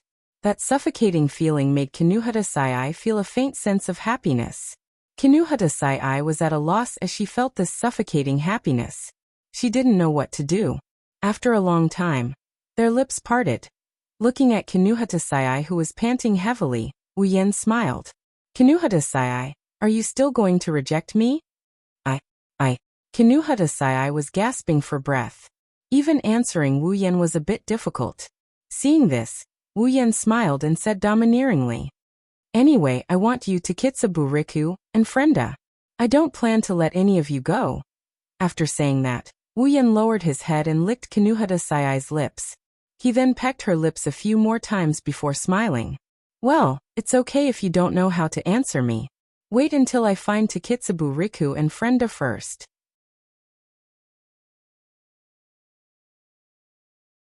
Chapter 251. While Wu Yan is trying his best on the girl in his arms, on the other side of the street. "How is it? Takitsubu, have you found that person yet?" Mujino Shizuri asked impatiently with her arms crossed. Due to the excessive flow of people on the street, the ATM force field of the aptitude users affected each other and cancelled each other out. In order to find the person Mujino Shizuri is looking for, Takitsubu Riku has expended too much of her energy. Her face is pale and sweat is dripping down her forehead. Her footsteps are weak, and she looks like she will collapse at any moment. At this time, Takitsubu Riku has already consumed a body crystal. Frenda clenched her fists. Seeing Takitsubu Riku in such a state, her heart ached. Frenda may be a little timid and afraid of death, but she still cares a lot about her companions. In the original work, if Kikin Taitaka didn't threaten Frenda with her life, she wouldn't have betrayed him. Now, seeing Takitsubu Riku in pain, she wanted to stop her, but she was too afraid of Mujino Shizuri. Hence, she could only watch without moving. Mujino Shizuri could clearly see that Takitsubu Riku was expending all her energy and computing power to search for Kikin Taitaku. However, she didn't ask her to stop. Instead, she kept urging her. At some point, Takitsubu Riku's eyes trembled. She immediately turned to Mujino Shizuri and said with a trembling voice, "Found him. Not far away. He doesn't seem to be moving." He stopped. After Takitsubu Riku found him, she immediately stopped using her ability. There was an unconcealable look of exhaustion on her face as she panted heavily. If one were to look closely, they would notice that her body was already a little weak. "All right, Takitsubu, let's go now. Don't let him get away." Mujino Shizuri smiled. She didn't care if she can defeat Kikin Taitaku. In her heart, if that middle school student can defeat Kikin Taitaku, she can too. Hearing Mujino Shizuri's words, Takitsubu Riku revealed a smile, but it quickly disappeared. Even her smile was a little forced. One could imagine how weak Takitsubu Riku was at this moment. After Mujino Shizuri finished speaking, she walked briskly towards Kikin Taitaku's seat. She did not seem to have any intention of consoling Takitsubu Riku as she walked away. Seeing this, the two girls quickly followed behind her. However, after taking a few steps, Takitsubu Riku stumbled and half knelt on the ground. "Takitsubu!" Frenda exclaimed and quickly ran to Takitsubu Riku's side to support her. "Are you alright, Takitsubu?" Hearing this, Mujino Shizuri, who was walking in front, stopped and turned around. Seeing Takitsubu Riku's extremely weak state, she frowned and asked in annoyance, "What's wrong?" "I'm fine." Perhaps it was due to her mental exhaustion. Takitsubu Riku's reply was weak and feeble, which made Frenda a little worried. "Takitsubu, why don't you take a rest first?" Frenda asked hesitantly. At the same time, she secretly glanced at Mujino Shizuri, as if to ask for her opinion. Mijino Shizuri looked at Takitsubu Riku with furrowed brows. Even though Takitsubu Riku was of no help during the battle, she was indispensable during the pursuit. If Kikin Taitaku ran away again, how are they going to pursue him? Seeing Mijino Shizuri's silence, Frenda also fell silent. Takitsubu Riku took a deep breath and stood up from the ground. I'm fine, we can continue. This time Mijino Shizuri smiled. Oh, that's good. If that's the case, let's continue the pursuit. Frenda and Takitsubu Riku could only nod in agreement. Passing through the crowd, under Takitsubu Riku's guidance, they crossed street after street. Finally, the three members of Item turned into a small street and arrived in front of a very large warehouse. After arriving at this place, they stopped in their tracks. At the same time, they focused their attention and looked ahead without moving an inch. A young man with an evil aura is leaning against the wall outside the warehouse. He has a half-smile on his face, but it's not hard to tell that he's not in a good mood. His eyes are filled with a faint evil aura. His brown pupils are looking at Mijino Shizuri, Takitsubu Riku, and Frenda. He doesn't seem surprised by their appearance. It's as if he's been waiting for them here. It's Kikin Taitaku. Finally found me? Well then, members of Item. What business do you have with me? Kikin Taita laughed evilly and said to Mijino Shizuri and the others. What he said surprised Mijino Shizuri and the others. You knew that we were following you? Mijino Shizuri raised an eyebrow. It's an elegant action, but it can't hide her anger at Kikin Taitaku's teasing attitude. Hearing Mijino Shizuri's question, Kikin Taitaku pursed his lips and looked at Takitsubu Riku. When that little girl used her ability, I knew. Mijino Shizuri's expression froze, her eyes narrowed. Kikin Taitaku didn't even look at Mijino Shizuri. He continued to look at Takitsubu Riku. Originally, I wanted to create a special particle to emit the same ATM field as me and lure you guys to another place. But I was curious why you guys were looking for me, so I stopped here and waited for you guys. Why? Mijino Shizuri smiled. Green light suddenly appeared around her. Green light orbs appeared around her. Do you need me to explain?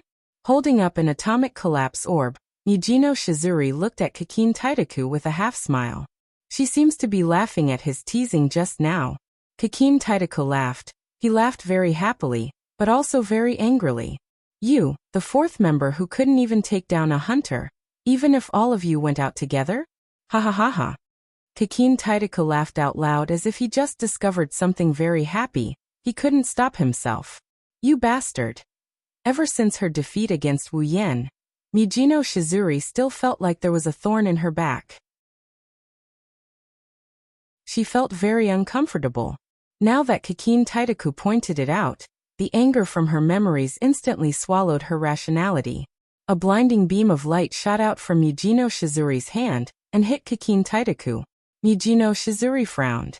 Even though it looks like she hit him, but how could Kikin Taitaku be defeated so easily? This is your atomic collapse.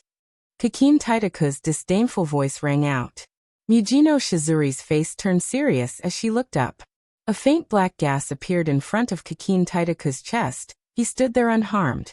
This. Mijino Shizuri stared at the unharmed Kikin Taitaku in disbelief. Frenda and Takitsubu Riku had the same expression on their faces. They had never seen anyone come out unscathed after being hit by Mijino Shizuri's meltdown atomic bomb. Kikin Taitaku patted his chest, and the black gas in front of his chest rippled.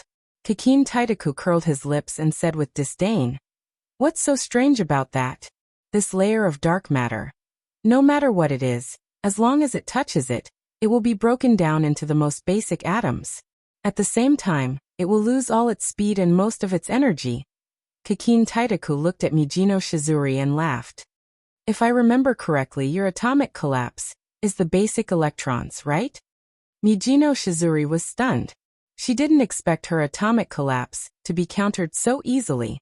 Mijino Shizuri had an ominous premonition. She suddenly had a feeling that something bad was about to happen. Did I think too much of it?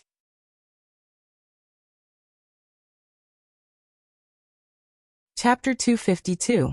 Seeing Mijino Shizuri's stunned expression, Kikin Taitaku finally stopped laughing. A helpless smile appeared on his face as he shook his head and said disappointedly, Looks like you're very confident in your abilities. Otherwise, you wouldn't be like this after seeing your ability fail. Once your ability fails, you won't have any other tricks up your sleeves. Kakin Taitaku glanced at Mijino Shizuri. If you don't have any other tricks up your sleeves, then you're dead for sure. Kakin Taitaku smiled faintly and looked at Mijino Shizuri like she's a dead man. Mijino Shizuri finally recovered from her shock. She was furious when she saw Kakin Taitaku looking at her with disdain. She shouted, "Good. Very good.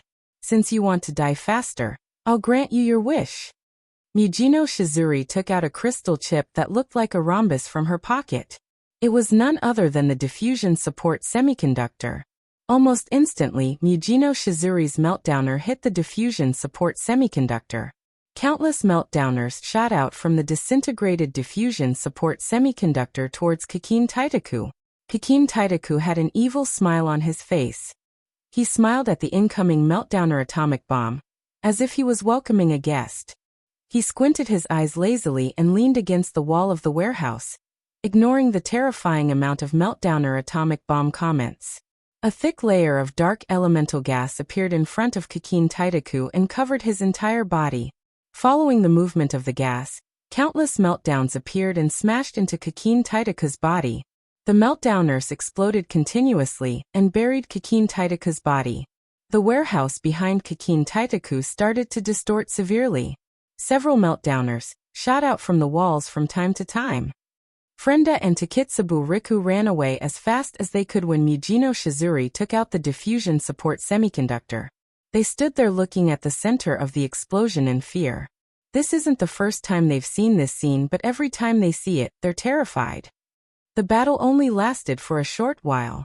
Even the time spent talking was longer than the actual battle. But this battle was destined from the start. It's not something people of their level can interfere with. With the help of the diffusion support semiconductor, the meltdowner atomic bomb fired randomly at Kakin Taitaku's position. Mijino Shizuri smiled when she saw Kakin Taitaku's figure buried in the center. But soon her smile froze.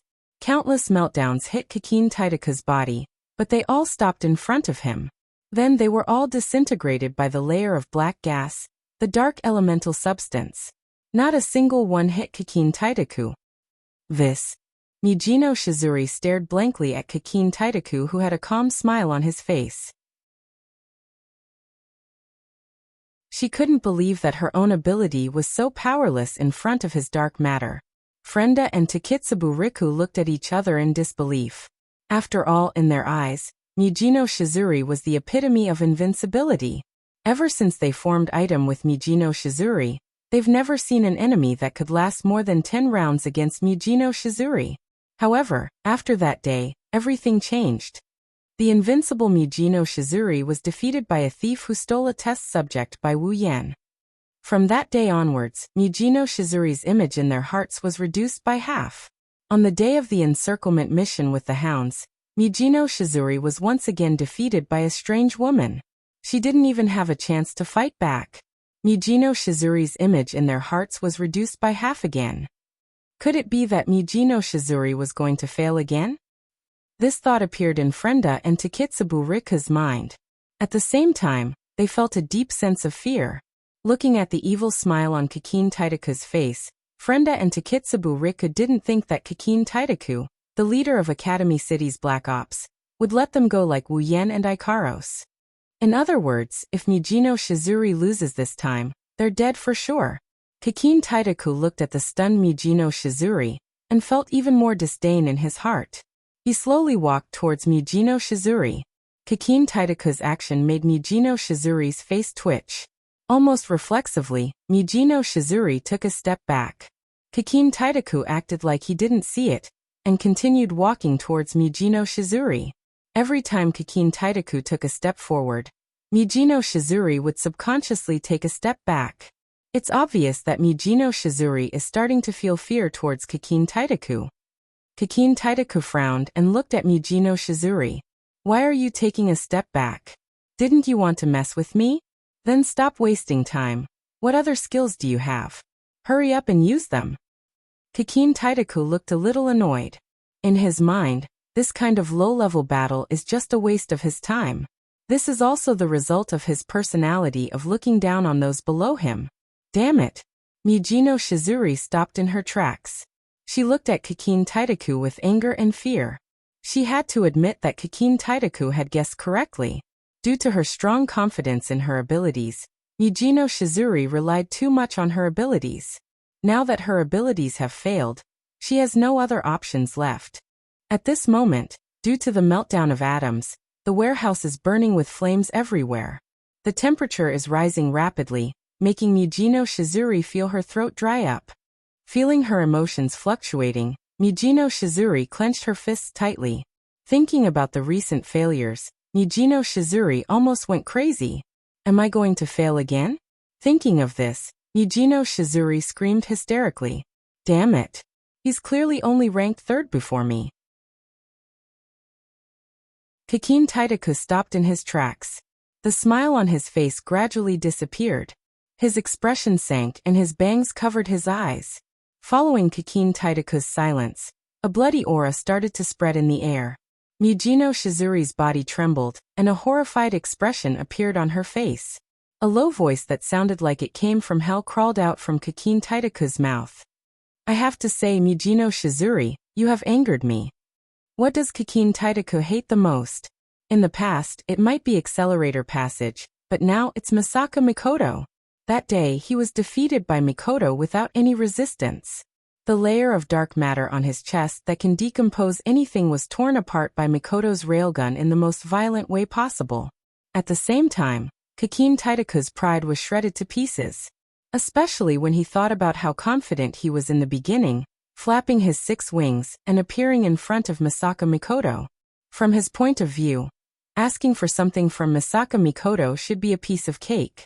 However, Kikin Taitaku did not expect that he was wrong from the beginning, very wrong. What he thought would be a piece of cake in Misaka Mikoto's eyes, it was like a circus.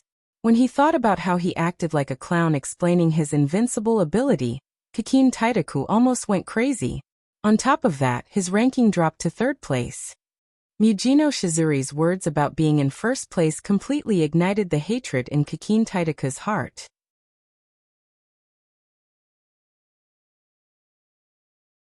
Chapter 253. When Kikin Taitaku raised his head again, the gloominess on his face was gone. However, Mijino Shizuri did not let her guard down. She could feel an even stronger aura in the air. Mijino Shizuri shrunk back, fear creeping into her heart. Frenda and Takitsubu Riku shared the same feeling. Suddenly, Kikin Taitaku raised his hand. The dark matter around him began to glow and swirl into his palm. Mijino Shizuri, Frenda, and Takitsubu Riku all had different expressions on their faces. A floating black orb appeared in Kikin Taitaku's hand. Then, in an instant, it was fired in the direction of Mijino Shizuri. Mijino Shizuri felt a great sense of danger. Her mind went blank. Looking at the black ball of light that was filled with a destructive aura, Mijino Shizuri bit her lips in hatred. Without thinking, she simply threw away the diffusion support semiconductor in her hand and opened the collapsing atom electronic shield made of ambiguous wave particle state in front of her with all her strength. In the next second, the black orb exploded a meter in front of Mijino Shizuri. Asterisk boom asterisk, an earth-shattering sound came from the center of the explosion. It was as if an atomic bomb had exploded. A rather powerful mushroom cloud slowly rose from the empty space of the warehouse. It was just that it was much smaller than an atomic bomb's mushroom cloud. Even though it is much smaller, it is still enough to cover the entire sky. Countless rocks were blown away and mixed within the mushroom cloud. The ground is already a mess. Closer to the warehouse, the loud sound was also heard by the people here. They all looked towards the source of the sound and saw a small mushroom cloud. Kikin Taitaku rode his 6 white wings and flew out from a corner of the mushroom cloud. He stopped in the air and looked inside the mushroom cloud with a cold smile. His eyes were like lightning as he looked inside the mushroom cloud. It was as if he could see what was going on inside the mushroom cloud. A gust of wind blew through the area and blew away the mushroom cloud. As the mushroom cloud dissipated, the scene on the ground fell into Kikin Taitaku's eyes. The ground was in a mess. Countless large and small craters littered the ground. Rocks and debris were scattered everywhere. At the center, in the largest crater, Mijino Shizuri was there. Not far away on the ground, Takitsubu Riku and Frenda are also covered in wounds. Their clothes are tattered, and their faces are covered in dust. They're struggling to move on the ground. Mijino Shizuri coughed incessantly as the dust was sucked into her windpipe. Her clothes were in tatters, but compared to Takitsubu Riku and Frenda, she was in a much better state. Looking at Kikin Taitaku flying in the sky with absolute power, Mijino Shizuri's face was filled with fear. One hit. Just one hit. Her meltdown atom shield was destroyed in one hit. The shockwave from the explosion caused quite a bit of damage to her. Frenda and Takitsubu Riku were so far away, but they were also caught in the shockwave. They can't even stand up now. How is this possible? How is he so strong? Impossible. Mijino Shizuri shrunk back a little. Her heart kept repeating this sentence. Even her mouth was mumbling like a mosquito. It was as if she had lost her mind. Mijino Shizuri raised her head with difficulty to look at Kikin Taitaku in the sky. She couldn't believe it. She couldn't believe it. They were both LV5. How could he be so strong? Was the dark matter really that powerful? Misaka Mikoto. How did she defeat such a monster? Kikin Taitaku flapped his 6 pairs of wings and gently floated down from the sky. He landed in front of Mijino Shizuri, giving her a shock. Looking at Mijino Shizuri's cowering body, Kikin Taitaku narrowed his eyes and shook his head in disdain. That's it? How boring. Mijino Shizuri gritted her teeth and used Meltdown Atom Shield on Kikin Taitaku's body. However, it was quickly disintegrated by the layer of dark matter. Mijino Shizuri was stunned for a moment before she hysterically used Meltdown Atom Shield on Kikin Taitaku's body. However, without exception, all her attacks were disintegrated 10 centimeters away from Kikin Taitaku's body. Looking at the crazed Mijino Shizuri, the disdain in Kikin Taitaku's eyes slowly disappeared. He looked at Mijino Shizuri as if he was looking at a dead person. A beam of light shot out from Kikin Taitaku's wings and landed on Mijino Shizuri's body. After a loud bang, Mijino Shizuri was sent flying by the beam and landed on the ground. Her body was covered in wounds and traces of blood were all over her body. Kikin Taitaku walked in front of Mijino Shizuri and looked down at her who was struggling to get up from the ground. He chuckled. I really don't understand. With your abilities, why did you dare to come knocking on my door? Do you have a death wish? Mijino Shizuri was silent. It's not that she didn't want to speak, it's just that she can't speak anymore. It's as if all the bones in her body have fallen off. Her throat was filled with the thick taste of blood. Her eyes have lost all light and despair filled her heart. Kikin Taitaku clicked his tongue in annoyance and turned his head to look at Frenda and Takitsubu Riku. His lips curled into an evil grin. Seeing that you're also LV5, I'll let you live and kill you last. Kikin Taitaku laughed maniacally and turned to look at Frenda and Takitsubu Riku. I'll help you take care of your subordinates first. Frenda's face was filled with shock, fear and the desire to live. She struggled to speak to Kikin Taitaku. Don't kill me. I don't want to die. Oh. Kikin Taitaku looked at Frenda in surprise and laughed. Who knows what he was laughing about? He nodded as if he understood her and laughed. Surprisingly cowardly. Fine, I'll let you live too. After saying that, Kikin Taitaku glanced at Takitsubu Riku, bent down and grabbed her by the collar, pulling her up. Laughing maniacally, Kikin Taitaku said, If that's the case, I'll let you die first. Seeing that you were able to track me down, I wanted to let you live until the end. But your leader is a LV5, I can't let her die before you, right? Your teammates are begging for mercy, so I'll kill you first. Takitsubu Riku's tired eyes turned to Kikin Taitaku. Looking at his maniacal laughter, her eyes flickered. Memories of the past surfaced in Takitsubu Riku's mind. Takitsubu Riku realized that almost all of her memories were stored in item. Due to the negative effects of activating her ability, Takitsubu Riku spent most of her time sleeping. Other than sleeping, all she did was sleep. When she was still conscious, all of her memories were of her activating her ability and completing missions facing death. Takitsubu Riku went through the memories in her mind. Suddenly, she realized that her life had been so dull and boring. If I can live again, How great would that be? This time, I will definitely create my own memories. Suddenly, a scene appeared in her mind. It's different from those repetitive scenes. This time there's a real change. It's not sleeping. It's no longer a mission, it's herself. She's lying in a man's arms, being groped all over her body. Die. Kakin Taidaku raised his hand with a sinister smile. But before he could raise his hand, it was grabbed by another hand. Let go of your filthy hands.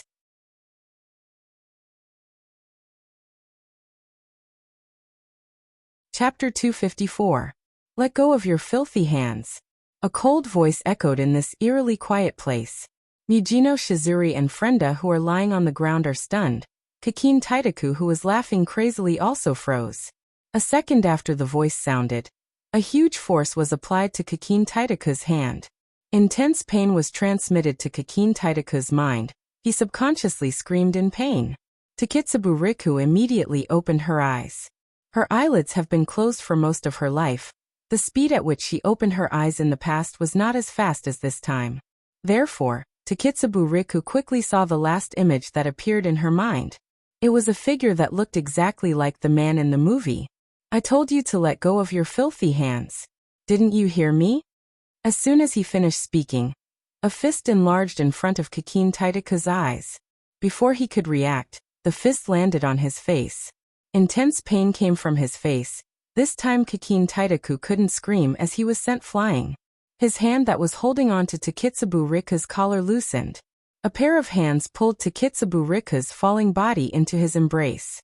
When that unfamiliar yet familiar embrace embraced her body, Takitsubu Riku's heart skipped a beat. Looking at the face that she has only seen 3 times, she actually had the urge to cry. Takitsubu. Frenda. Kinuhata Sai saw the scene of Kakin Taidaku being sent flying. She saw Frenda lying on the ground and Takitsubu Riku being held by Wu Yen. She saw their injuries and couldn't help but scream. Mujino. When the scene of Mujino Shizuri lying on the ground entered Kinuhata Sai's eyes, Kinuhata Sai was stunned. She then ran to Frenda and looked at her and Takitsubu Riku. Are you guys super okay? Kinuhata Sai said worriedly to the two of them. She didn't expect that in the short time she was gone, her 3 companions would suffer such serious injuries. Kinuhata. Frenda weakly called out to Kinuhata Sai, but when she saw the person holding Takitsubu Riki and sending Kakin Taidaku flying with a single punch, she was shocked. It's you. What? Wu Yen looked at the shocked Frenda and said in an annoyed tone. Can't it be me? Why are you here? Frenda asked in a bewildered manner. After all, Wu Yen used to be their enemy. Kinuhata, why are you with him? Before Kinuhata Sai could say anything, Wu Yen hugged Takitsubu Riku even tighter. Looking at Takitsubu Riku, who is staring at him in a daze, he laughed. Of course I am here to save you guys. Save us. Frenda felt like her brain couldn't process what was happening.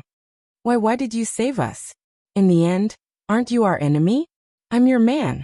Wu Yen didn't hesitate to say this sentence that caused Frenda and Takitsubu Riku's brain to short-circuit. He then ignored the shocked Frenda and Takitsubu Riku and looked forward. It's you. The same sentence came out of Frenda's mouth with shock, but it came out of Kakin Taidaku's mouth with hatred. Covering his face, Kakin Taidaku stood up from the ground and looked at Wu Yen. His eyes were filled with both old and new grudges. The new grudge was naturally Wu Yen sending him flying with 1 punch. As for the old grudge, Kakin Taidaku knew that the man in front of him was Misaka Mikoto's man. Kakin Taidaku, Wu Yen said softly. At the same time, he shoved Takitsubu Riku into Kinuhata Sai's hands and stood up. If I remember correctly, you're the 3rd man. Kakin Taidaku looked at Wu Yen with murderous intent. Whenever Mikoto was mentioned, he couldn't help but feel hatred. Hearing Kakin Taidaku's question, Wu Yen laughed. 3rd man? You seem to have remembered wrongly. I'm the 2nd man now. Kakin Taidaku trembled. The murderous intent in his eyes was like a knife that cut into Wu Yan's body. Obviously, Wu Yen poked Kakin Taidaku's sore spot. Oi oi oi. Frenda yelled at Wu Yen in fear. Are you trying to provoke him or something? You're crazy. Even Mujino couldn't fight back against that guy. Even if you can rate Mujino, you're no match for that guy. Let's just run. Kinuhata Sai and Takitsubu Riku also looked at Wu Yan. Their eyes were filled with worry and fear. They seemed to be thinking of running away too. Wu Yan couldn't help but smile bitterly. Running on the ground is no match for flying in the sky. Besides, there's no need to run. Ignoring Kikin Taitaku's murderous intent, Wu Yan walked to Mujino Shizuri's side and looked at her struggling on the ground. You once again were harmed by your pride. Mujino Shizuri's pupils shrunk and a pained expression flashed through her eyes. She looked at Wu Yan while coughing. Are you here to make fun of me? If you succeed, Wu Yan shook his head. If I want to mock you, I'll have to wait until after this is over. After this is over? Mujino Shizuri smiled bitterly and looked at Kikin Taitaku. Her eyes dimmed. I don't even know if I can keep my life. I'll protect you. Wu Yan's words made Kikin Taitaku laugh. Kinuhata Sai, Takitsubu Riku, and Frenda were stunned. Mujino Shizuri's eyes lit up for a moment before dimming again. You don't understand. This dark matter is not just strong. Wu Yan waved his hand and asked. Just tell me, do you want to live or not? Yes. Mujino Shizuri answered without hesitation. Naturally, no one wants to die if they can live. Mujino Shizuri is the same. That's enough. Wu Yan glanced at Kikin Taitaku and said to Mujino Shizuri. I'll save you, but I want a reward. Mujino Shizuri turned to look at Wu Yan, as if signaling Wu Yan to state his conditions. Wu Yan smiled and looked at Kinuhata Sai, Takitsubu Riku, and Frenda. My reward is your 3 subordinates. Mujino Shizuri was stunned. Takitsubu Riku and Frenda were also stunned. Only Kinuhata Sai cursed silently, and looked at Wu Yan without saying a word. How about it? Looking at the different expressions on the 3 girls, Wu Yan chuckled in a rather pleased manner. He then asked Mujino Shizuri with a smile. Mujino Shizuri's expression kept changing. She's not the type to care about her companions. Even if all of her companions died, she wouldn't shed a single tear or feel sad. However, with Kinuhata Sai, Frenda, and Takitsubu Riku gone, if item doesn't disband, it will be reorganized. But when she saw Kikin Taitaku's figure, Mujino Shizuri's heart trembled. She looked at Wu Yan and said, as long as you can save my life, I have no objections. Mujino. Frenda was stunned. She couldn't believe that she was sold just like that. What followed was a wave of sadness. Frenda has done a lot of things in the past. She didn't expect that this time, it would be her turn to be sold. As for the other 2 girls, it's a completely different story. Kinuhata Sai gnashed her teeth and looked at Wu Yan as if she wanted to take a bite out of him. Takitsubu Riku's eyes flashed with surprise. Can I follow him from now on? All of this, Wu Yan, who thought he only had half of Kinuhata Sai, Takitsubu Riku, and Frenda, didn't know that his battle results have changed from half to 1.5. Now that Mujino Shizuri agreed, Wu Yan couldn't help but smile. His gaze towards Kikin Taitaku also gradually turned cold. An item, other than Aunt Mujino, who is having menopause and throwing tantrums every day. The other 3 are all his favorites. They're all his targets. When he saw Takitsubu Riku and Frenda's miserable state, Wu Yan had already decided to bestow Kikin Taitaku a glorious death.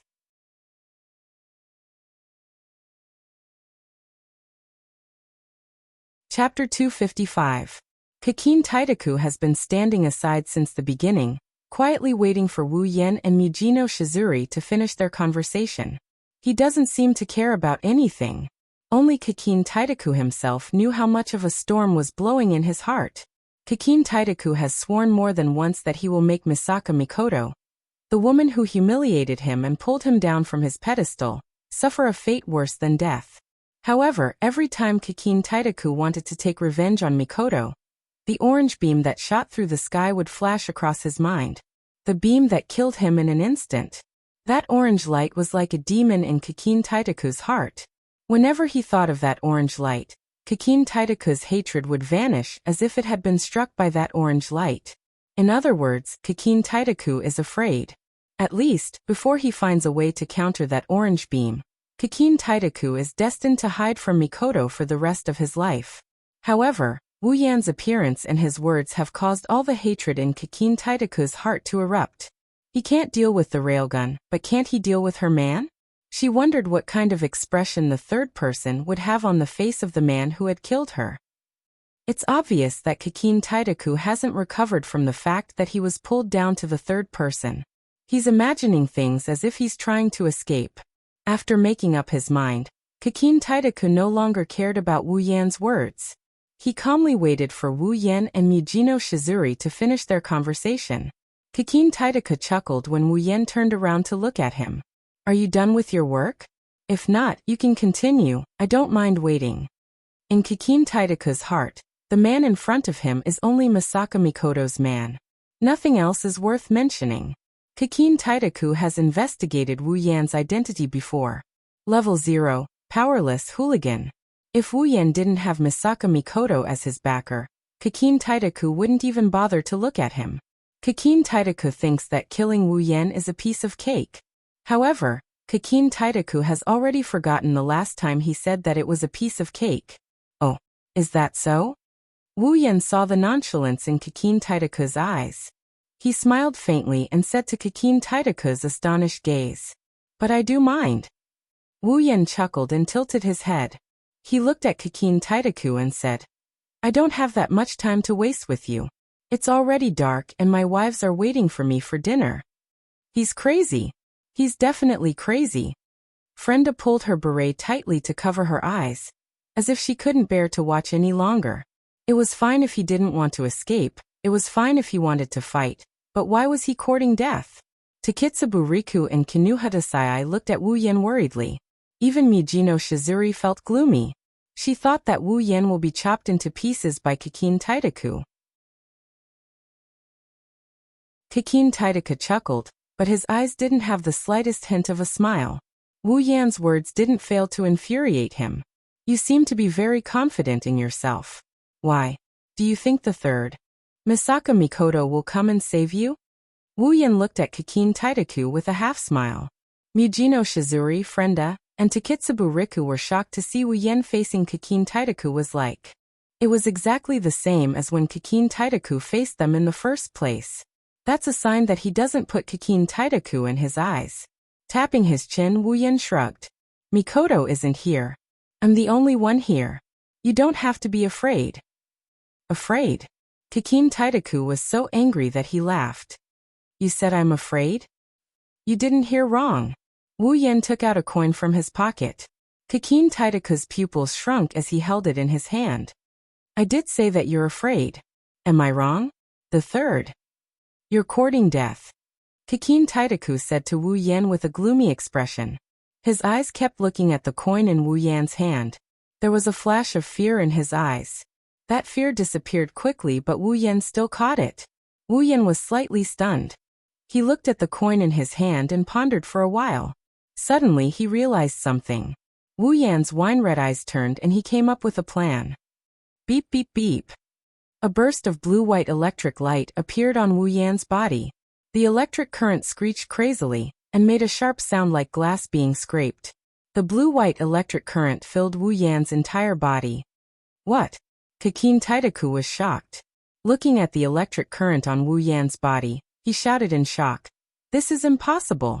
Aren't you a powerless person? Could it be that you're hiding your abilities? If Wu Yan was just a powerless person who hid his ability, Kikin Taidaku wouldn't be so shocked. However, the familiar blue-white electric current and the relationship between Wu Yan and that person made Kikin Taidaku shocked. Looking at Kikin Taidaku's shocked expression, Wu Yan was even more certain of his guess. He tossed the coin in his hand and smiled at Kikin Taidaku. Why are you talking so much nonsense? Kikin Taidaku's face was completely dark. Anger flashed in his eyes. Wu Yan's words made Kikin Taidaku forget about Wu Yan's ability. Kikin Taidaku snorted coldly, flapped his wings, and flew up into the sky. He laughed coldly and said, Is it similar to the railgun? That's an electric power. No wonder the two of you are together, but... Kikin Taidaku looked at Wu Yan and said with a fake smile, You can't use the railgun. Wu Yan's eyes flashed with a strange light. He looked at Kikin Taidaku and didn't say anything. He raised his hand and the electric current on his body flowed towards the coin in Wu Yan's hand. Kakin Taitaka's pupils shrunk when he saw this familiar yet nightmarish scene. He pretended to be calm and told himself that this was impossible. However, what happened next made Kakin Taitaka's handsome face turn green. The coin in his hand glowed white as the electricity flowed through it. It turned into a tiny white. Wu Yan's wine-red eyes turned golden. Kinuhata Sai, Takitsubu Riku, Frenda, and Mujino Shizuri who were watching Wu Yan were stunned. Wu Yan's wine-red eyes were enough to make them suspicious. Now that they turned gold, it was extremely strange. As for Kakin Taitaku, when he saw the token in Wu Yan's hand, he couldn't help but shudder. A sense of dread crept into his heart. He screamed, "Oh no!" in his mind. The next second, the railgun's orange beam shot towards Kakin Taitaku with lightning speed. Kakin Taitaku, Mujino Shizuri, Kinuhata Sai, Takitsubu Riku, and Frenda were all shocked. Super electromagnetic gun. Everyone exclaimed in unison. Instinctively, Kakin Taitaku waved his hand, and 3 layers of dark matter appeared in front of him. Then, he saw the railgun coming towards him, and he dodged to the side like his life depended on it. Wu Yan smiled. If Kakin Taitaku looked closely, he would notice that his railgun was nothing compared to Mikoto's railgun last time. His railgun was not enough to break through Kakin Taitaku's layer of dark matter, let alone 3 layers. There was no need for him to dodge. This proved that Kakin Taitaku was afraid of the railgun.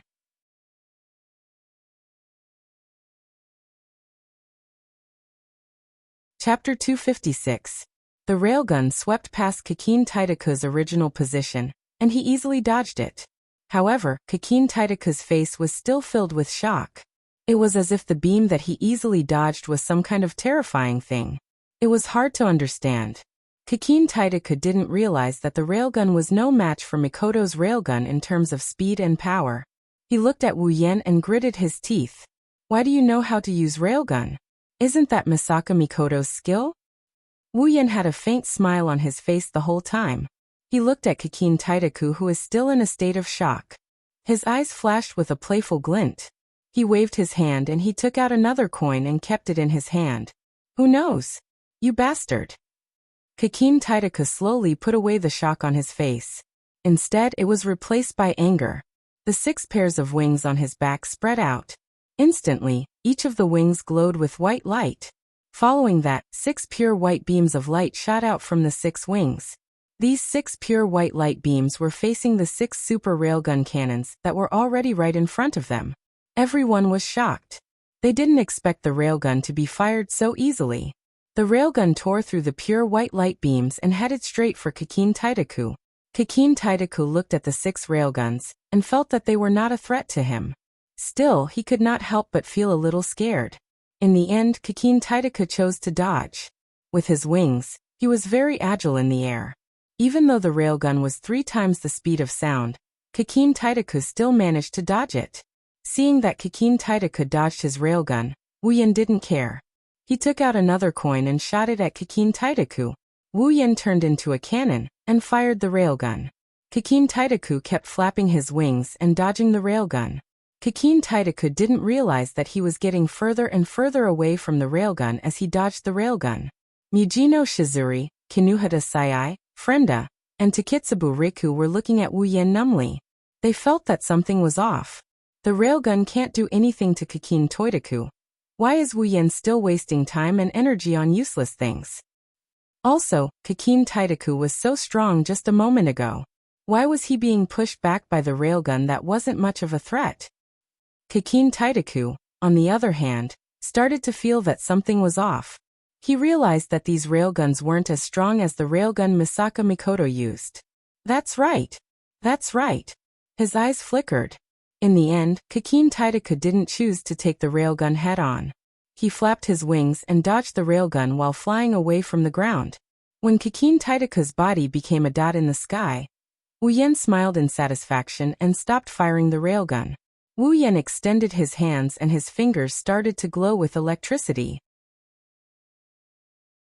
The electricity turned into electricity and under Wu Yan's control, it drilled into the ground. In the next second, small iron particles started to float up from the ground and wrapped around Wu Yan's limbs. Looking at Mijino Shizuri, Kinuhata Sai, Frenda, and Takitsubu Riku, Wu Yen chuckled and said, "Wait here for a bit. It'll be over soon." Ignoring the reactions of the four girls, Wu Yen floated up from the ground and flew towards Kakin Taitaku like a rocket. Kakin Taitaku let out a sigh of relief when he realized that the railgun was no longer firing. However, before he could relax, a figure appeared in front of him like a cannonball. A familiar face appeared in front of him. Kakin Taitaku's expression changed. He didn't expect his opponent to be able to fly. A hand grabbed Kakin Taitaku's collar and threw him even higher into the sky. Kakin T2 was tumbling in the sky. His face was filled with anger. After all, he had been tricked by this guy who he didn't even put in his eyes. Kakin Taitaku steadied himself and spread his 6 wings. White light flashed and a beam of light shot out.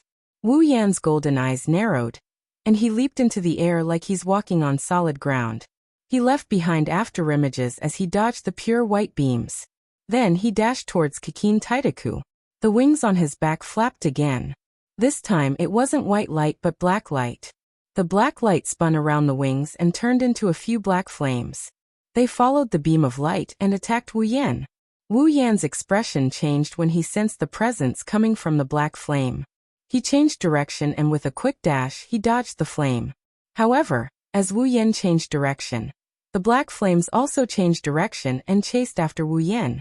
Wu Yan was surprised. Kakin Taitaku laughed coldly, and a mocking smile appeared on his face. It was too easy to add a tracking property to his dark matter. Smell, aura, airflow, all of these could be the target of his dark matter. Wu Yan looked at the sneering Kakin Taitaku, and then he turned to look at the ground. Seeing that he can't see the ground anymore, Wu Yan grinned. The black flames caught up with Wu Yan at an unimaginable speed. Just as it was about to hit Wu Yan, it was entangled by a large amount of electricity. The blue and white electricity collided with the black flames. There was a muffled sound, and then it dissipated into sparks. An acceleration. Wu Yan quickly approached Kakin Taitaku and suddenly stopped. He looked at Kakin Taitaku. His golden eyes were like still water. There was no emotion in them. It was as if he was looking at a person who was about to die. Kakin Taitaku frowned and looked at Wu Yan, who suddenly stopped. He laughed. "What? You don't want to fight anymore? You think you can just let it go like this?"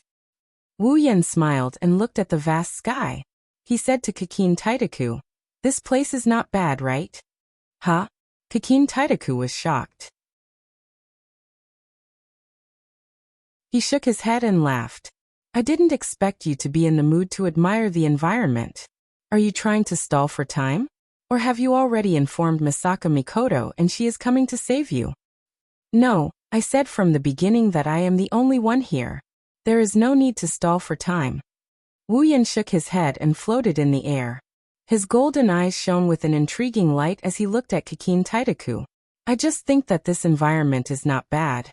If I let you die here." "Die?" Kakin Taitaku chuckled. His laughter got louder and louder. Soon, his laughter echoed in the dark sky. "Are you saying that you want to kill me here? Haha. This is the funniest joke I have ever heard." Kakin Taitaku raised his hands. In the sky, countless black dots appeared around him. They were like black fireflies. They circled around Kakin Taitaku and flowed into his hands. The black dots gathered in Kakin Taitaku's palms. As the black dots flowed in, 2 black balls of light appeared in Kakin Taitaku's hands. Kakin Taitaku raised the 2 black balls of light and laughed. He looked at Wu Yan and said, "I would like to see how you are going to kill me." "You will find out soon enough." A transparent bow appeared in Wu Yan's hands.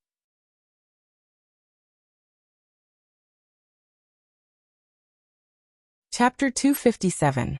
It looks like a pair of black crystal wings. The bow is transparent, but inside it, there is a star-like glow. The first time someone sees it, they will have this thought in their mind. Elegant. Beautiful. Full of charm. Seeing such a beautiful bow for the first time, Kakin Taitaku was stunned. He stared at the elegant bow and couldn't move his eyes away. Even the black ball of light in his hand almost couldn't be maintained. That was the meteor knight that had repeatedly achieved merit. Wu Yan raised the meteor knight and stroked the body of the bow. The meteor knight is beautiful. Even Wu Yan, the owner, has the urge to touch it every day. Wu Yan said to Kakin Taitaku while touching the meteor knight. You know what? Actually, I have a headache when I face you. Kakin Taitaku flinched and he looked away from the meteor shower. He looked at Wu Yan and he coldly sneered. What's the matter? Are you regretting it now? Too bad. Do you think I will let you go? Glancing at Kakin Taitaku, Wu Yan shook his head with a smile. He raised his head and he continued. Your intangible matter can create new substances, not ordinary substances or undiscovered substances, but substances that didn't exist in this world to begin with.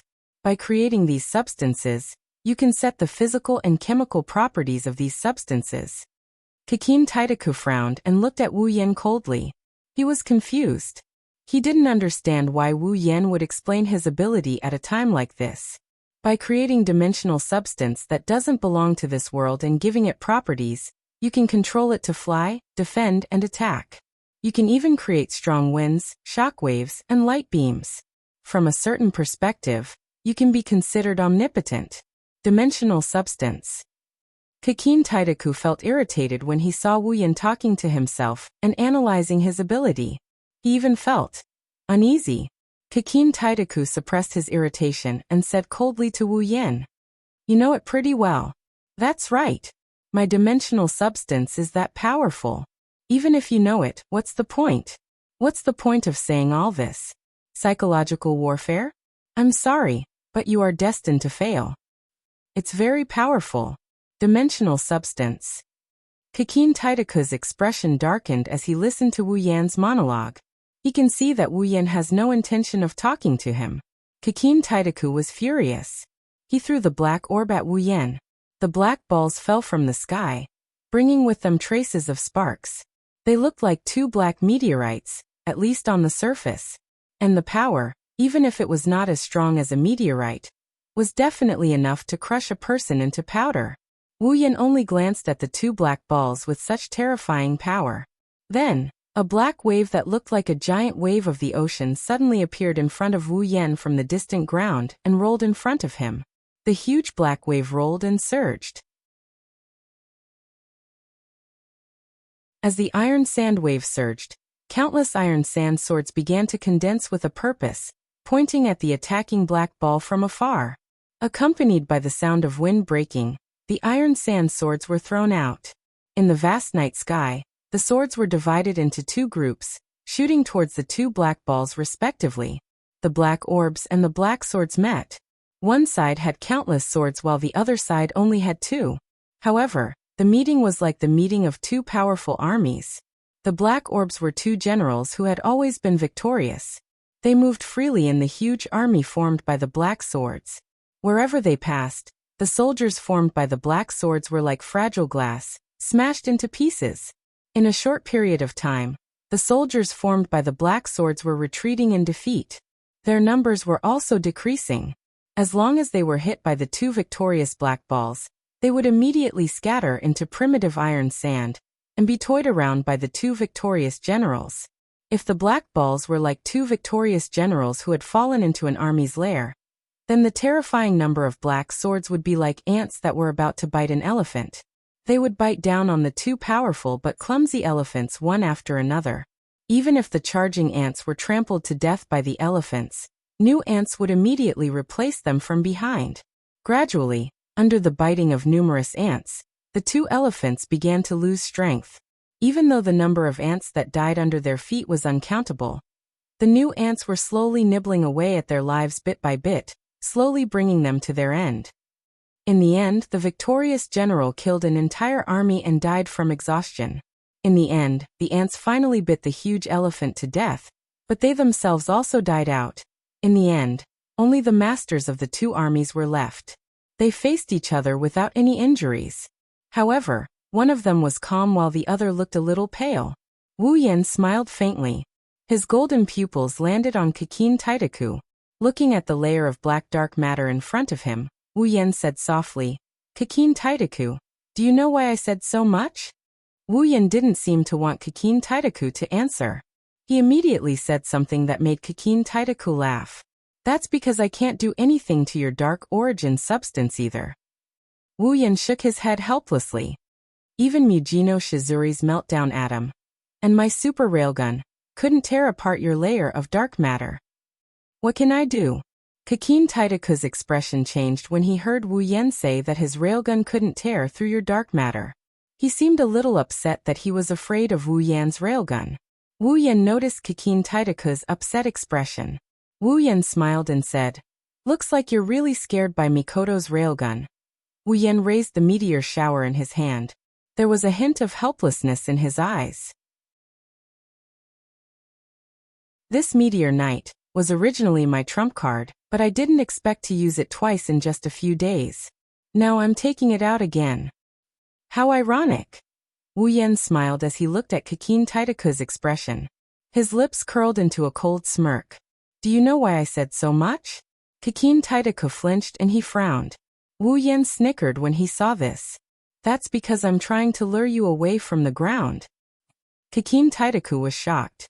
At this moment, he finally realized that under his feet, not far from the layer of dark elemental substance that wrapped around his body, there was a thin layer of iron sand supporting him, slowly lifting him up.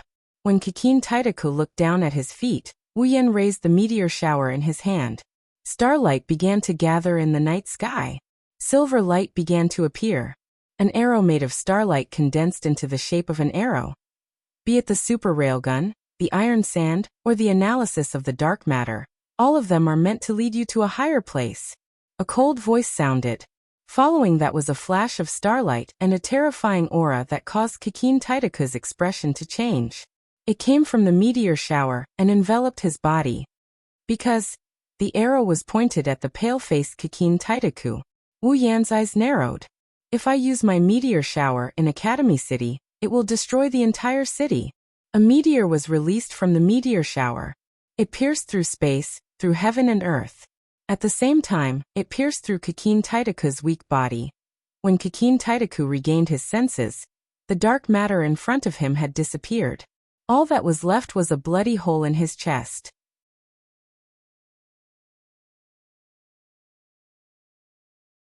Chapter 258. Starlight exploded in the dark night sky. The arrow that turned into a meteor pierced through the sky and shot towards the distant horizon. After an unknown amount of time, a soft sound rang out, and a destructive energy spread out from the distant horizon. It passed through the void, and ripples appeared on the horizon. As the ripples spread out, the clouds in the night sky were like ice cubes placed in high temperature. They were quickly extinguished at a speed visible to the naked eye. The ripples were like waves of fire that swept across the entire sky. In an instant, the temperature of the land seemed to have increased by quite a bit. Under the night sky, Academy City. Countless people stood foolishly on the streets. They lifted their heads and looked at the night sky. The starlight was like a beautiful firework exploding. Even though they were separated by the distance between heaven and earth, the powerful pressure still caused everyone to feel a wave of helplessness in their hearts. In the huge Academy City, the people who raised their heads to look at the night sky were all silent. Everyone looked at each other in dismay, as if they didn't understand what this firework, which was so beautiful that it made people unable to have the heart to appreciate it, was maintaining his shooting posture. Wu Yan looked through the bloody hole in Kakin Taitaku's chest. He looked at the sky where the arrow was shot and felt the familiar power. He slowly put down the meteor shower in his hand. Ugh! Ugh! Kakin Taitaku was like a drowning man. He made a soft sound but his throat didn't have any strength. Kakin Taitaku was like a robot. He slowly lowered his head. The center of his body had already disappeared, but not a single drop of blood flowed out. Inside the huge bloody hole, the surroundings had already been burnt to a crisp, not allowing the liquid in his body to flow out. Kakin Taitaku opened his eyes wide when he saw the bloody hole. He reached out his hand as if he wanted to touch it. An intense pain came from his chest. As if he had only just realized it, Kakin Taitaku looked at Wu Yan who is not far away from him. His mind is filled with pain. Regret flashed through his mind. He regretted that he underestimated his opponent. He regretted that he provoked them. Unfortunately, Wu Yan's system doesn't have an item like the regret potion. Kakin Taitaku couldn't find a potion like this to give him a second chance. Kakin Taitaku's consciousness is fading away. Kakin Taitaku's outstretched hand went from his chest to Wu Yan's position, as if he wanted to grab hold of something. Kakin Taitaku slowly closed his eyes as he lowered his outstretched hand. The wings on Kakin Taitaku's back turned into feathers and scattered. Kakin Taitaku's life force was completely gone. His body was falling down, but before he could fall 1 meter, he was caught by a hand. Wu Yan flipped his hand and the meteor shower disappeared. His golden eyes turned red. Wu Yan wiped the sweat off his forehead and let out a sigh of relief. Wu Yan and Kakin Taitaku were having a good time. Wu Yan was having a good time. It was the opposite. Wu Yan was having a hard time. He could find a way to counter Accelerator's reflection, but Kakin Taitaku's dark matter was just like what Wu Yan said. He couldn't do anything about it. The layer of dark matter that can decompose anything has restricted all of Wu Yan's attacks. Wu Yan couldn't hurt Kakin Taitaku at all. If he didn't have the meteor shower, Wu Yan could only fight to a draw with Kakin Taitaku. Luckily, he had the meteor shower, so he could destroy Kakin Taitaku with brute force like Mikoto. But Wu Yan smiled as he looked at Kakin Taitaku's body. Sure enough, it was a wise decision to exchange for the meteor shower. On the ground, Kinuhata Sai, Frenda, and Takitsubu Riku raised their heads and looked at the beautiful meteor shower in the sky. They were stunned. What happened to that guy? Frenda couldn't find the right words to describe what she saw, so she wisely changed the topic to Wu Yan. Finally, the stunned Kinuhata Sai and Takitsubu Riku woke up. He should be super fine. It's been so long. If that guy was super killed, the dark matter would have returned a long time ago. Takitsubu Riku nodded when she heard Kinuhata Sai's words. She looked at the sky and clenched her fists. After going through the gates of hell, Takitsubu Riku seemed to have changed a lot. Kinuhata Sai and Frenda couldn't pinpoint the exact changes, but they felt that Takitsubu Riku seemed to have become more hardworking. She's no longer the tired and sleepy person she used to be. Instead, she treasured the time she had when her eyes were open. Only Takitsubu Riku herself knew that she didn't just change her appearance. Her heart changed a lot as well. At least, a certain guy who took advantage of the situation and played the hero to save the damsel in distress has made Takitsubu Riku very concerned. Hey Kinuhata, Takitsubu. Frenda suddenly turned to look at Kinuhata Sai and Takitsubu Riku. She asked them sneakily. Should we be like Mijino and run away? Hearing this, Kinuhata Sai and Takitsubu Riku shook their heads without hesitation. Frenda was surprised and asked, why? Kinuhata Sai and Takitsubu Riku choked. They didn't know why, but they just didn't want to run away. Seeing this, Frenda couldn't help but get angry and jumped 2 to 3 meters high. If we don't run away now, when the dark matter returns, we won't be able to escape anymore. As soon as she finished speaking, Frenda saw Kinuhata Sai and Takitsubu Riku's expression change to one of joy as they looked behind her, as if there was something worth being surprised about. Frenda grabbed her beret and said anxiously, why don't you guys say something? Just run with me. Hearing Frenda's words, Kinuhata Sai and Takitsubu Riku retracted their joy and looked at Frenda with a weird expression. There was even a hint of pity in their eyes. Frenda couldn't help but let out a strange, as she looked at Kinuhata Sai and Takitsubu Riku's expression. She didn't know if they were scared out of their wits. Where do you think you're going? Before Frenda could ask, a voice came from behind her, causing her to stiffen. She swallowed the words she was about to say. Swallowing her saliva, Frenda laughed dryly. Hearing that familiar voice, she said embarrassedly, it can't be. Kinuhata Sai and Takitsubu Riku nodded at the same time, confirming one of Frenda's guesses. Cold sweat dripped down Frenda's face. Creaking sounds came from her neck, as if she was a doll. Frenda turned her head with much difficulty, and saw a face with a faint smile. A face with a smile yet not a smile. A face with cold sweat. The two faces looked at each other, and didn't say anything for a long time. After a long while, Frenda smiled brilliantly and tilted her head. Her little fist lightly knocked on her head, and she closed her little eyes. Her tongue also stuck out mischievously, and she let out a cry. Coupled with her beautiful face, she was simply adorable to the extreme. But this move was mercilessly destroyed by a certain someone. He raised his hand and also knocked on Frenda's head. But this time it's not a light, but a heavy one. It's useless to act cute. Thus, a certain creature that was acting cute immediately cried out in pain, covered its head, and used its acting cute skill. With tears hanging from the corners of its eyes, it squatted on the ground.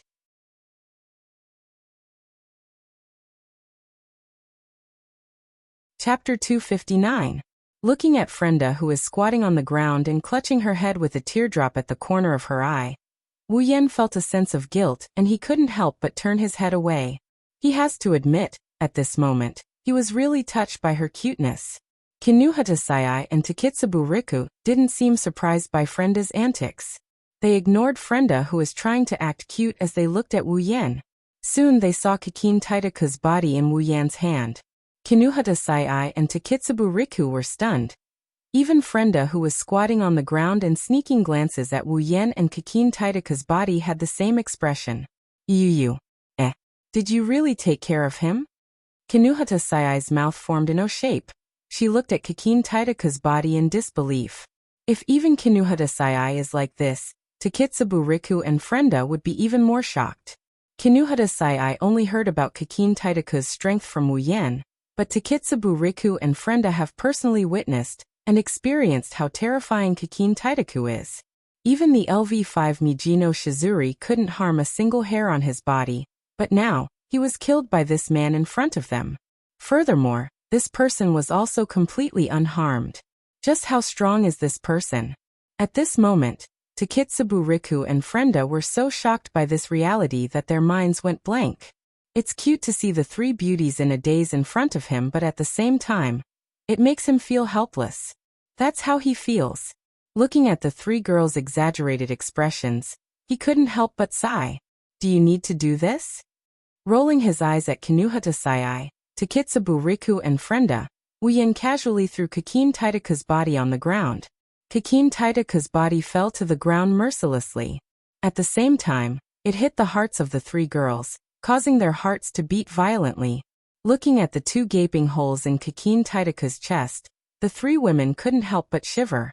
It wasn't that they hadn't seen a crueler death, but how could this be compared? Kakin Taitaku, who killed Mijino Shizuri, was different from those who died in the past. There was no comparison at all. Kinuhatasai, Frenda, and Takitsubu Riku looked at each other. They don't know what kind of expression they should use to face this reality. Wu Yan looked around and frowned. He asked the three girls, "Where is Mijino Shizuri?" The three girls acted like they didn't hear anything. They were still staring at Kakin Taitaka's body, as if they were trying to determine the authenticity of the body with their eyes. Very silly, sighing helplessly, Wu Yan mercilessly gave them a flick on the head. After 3 moans of pain, there were 3 more Mo creatures kneeling on the ground and acting cute. I say, where is Mijino Shizuri? This time, the 3 girls finally heard Wu Yan's words. They looked at each other and finally, Kinuhatasai raised her hand weakly. Mijino, she ran away. Ran away? Wu Yan was stunned. He looked at the 3 girls in shock. When he saw that they didn't seem to be lying, he shrugged helplessly. Seeing this, Frenda smiled embarrassedly. Mijino didn't believe that you could deal with the dark matter. So when you flew away with the dark matter, Mijino took the opportunity to escape. Wu Yan's mouth twitched.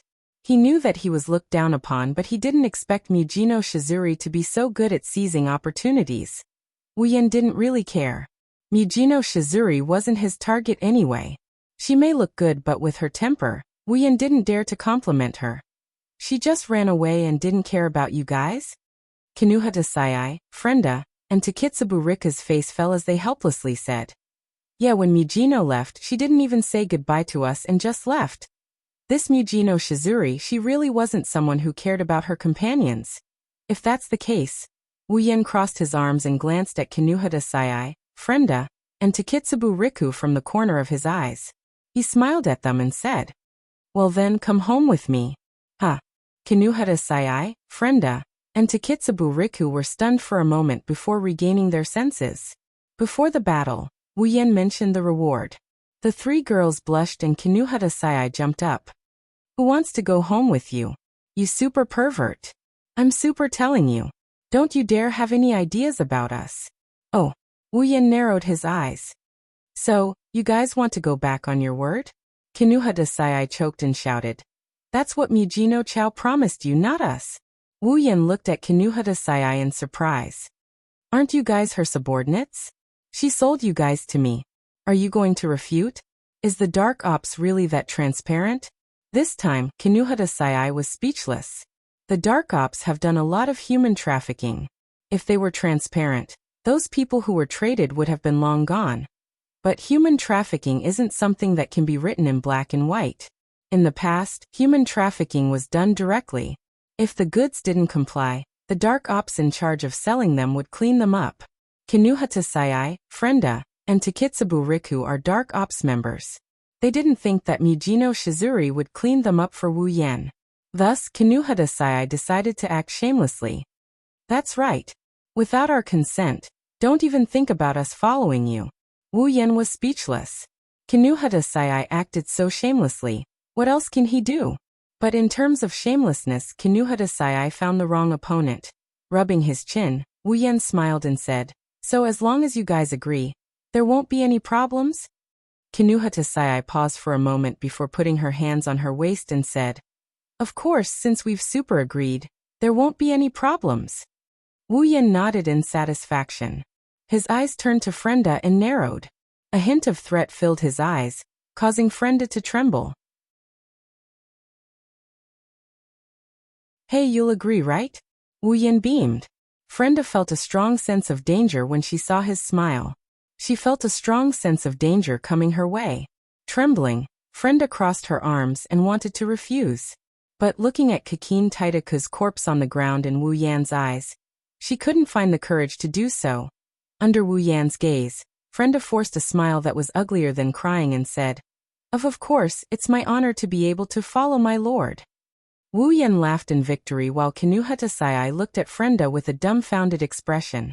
She wanted to cry but no tears came out. How could she forget about this super cowardly girl? Kinuha Desai glared fiercely at Frenda, puffed out her chest and said loudly, Even if Frenda surrenders, Takitsubu and I will never agree. Takitsubu Riku sneaked a glance at Wu Yan and raised her hand weakly. She said timidly, What's wrong? Takitsubu? Kinuha Desai looked at her strangely. Wu Yan and Frenda also looked at her at the same time. Looking at the three pairs of eyes on her, Takitsubu Riku closed her eyes and mustered her courage to say, I also agree. What? Kinuha Desai, Frenda, and even Wu Yan shouted in shock. Kinuha Desai reacted and stomped her feet. Takitsubu, are you super crazy? You super pervert. I'll super eat you up. Takitsubu Riku blushed and glanced at Wu Yan. She lowered her head and didn't say anything. She tapped her fingers together and looked like a shy girl. The three of them were stunned. Is this still the same powerless beauty? You're tuning in to the Li Mei's Sword of Destiny YouTube channel. We're so grateful for your support, and don't forget to subscribe to join us on this incredible journey through captivating stories. Your generosity through donations truly makes a world of difference, as it's the primary source of revenue that allows me to expand and enhance this channel for you. Thank you from the bottom of my heart for being a part of this adventure.